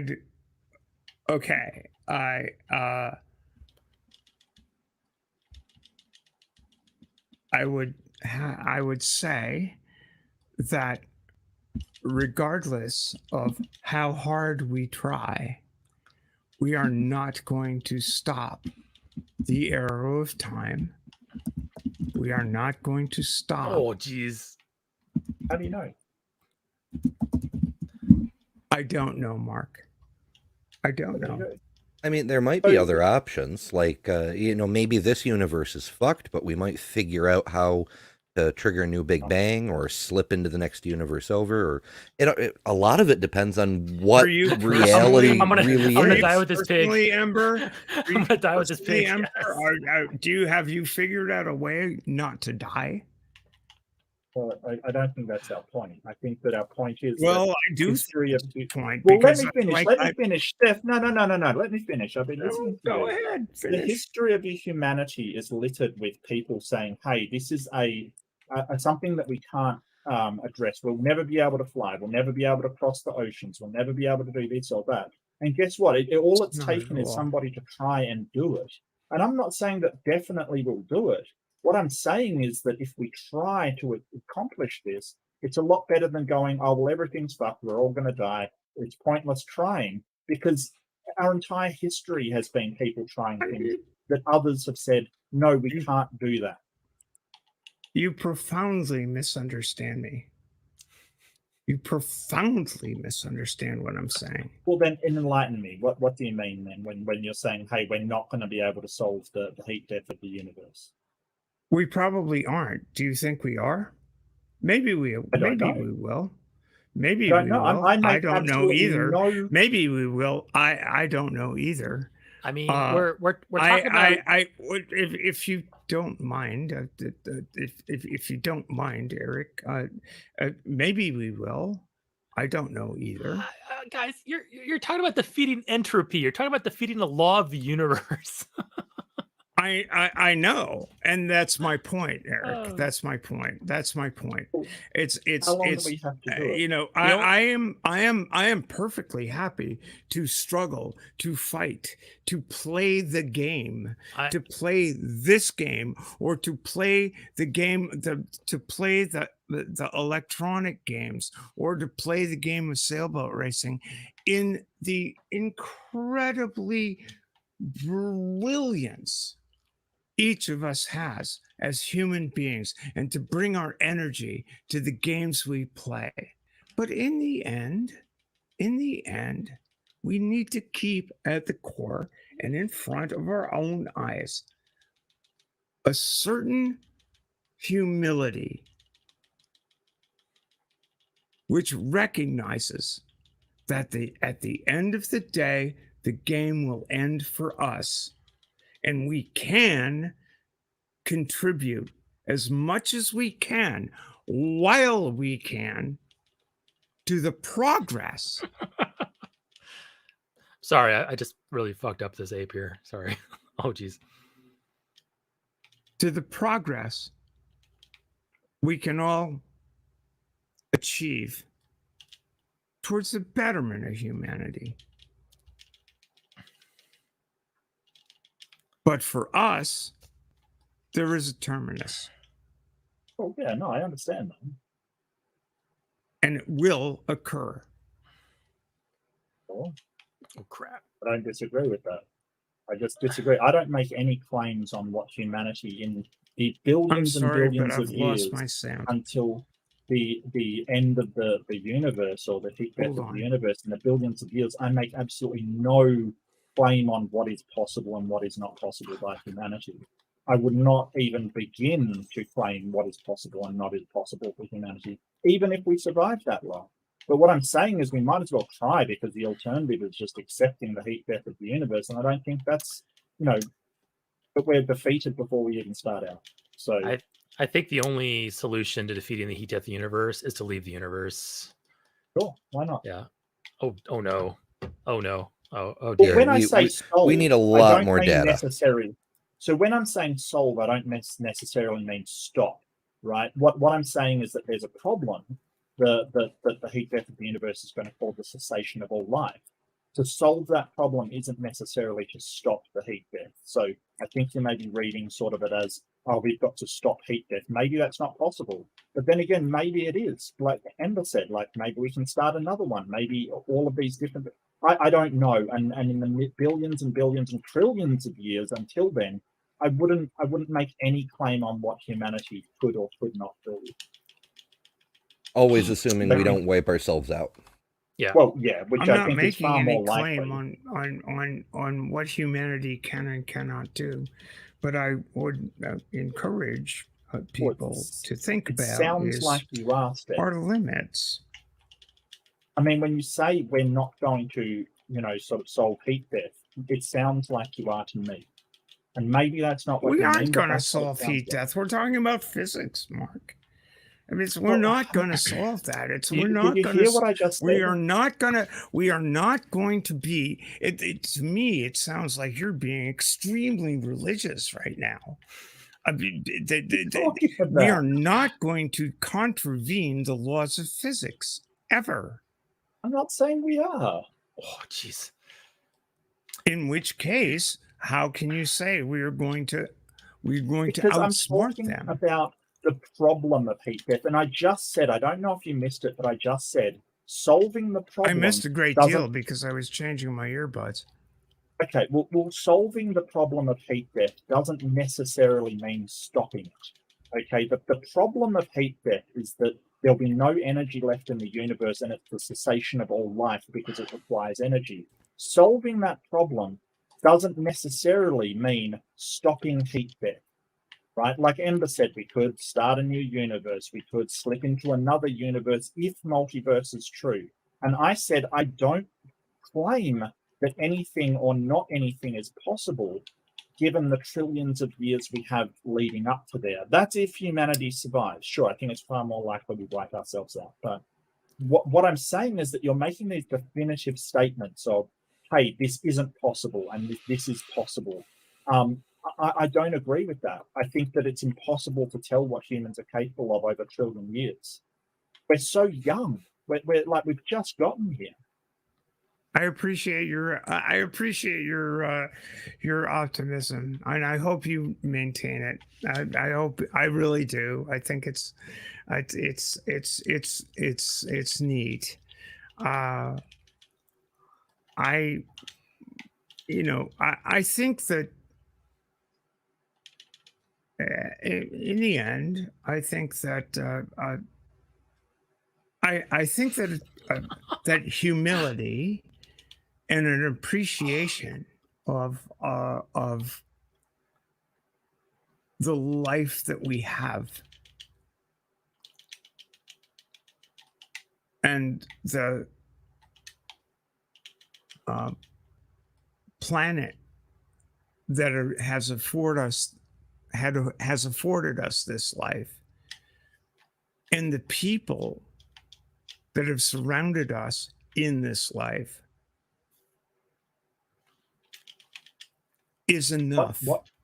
What have I said that precludes any of that? What exactly did I say that precludes appreciating this planet? Nothing. People? I think we're agreeing here, Mark. Okay. Fuck this rabbit. God. You got zapped. I think we're agreeing here. I mean, you know, the games. We were agreeing when I said I found video games that involved shooting people to death to be, you know, uncomfortable for me to watch. That was just a personal perspective. It was not, you know, the video games are killing the planet and we're gonna do all of this shit and blah blah blah, and that's what's causing all the violence today. That wasn't at all my point. Not at all. Well, I guess I do apologize, and I'm kind of touchy because there's been a lot of like video games have been blamed for a lot of the shootings and stuff in the US. I know, and it's bullshit. It's utter bullshit. Yeah, absolutely. And yeah, I think that that, you know, and there was the scaremongering when I was growing up. You know, there was this whole thing of, oh, well, violent video games is going to create violent children. And in fact, like what we found out is the opposite is true. Whether that is lurking data or whether it's just sort of a correlation, we don't know. But, you know, the idea that sort of it promotes violence, I think is 100% true. And it doesn't so I had to promote live violence. through It that, reflects our violent tendencies. It really is. It's a cultural story.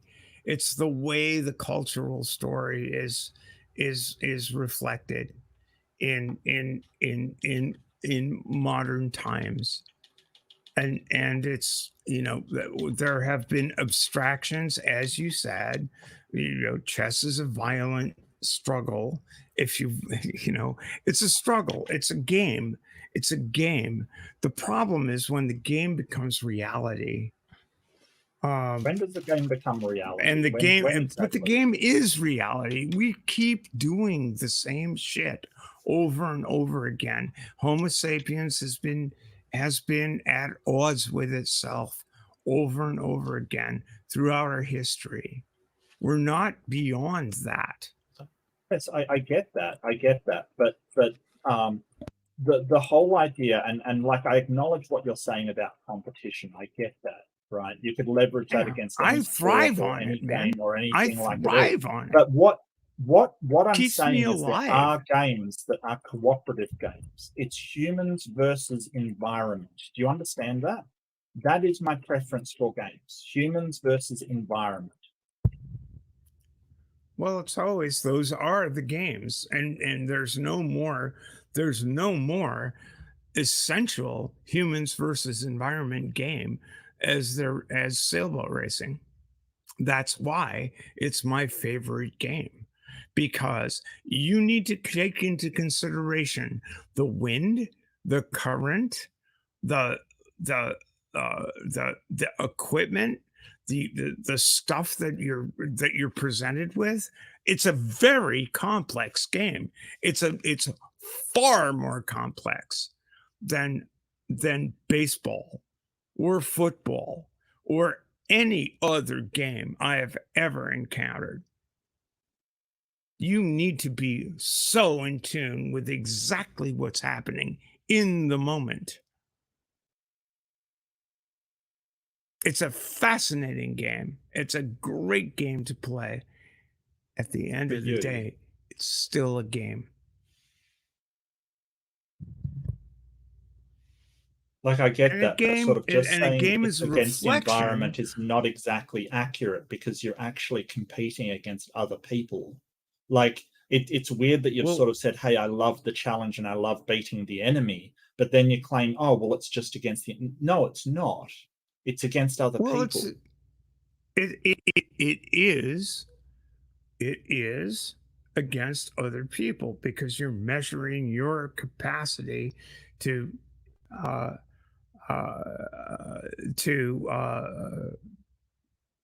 excel.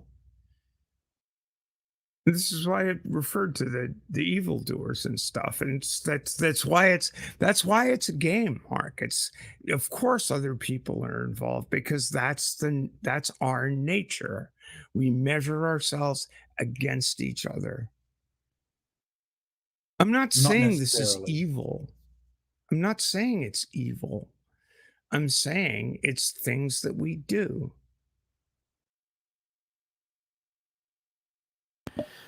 So the way I look at it, so let's talk about chess. Chess is 1 versus 1. It's a set of rules. There are constraints. There are abilities you can do. It's a system that you can learn and master and pit your mind against somebody else and say, hey, let's agree to these rules and have a contest of wits or a contest of mental acuity or strength or whatever you want to call it. I mean, we do it in sports, we do it in racing, even sailboat racing. There's a set of rules and everything like that. That's what video games really are. It's just an extension of that into the virtual world. We come up with a system. We say these are the rules. Like, for instance, I'm beating up other animals in this game. I can get knocked out, like I just did. I'm constrained by the rules of the game, and everyone else is constrained by the same rules. And so we're saying, okay, who can master this system the best to come out on top? And it's not I wouldn't call this a reflection of our violence. It's silly in its absurdity. We got cute animals punching each other. But I think it's really just, hey, we formulated a system, we came up with rules, and now let's see who operates the best under these rules. But I'm saying that not all games are like that. That's the zero-sum game. I would almost say every game is like that. Can you present? Because every game has rules, right? I'm downloading right now. Okay, let me get my first example. Sure. Okay, no, I agree with you, Eric. I totally agree with you. I completely. I don't. Agree with I don't think what I'm getting at is, just cap it off. I don't think this is an extension of mankind's proclivity for violence. Might be, but I think it's just, hey, let's come up with an arbitrary set of rules and pit ourselves against each other under these limitations, and let's see who comes out on top. I think it's an extension of mankind's proclivity for competition. Yeah. So that's and struggle. I think that's what it is. Eventually. So this is the PC builder game, right, Mark? PC building simulator. Yeah. So I've built many PCs in my life. Is there an element of competition to this game? Nope. Okay, so it's a single player game then. Yes, it is. Okay.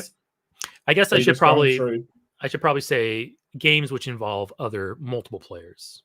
Correct. Yeah. Okay, so I've got another example for you. So this one, basically, you're just taking apart PCs, finding out what's wrong with them, fixing the components that are broken, putting them back together, upgrading them, checking them for viruses, just doing everything that a technician would do. Okay, so that's my first example of a game that does not involve any competition with people. Is there like a leaderboard or like time trials that you can put your, I don't think so. Okay. If there is, but let me get you another one. Okay. Like I said, I was operating under the assumption that a game would involve more than one player, but I'm totally open to being wrong. Yeah. That's interesting because now we're veering into the difference between a game and a puzzle. Well, I would say a puzzle is a game. It is, but it doesn't. A puzzle doesn't necessarily involve a competition with other people. It could be a competition with yourself trying to. It could be, but it doesn't necessarily have to be. Yeah.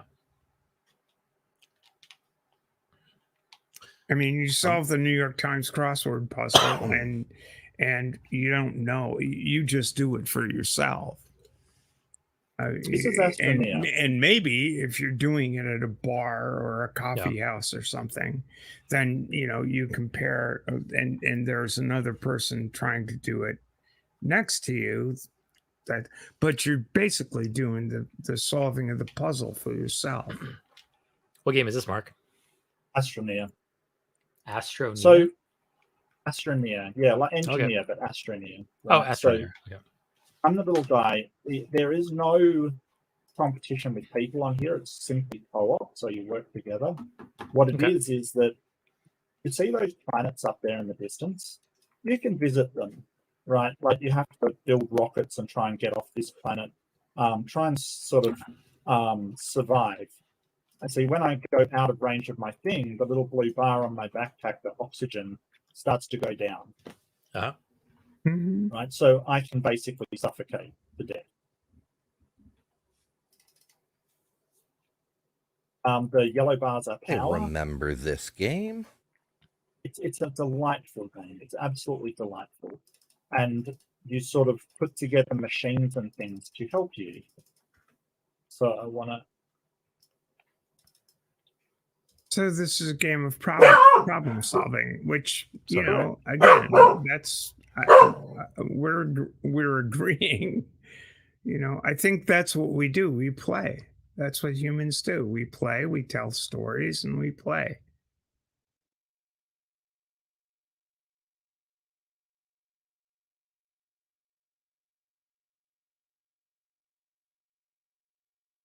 I think I think our foibles lead us to abstract that into higher planes of discussion that aren't necessarily. Yeah, but I think my point is that the claim was made that all games are necessarily competitive with other people.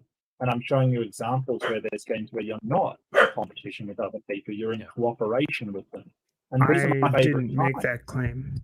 I didn't make that claim. I did, and point taken. Yeah, there are strictly co-op games.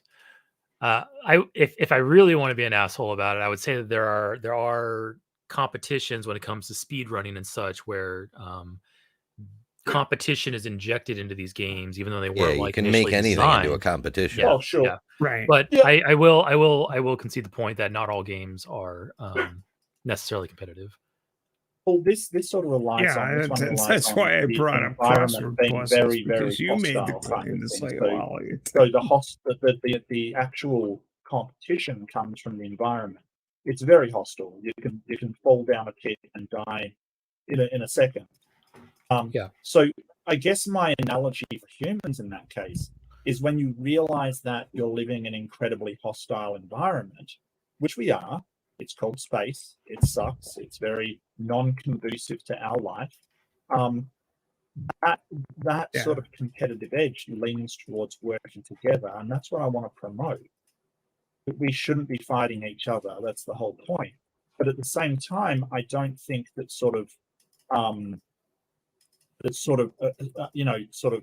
acting like certain games are bad because they. You think they promote things that you disagree with. I don't think that's the case at all. It's a matter of taste, Mark. I was expressing a matter of taste. I find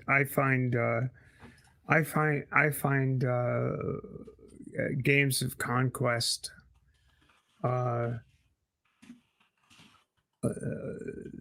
explicit games of conquest distasteful. And game violent for myself, and I'm not saying that everybody should, and I'm not asking everybody to, I don't dig it. I don't like watching people shoot each other up. I just find it. What about? That's gives me the willies. A lot of claims have come out from you saying that. A lot of very definitive statements about sort of what it leads to and what it represents and what it sort of has impacts on. And what I'm trying to show is that they are kind of slippery slope statements.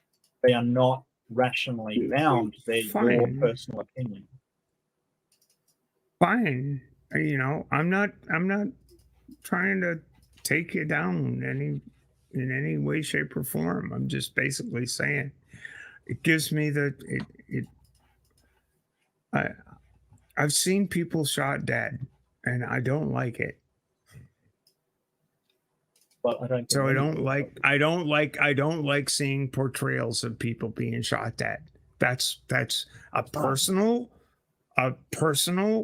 aversion that gives me the willies. If you like it, cool.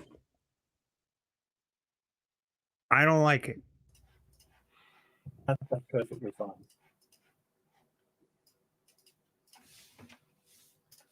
I do understand that games are not reality. I also understand that life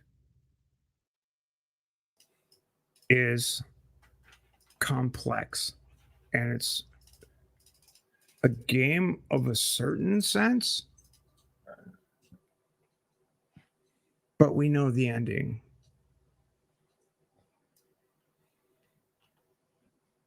But for our lives, sure. I mean, yeah.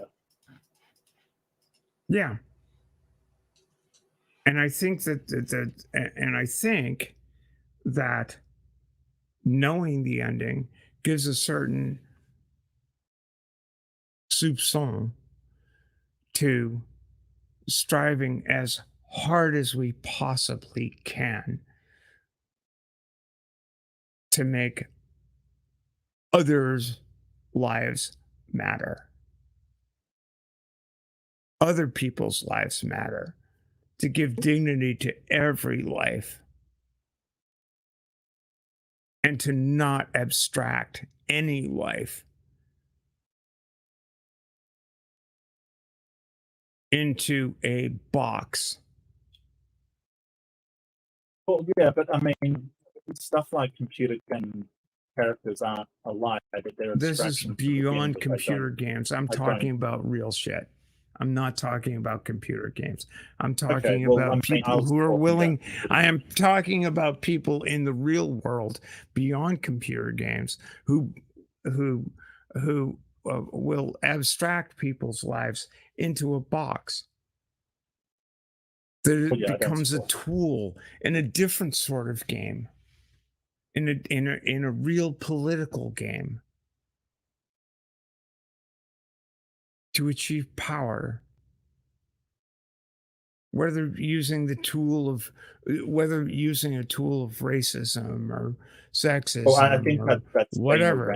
I mean, I'm talking about real shit, not games anymore. Well, okay. Well, I mean, that's been around for a long time. People doing that. I don't think about that.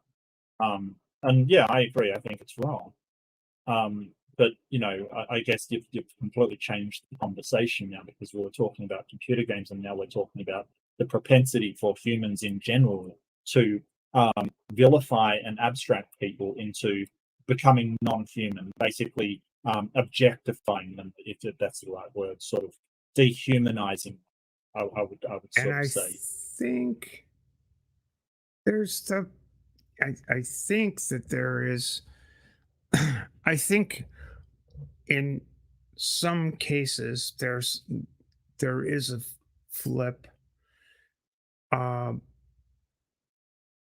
where people mistake reality for the game, and not computer games specifically, but people mistake the game for the reality.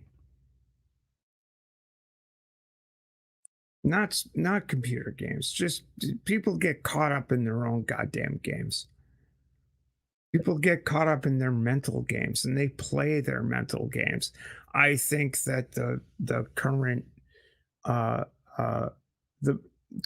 political climate is a game that people are playing. But it's a game played on the board of reality. And I think it's really.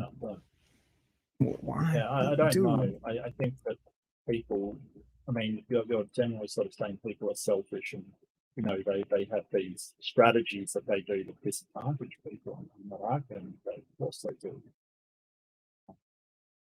Yeah, I just don't know. how this sort of relates. And you know, I you know, do you think Michael Phelps? Are you familiar with Michael Phelps?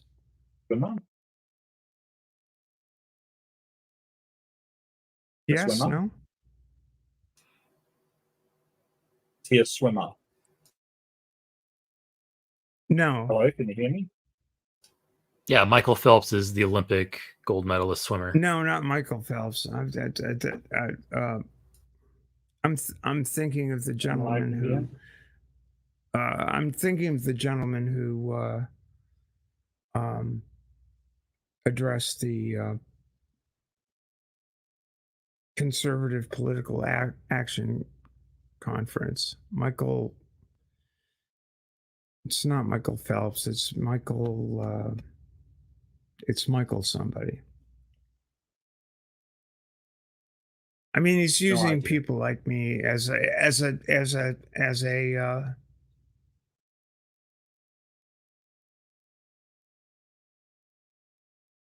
foil.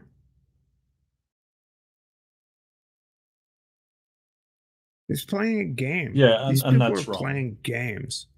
Yeah, that's wrong. Like, nobody's sort of saying that representation in politics should be a game or anything like that. Nobody's saying. But it is, though. Well, I don't think it should be. That's the thing. Like, what it shouldn't is. be. And, I agree. It shouldn't be. But it is, though. Well, yeah. Yeah, I get what you're saying. I'm going to wrap it up here. It's actually been like almost 5 hours, which is like the longest stream I have done for quite some time. But I want to thank everybody for coming. Really appreciate it. I can play my members again to say thank you so much for supporting me. Thank you to everybody. Thanks, Eric. Thank you, Ember. Thanks, Stephanie. Thank you to everybody that dropped in. God, I'm going to forget everybody's names. Sorry, I turned it into a debate, and congratulations. No, that's okay. We're just trying to play some video games, Stephanie. Let us play our video I love games. you, Mark, and I honestly appreciate your sincerity and your passion, and I want to again congratulate you on a very solid landmark. Yeah, congratulations. Hey, Mark loves debates. I do. Somebody once asked me if my wife can beat me in a debate, and I sort of said, well, actually, she just lets me debate with myself and then just tells me what to do afterwards. So, that's the trick. Just let me argue with myself. It was funny, but once somebody sort of said, oh, what's the best thing in this game? And I sort of said, well, this one's got this and this one's got that, and then outlined all of the problems and then the problems with both of them. And he said, Mark, you realize you've just said one, then the other, then both, then neither. And I'm like, yeah, that covers just about everything. What he was asking was which I think is the best, not which was the best sort of, to be analyzed. So forgive me if I'm going too deep into a sort of shallow subject. I have a tendency to do that. But thank you, everybody. Wilberforce was on. Dave from Captive Desk was on. Check him out. Help me out, Ember. Who else was on? Tons of people were on. I can't remember. Oh, yeah, so many. Nitty, Surgeon Bree. General under his other name, Anathema. Yeah. Doc Anathema, Dino. yeah. Doc Dino was here. Doc Dino was on real early, yeah. And had to go. Maya had stopped in. Big Bad Mama is still here, which is just incredible. Big shout out to Big Bad Mama. Dr. T with 10 memberships, Eric joining memberships and then doing 5 more. Tapioca Weasel. Tapioca, for the record, Tap did 10 memberships, 2 batches of 5. And then I stepped in and I said, I got to do something. So I got another 5 in there. But yeah, Tap is the MVP of the night. He got you 10 memberships. I think so. But also with everybody sort of doing super chats. Hey, Mark. Mark. Yeah. Have you noticed the beer that Eric is drinking right now? He's a real Australian. He's a real Australian. Hold it up. So I'm drinking what an American thinks an Australian beer is. Yeah, Foster's is fine apparently. Yeah. it's okay. It's we export it, but people here don't actually drink it, which is hilarious. But I just love the large cans. They're great. Yeah, well, that's Australians and beer. Look, I don't even drink beer. I don't drink at all, really. So yeah, I'm a bit of a weird Australian because I don't drink beer and I don't like football and stuff. But that's okay. That's okay. It's yeah. Yeah. So thank you so much, everybody. I live in the Seattle area, so we have a lot of really good breweries here, and yeah, just every once in a while, I just want some kind of, I won't call it trashy beer, but it's beer that trash people drink, It's and I'm beer. I'm drinking it. So what does that say about me? Yeah, Foster's is fine. It's all right. Okay. Yeah, It's all right. It's not. It's accessible. The greatest, but hey, with a 25 ounce can, with a 25 ounce can, that's 1/2 the trips I have to make to the fridge. So there you go. Makes sense. Yeah. But look, and thanks to Tux for coming on. Tux was on here as well. Let's not forget about Tux. And there were so many people here. Thank you so much, everybody. It's so appreciated. Oh, Bree was on. Of course, Bree was on. Yeah. How could I forget? Bree was on. Yeah. How could you? And how could I? And everybody I've missed, I'm sure I've missed somewhere, and I do apologize. But thank you so much. Be kind to yourself. Definitely be kind to yourself and be kind to each other. And I will catch you in the next one. Next milestone, I guess, is 5,000 or so. I guess, or yeah. So let's do it. Hey, let's get to 5,000. Look at all y'all. Come on by on I think Friday. I think I'll do a 200 subs thing. Yeah, why not? Sure. Cool. Yeah, if it's on, give me a heads up. And I will be on. That's my Saturday. What's a good time morning. for you, Mark? Yeah, Saturday morning. I've got the debate thing with Ember on Sunday morning for me, which is Saturday night for him, and I still gotta edit that video down.